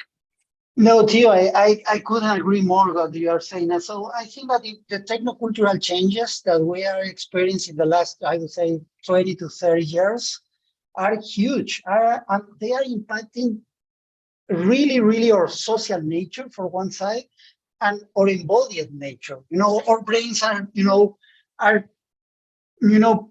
made to interact with 10, 50 people, but now we interact with thousands of people, but in a very disembodied way, right? So the way that we know that the brain processes a different facial imaging when it's a real face versus a photography, or, so we have been embodied organisms for thousands of years, and we become virtuals now. So we need to create mechanisms to consolidate the social structure of our brains. Of course, moving in the virtual world, but also guaranteeing, the embodied aspect of social interaction. I don't have answers for that, but I think that this is a critical issue for the future. Yeah, just recently, and I've met a few very impressive cultural anthropologists, and a few of them actually are studying the embodiment of emotion through dance. And as I thought back around who are the people in the arts community that are also doing some very interesting work in other areas, innovation not related to arts at all, I've noticed that there's a lot of dancers, people from the dancer, and I think that, kind of bringing it back to the context of what we're discussing today, that there is a relationship between emotion and the embodiment of emotion through the physical body that is deeply important to some of these things we're talking about today. So Augustine, thank you for your comments, and very, very helpful and thought-provoking. And also, with the City Summit of the Americas coming up, I want to talk to you about that here in Denver. I think I'm seeing in the chat here that Michaela is not with us yet, so we will move to my friend and colleague, Salvador. Salvador, are you on?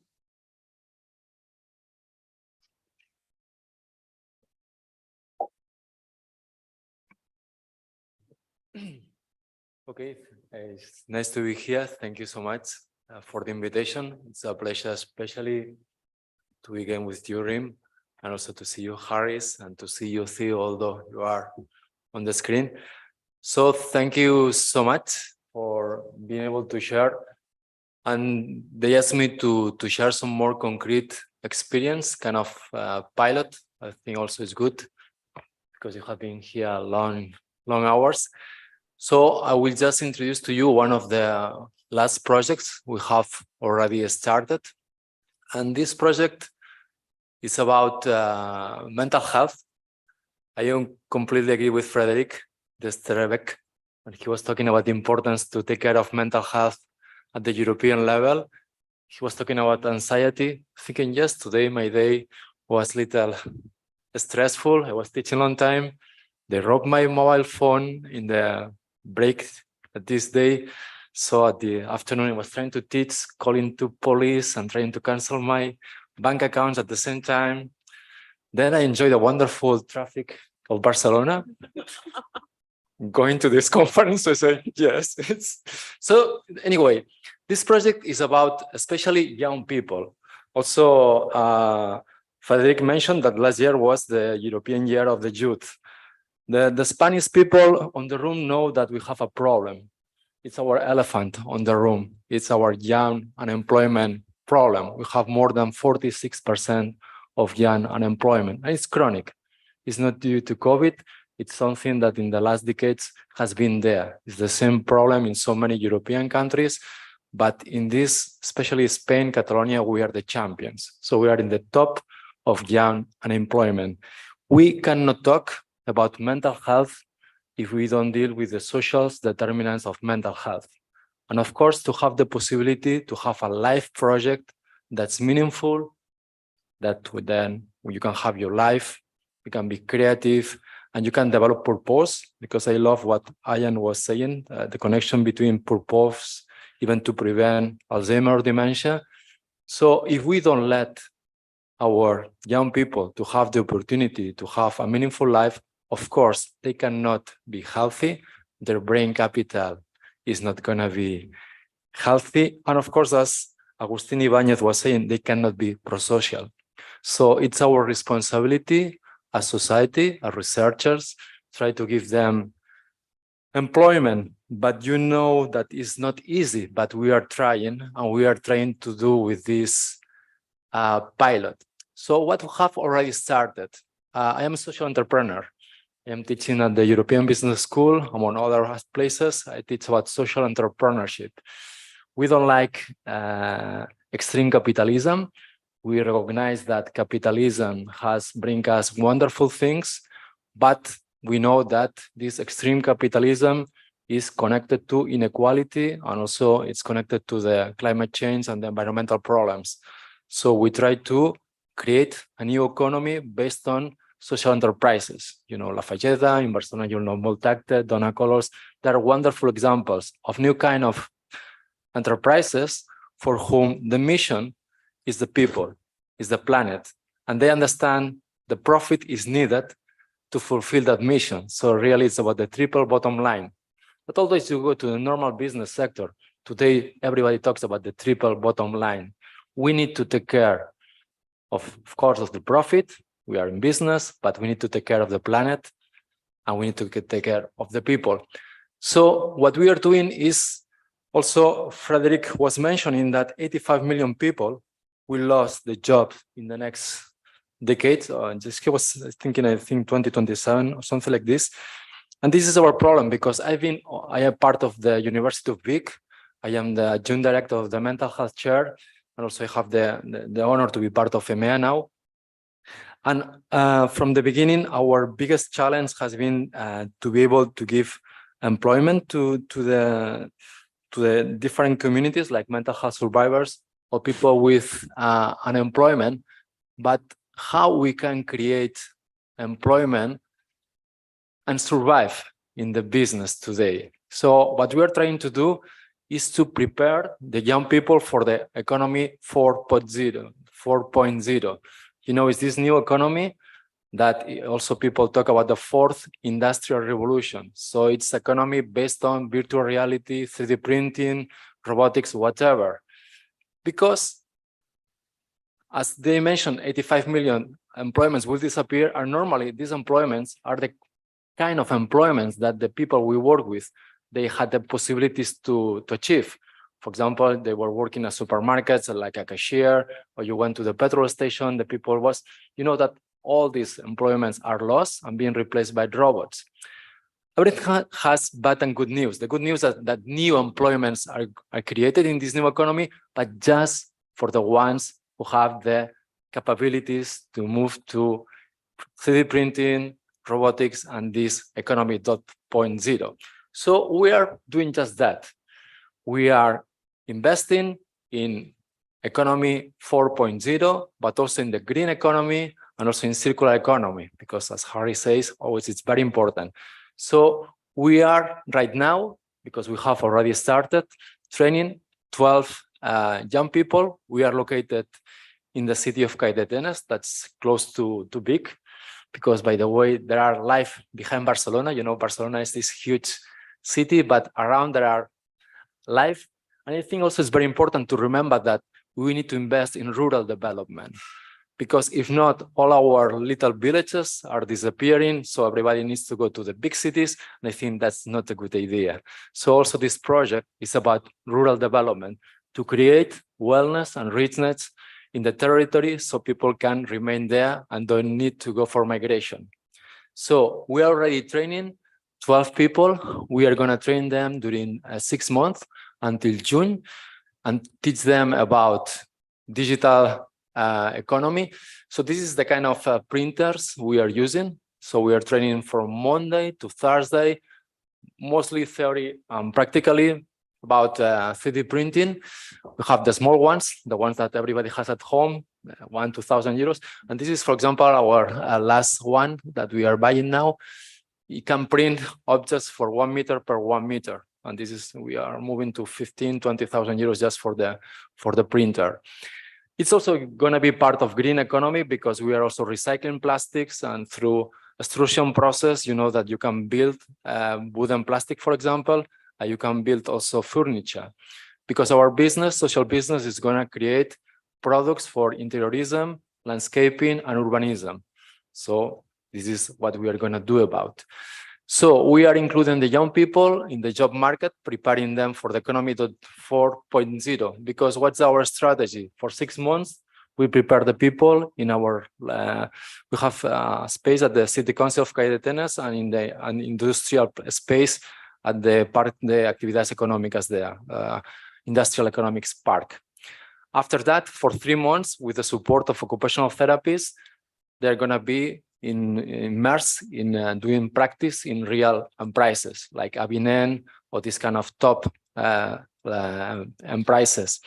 It's important to notice that from Monday to Thursday, we train them for economy 4.0, but on Fridays, we are teaching them about entrepreneurship, and we are doing work coaching for them to be entrepreneurs and to have this entrepreneurs mindset and to have this capacity to look for themselves. And as also Ian, I like it when Ian was talking about the need to develop this collective confidence.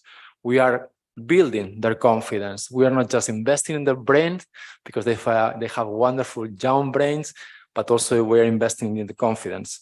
So the process will be 6 months training with us, 3 months training in the fieldwork experience with the support of these occupational therapists, and then will help them to transfer to the real job market.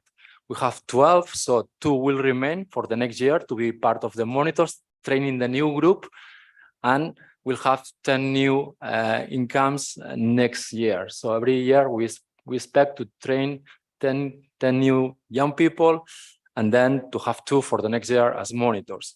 So you see, this is how we want to try. So it's not just to prepare the young people for this industry 4.0. It's not just about preventing young unemployment. So we are investing in health.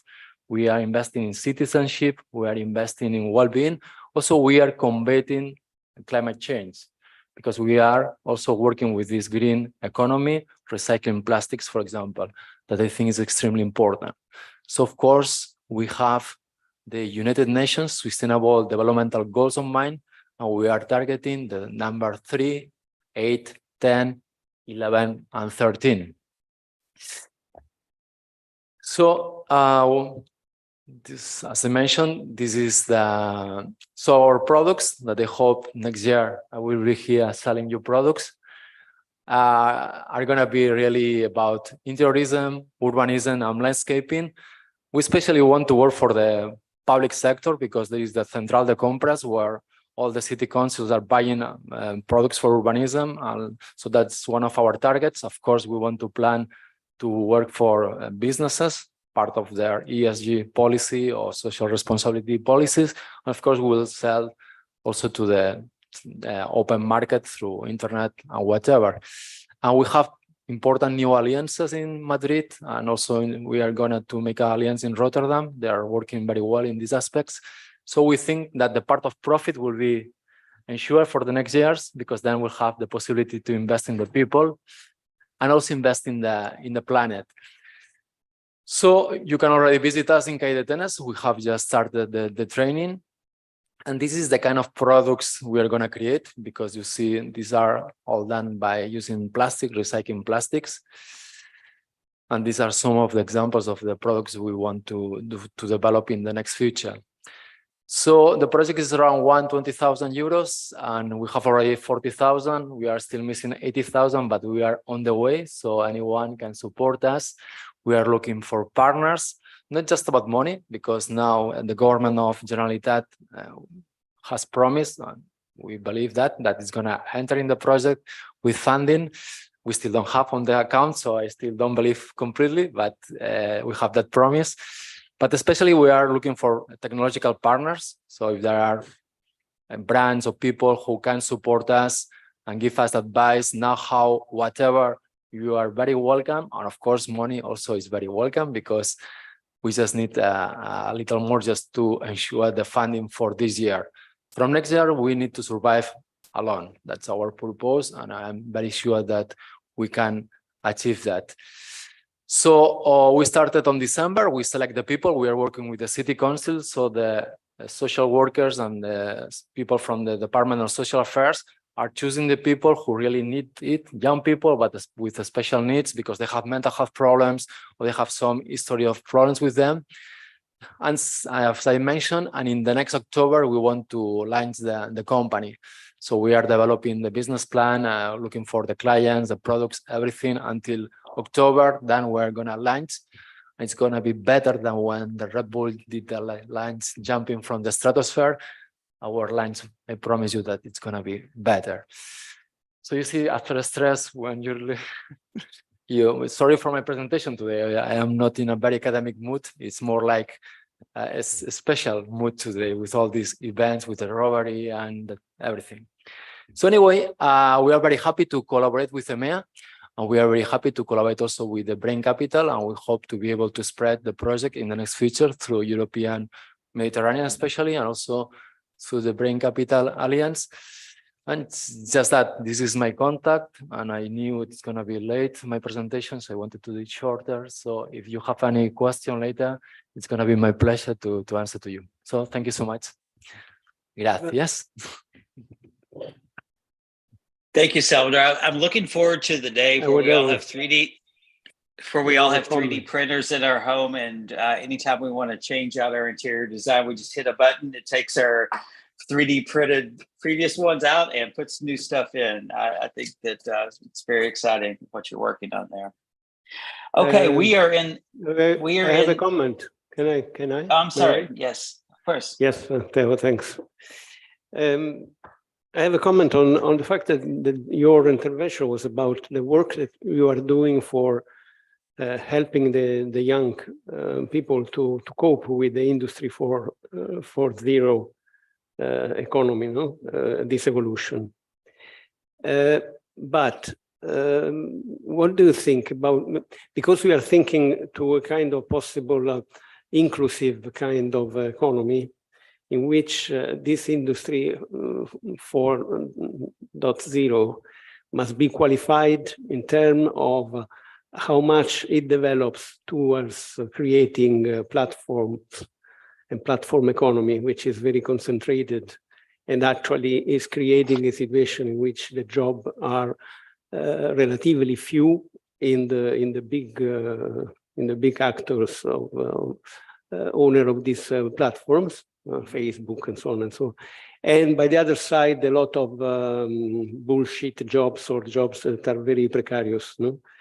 And by the other side, there is a model that is more inclusive, in which digital fostering, supporting, finding the ways for supporting more digital entrepreneurship, more autonomy of the young people into creating a digital business that are basically small, but are well networked because they are well supported by the infrastructure, by the policies, by the regulations, especially the regulation against the excess of concentration of the platform economy. I know that, for example, in Barcelona, there was an experience with Airbnb, for example, just to mention a concrete case for regulating much more that than in other places. What do you think about how this work that you do for preparing towards the Industry 4.0 future take into account this? You mentioned that you do also some entrepreneurship training, for example. I would like to know more about how to really to help to have this more distributed digital economy. And less, well, Carlos, I think it's quite clear from the moment you are empowering them, you are training them, you are working with them. I think empowering is a very important aspect. I think we are working with social entrepreneurship. I was studying with Muhammad Yunus. So our branch of social entrepreneurship is the one who the social enterprise will reinvest always the benefits. We'll try to have more impact. But I don't see that such a big difference between. You have like two scenarios for me. We don't see these two scenarios. I need to be pragmatic and we need to be proximal. And I know that this is we're living in a book environment. It's about volatility, complexity, uncertainty, and ambiguity. And what we are trying to do is to try to empower the young people to surf at the tsunami. So how we are doing? We are just investing, preparing them, just using all these capabilities, because economy 4.0, it's here. We cannot change that. I don't like it, but it's a reality. I don't like the VUCA context, but I tell my students, okay, it is here and we need to surf in the tsunami. That's our case. So when you are empowering them, I think we are very close to your approach, your strategy. But for me, it's not to think about if small entrepreneurship or the big one. For me, it's about empowering. It's about the philosophy. For me, the importance is philosophy. Our philosophy is humanistic. We always depart for the amazing capabilities of the young people, and we try to empower, and we try to use the resources. And then also, we just try to be pragmatic, because we are doing the transition between theory and practice. And our practice is that we need to survive in 1 year economically. And if we do that, we'll have new young people coming to our group. So, you know also, Carlos, that it's not an easy game to transfer from theory to praxis. But I think we're just trying to do it quite well. But I completely agree with you, and we are very close to your approach. We are not training these people just to meet and to work for a low salary for a huge company. If we do that, we will fail in our approach. And in my past, I give you an example. I developed with a colleague a project that was Social Forest. It was a social enterprise to work about reforestation. It was beautiful. It was about ecology, reforesting natural spaces, and also about giving employment to people. But we stopped that project. Why? Because we cannot compete with the other brands who are paying such a low salaries. And we had to close that because we cannot afford to create employment to pay such a bad salary. So in that case, we had to close. So I think we are going to try to manage that. And of course, it's our will to prevent, to do what you were saying. So of course, to have your advice to prevent that will be a privilege. No, thanks for this answer, because actually what you are saying is that you do a job of empowering people against this situation in order not to become riders or taxi drivers only, or rental apartments in Airbnb just to survive, no? So your answer was clear. Theo, we need to move on because we have to stick to the agenda. Absolutely. So we'll end as we began, turning the stage and giving this floor to our host community there in Barcelona with Felipe Morales to share his work in technology and healthcare. And I will also say my farewells and Rem after Felipe's presentation. I'll turn it over to you and Harris. And I'm dropping in the chat here a link for a session coming up that we will be hosting in Denver at the U.S. State Department City Summit of the Americas. Felipe, the floor is yours, my friend. Thanks, and well, sorry because I'm the lucky last, no, but I'm preventing all of you to. But yeah, I'll try to be short. First of all, thanks for the invitation. It's been very inspiring to listen to all these neuroscientists and well, so many good people. I come from Eurecat, which is a technology center here in Barcelona, in Catalonia. We help companies, but also all kinds of organizations to innovate through technology. And we'll try to make ends meet in terms of social-driven innovation and business-driven innovation, which it's I think the purpose. No? So when we do that by doing a co-design process, engaging with dialogue with people, with citizens, catch up, figure out the unmet needs. And then, also help with all the funding process, do dual use innovation, education and training, which is paramount to really be able to go ahead, and then also, of course, close the loop with sustainable business models to make things happen. No? We've done this with many things. I am the director of health technology, so health technologies of well-being is what I've been doing for a long time. And regarding what is the subject today, for example, in brain health, for a while we were doing, I think, very good job in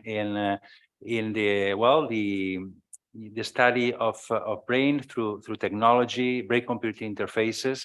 There was a time, in 7th Framework Program and beginning of Horizon 2020 in Europe, where there were many projects funded. I coordinated a couple of them in brain-computer interfaces, helping to develop technology, for example, to allow people with severe disabilities to be able to interact with a computer without motion, without any kind of motion, and through it, for example, do brain painting, be able to, so that's allow people who wanted to paint with the brain. No?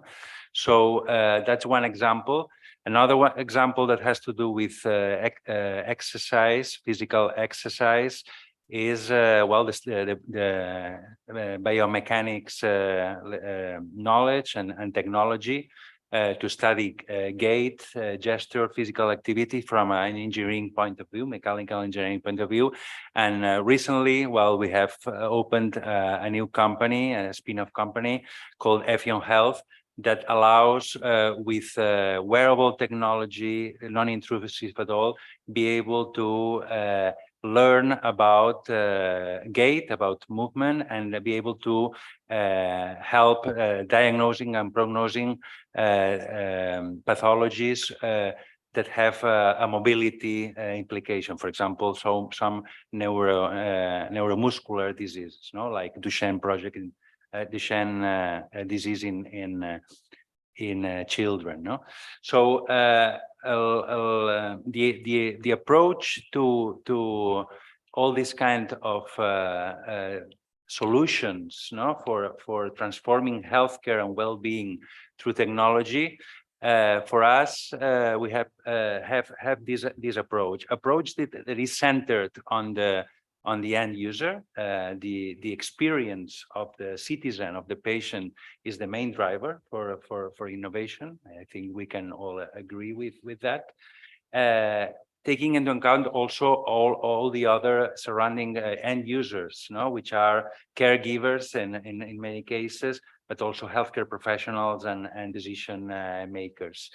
The one main asset for this innovation is data sources. We work all the time with data that we extract from people, clinical data, biological data, but also image, and environmental data, the context of the end user. But here is where it comes something that it has been changing over time, and today is I think it's crucial, which is to have a holistic preventive approach to the transformational health. It works with the pillars of healthy living, and here the first one is physical activity and sport. Also, of course, nutrition balance.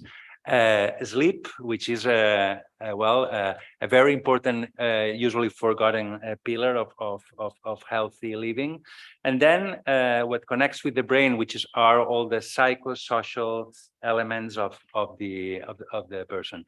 Well, with all these elements, what we do is advance in solutions for being able to provide an approach that is preventive, predictive, personalized, and participatory for the individual. So this is a new, let's say, way of providing solutions that is really the way of transforming healthcare. With this view, many different solutions can be advanced. And here I'm grouping in 8 different groups.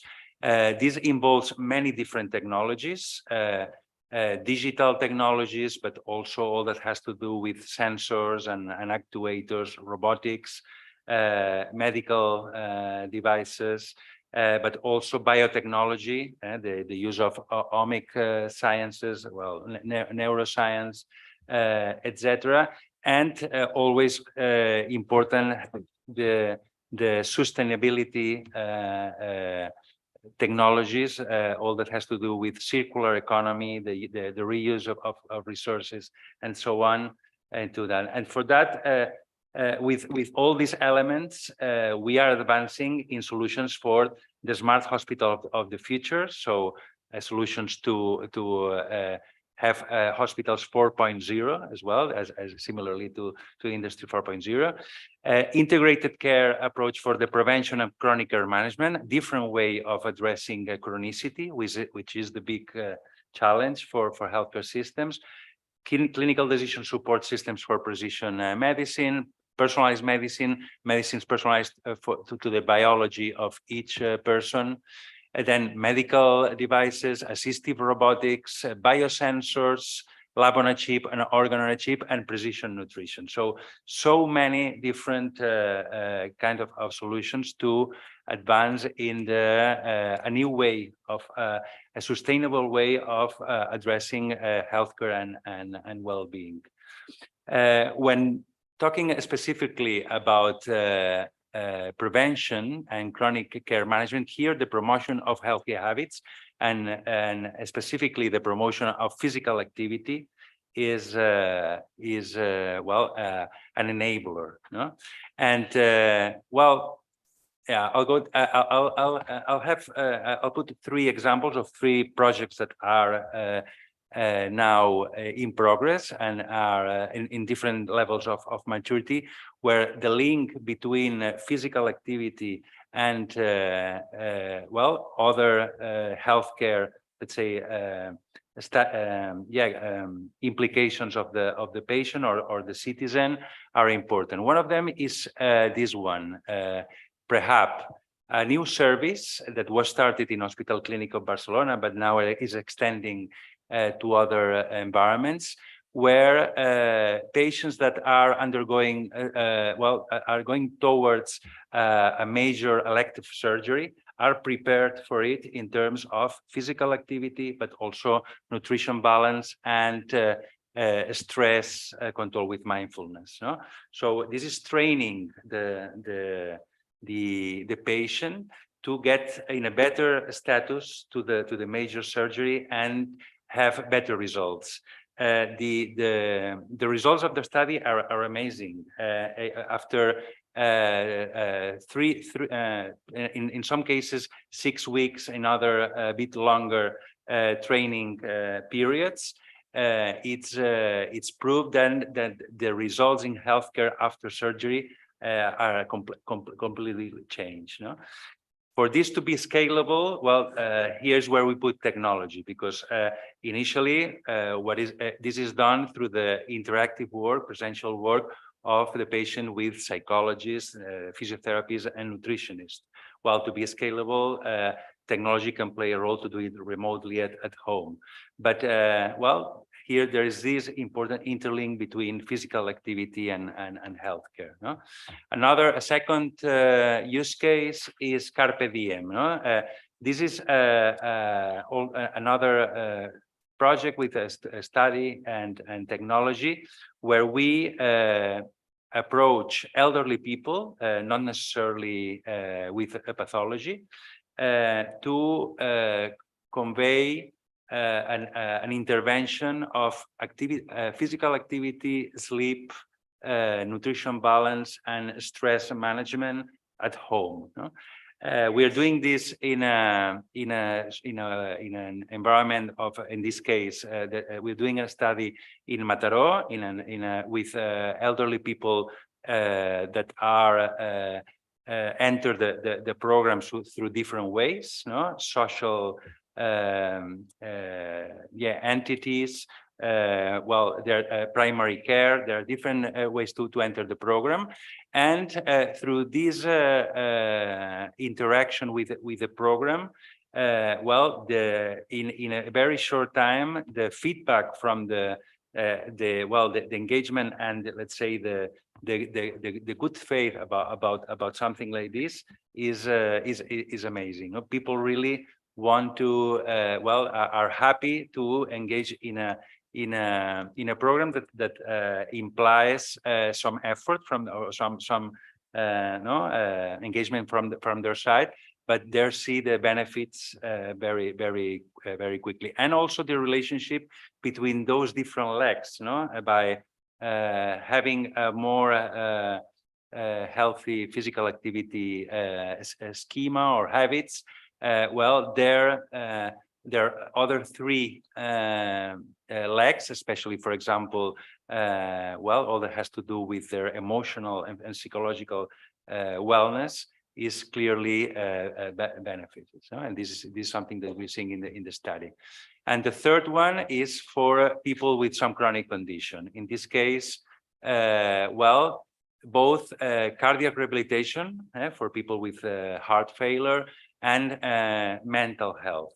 Here, where we're doing is also providing a remote intervention at home for people with different those chronic conditions, where one of the main drivers of the intervention is supporting them in having a healthier life through these different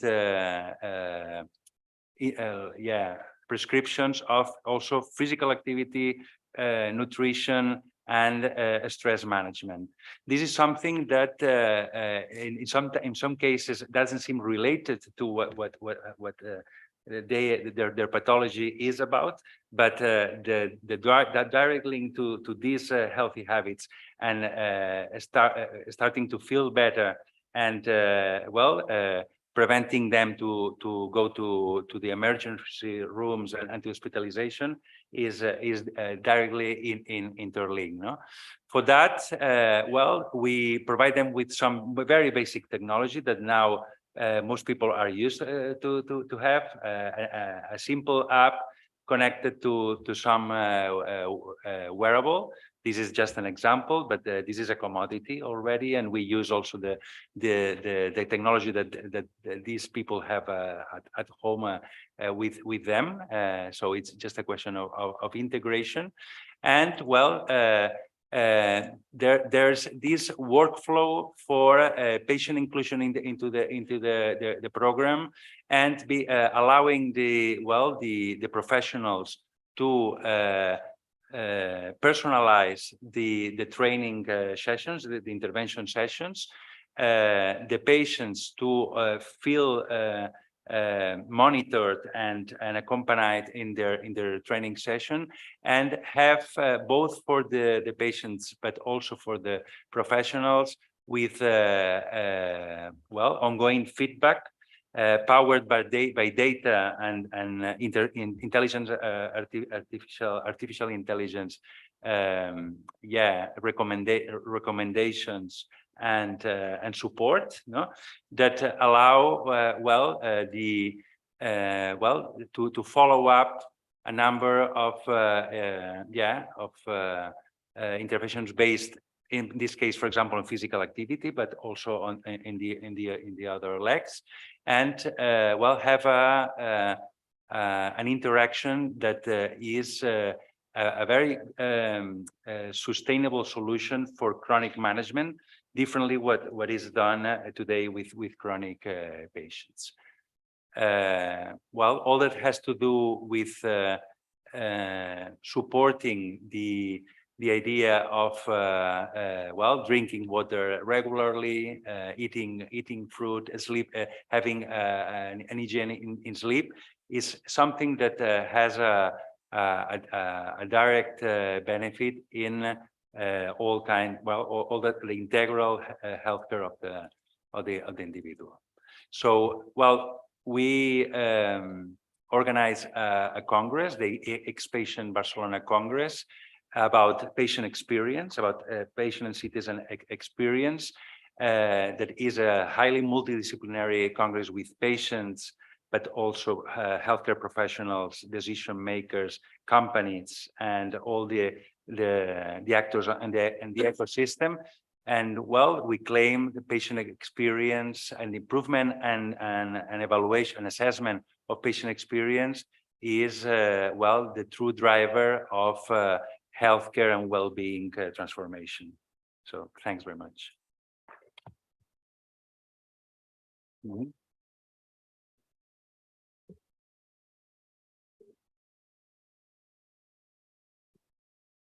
Theo, will you continue, or we can follow up from here?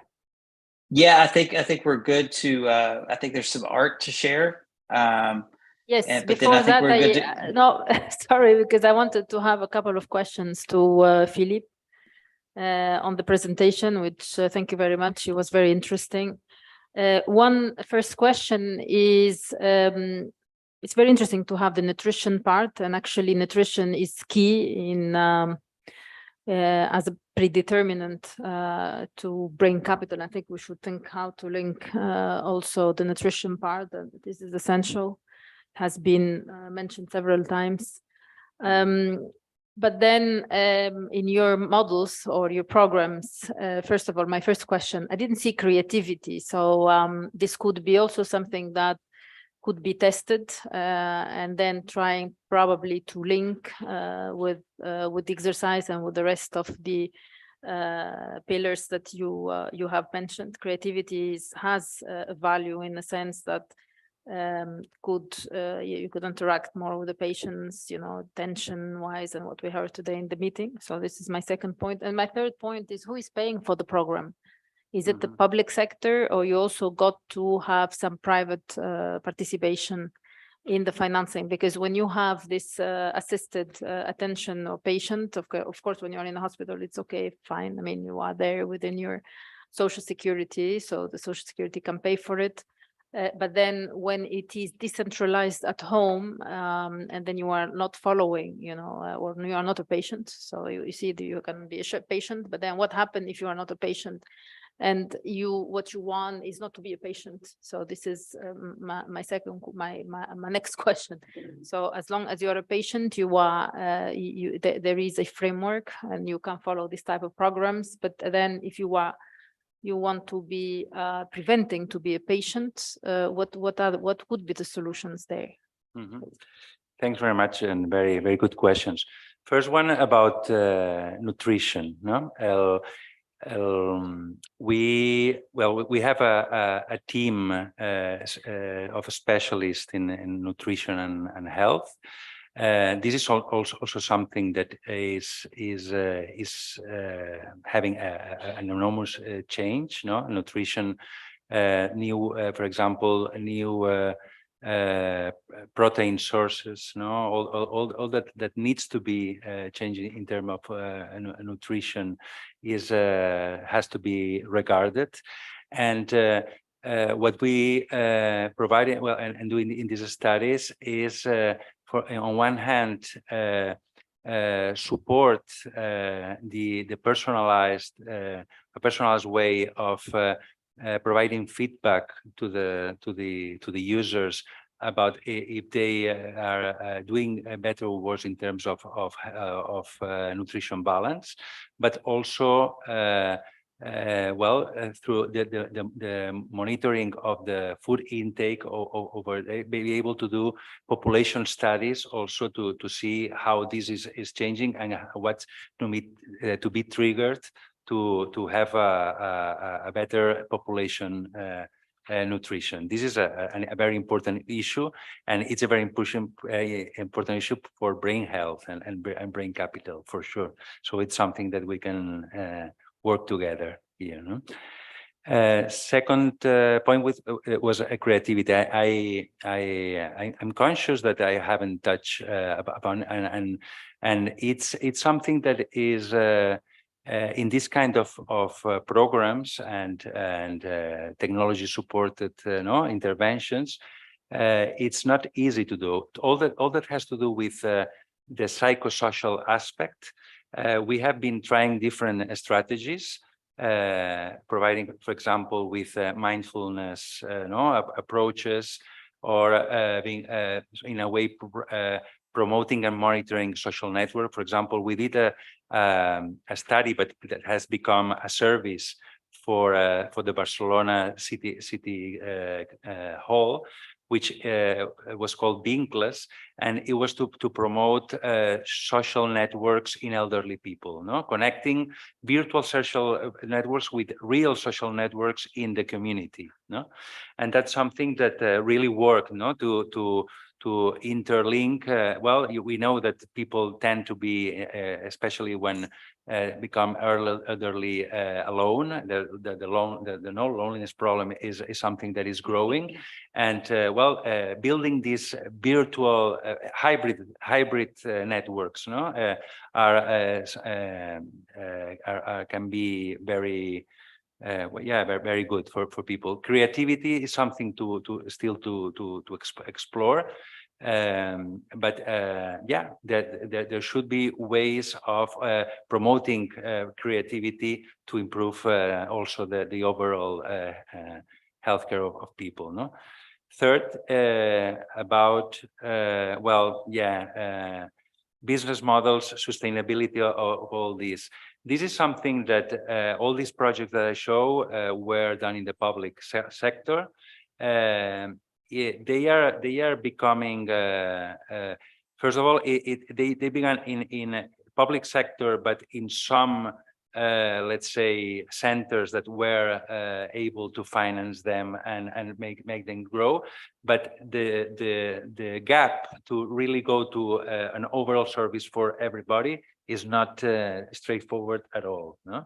It has to, we need to show, to provide, and that's what we are building. We're building evidence about not only the benefit for the people, but also the cost efficiency, to really make the jump to the provision of public services in a general way, but it's not straightforward, and it's something that really needs a political shift also in terms of how we want to approach public healthcare, not only as a reactive way to give answer to pathologies, but having a preventive and more and chronic care management, because chronic care is the the main cost, but also the main healthcare problem of the population and society.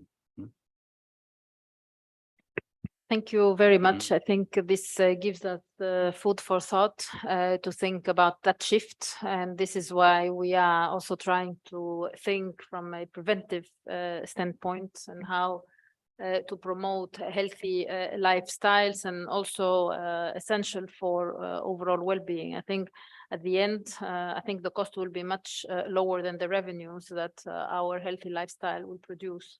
So at the end, I think it would be, from a cost-benefit analysis, it would be much more beneficial to shift completely the thinking and the mindset at a policy and a public level. So I think we are coming to an end. There is a surprise waiting for us. I wanted to have a creative ending of this meeting. I'm not going to or I don't know, we are not going to summarize. I think we have our colleague Sarah, who has made some, artistic expressions of the whole day. So I give her the floor to present what she has done based on what we have talked about the whole day. So please, Sarah. Good afternoon, I'm Sarah. I'm an illustrator and animator, and I'm going to share with you what I've done. So a quick time-lapse video and my final illustration. So this is, okay. So the idea of my illustration is that at the bottom we have the brain represented by this head, and at the top of the drawing we have the quality of life represented by this figure. The two things are connected together by this path that represents all the studies and arguments that we have discussed today. For example, we have, okay, it's finished. Okay, so we have, for example, neuroscience here, and then here education and technology. We have mental issues that are supported here by activity and creativity. We have community, music, art, dancing, and then the quality of life. We have also sleep here. And yes, so this is it.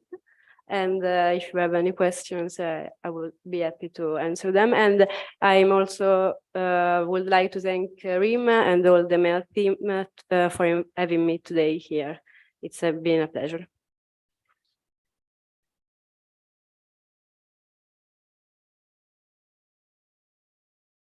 Thank you very much. I think ending on this note, I would like to thank all the team, Theo, Harris, all the people who have contributed to this workshop, everybody who has been here with us in presence and online. We will continue working on this. This is an ambitious, very ambitious project, initiative, and each time we see more people around the table. We'll continue. Harris and Theo and all the team. Sarah has been essential into this endeavor, and all the team of EMEA. Thank you very much for your work. And I would like, under the control of Kirsty, do we have something outside, or we end the meeting? Yes.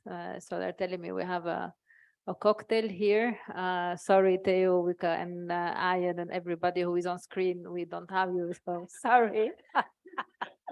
But hopefully, yes, but hopefully we'll get you again soon. Yeah, keep a cocktail for us for next time. Yes, we don't have the technology to send you the cocktail via Zoom, but maybe in 10 years we will be able to 3D printer, a 3D printer. There we go, 3D printed cocktails. I think we will find ways. I don't know how, but I'm sure we will. Thank you. Thank you very much, all, and I'll see you soon. Thank you, Rim. Thank you, Harris. Thank you. Goodbye, everybody. Goodbye.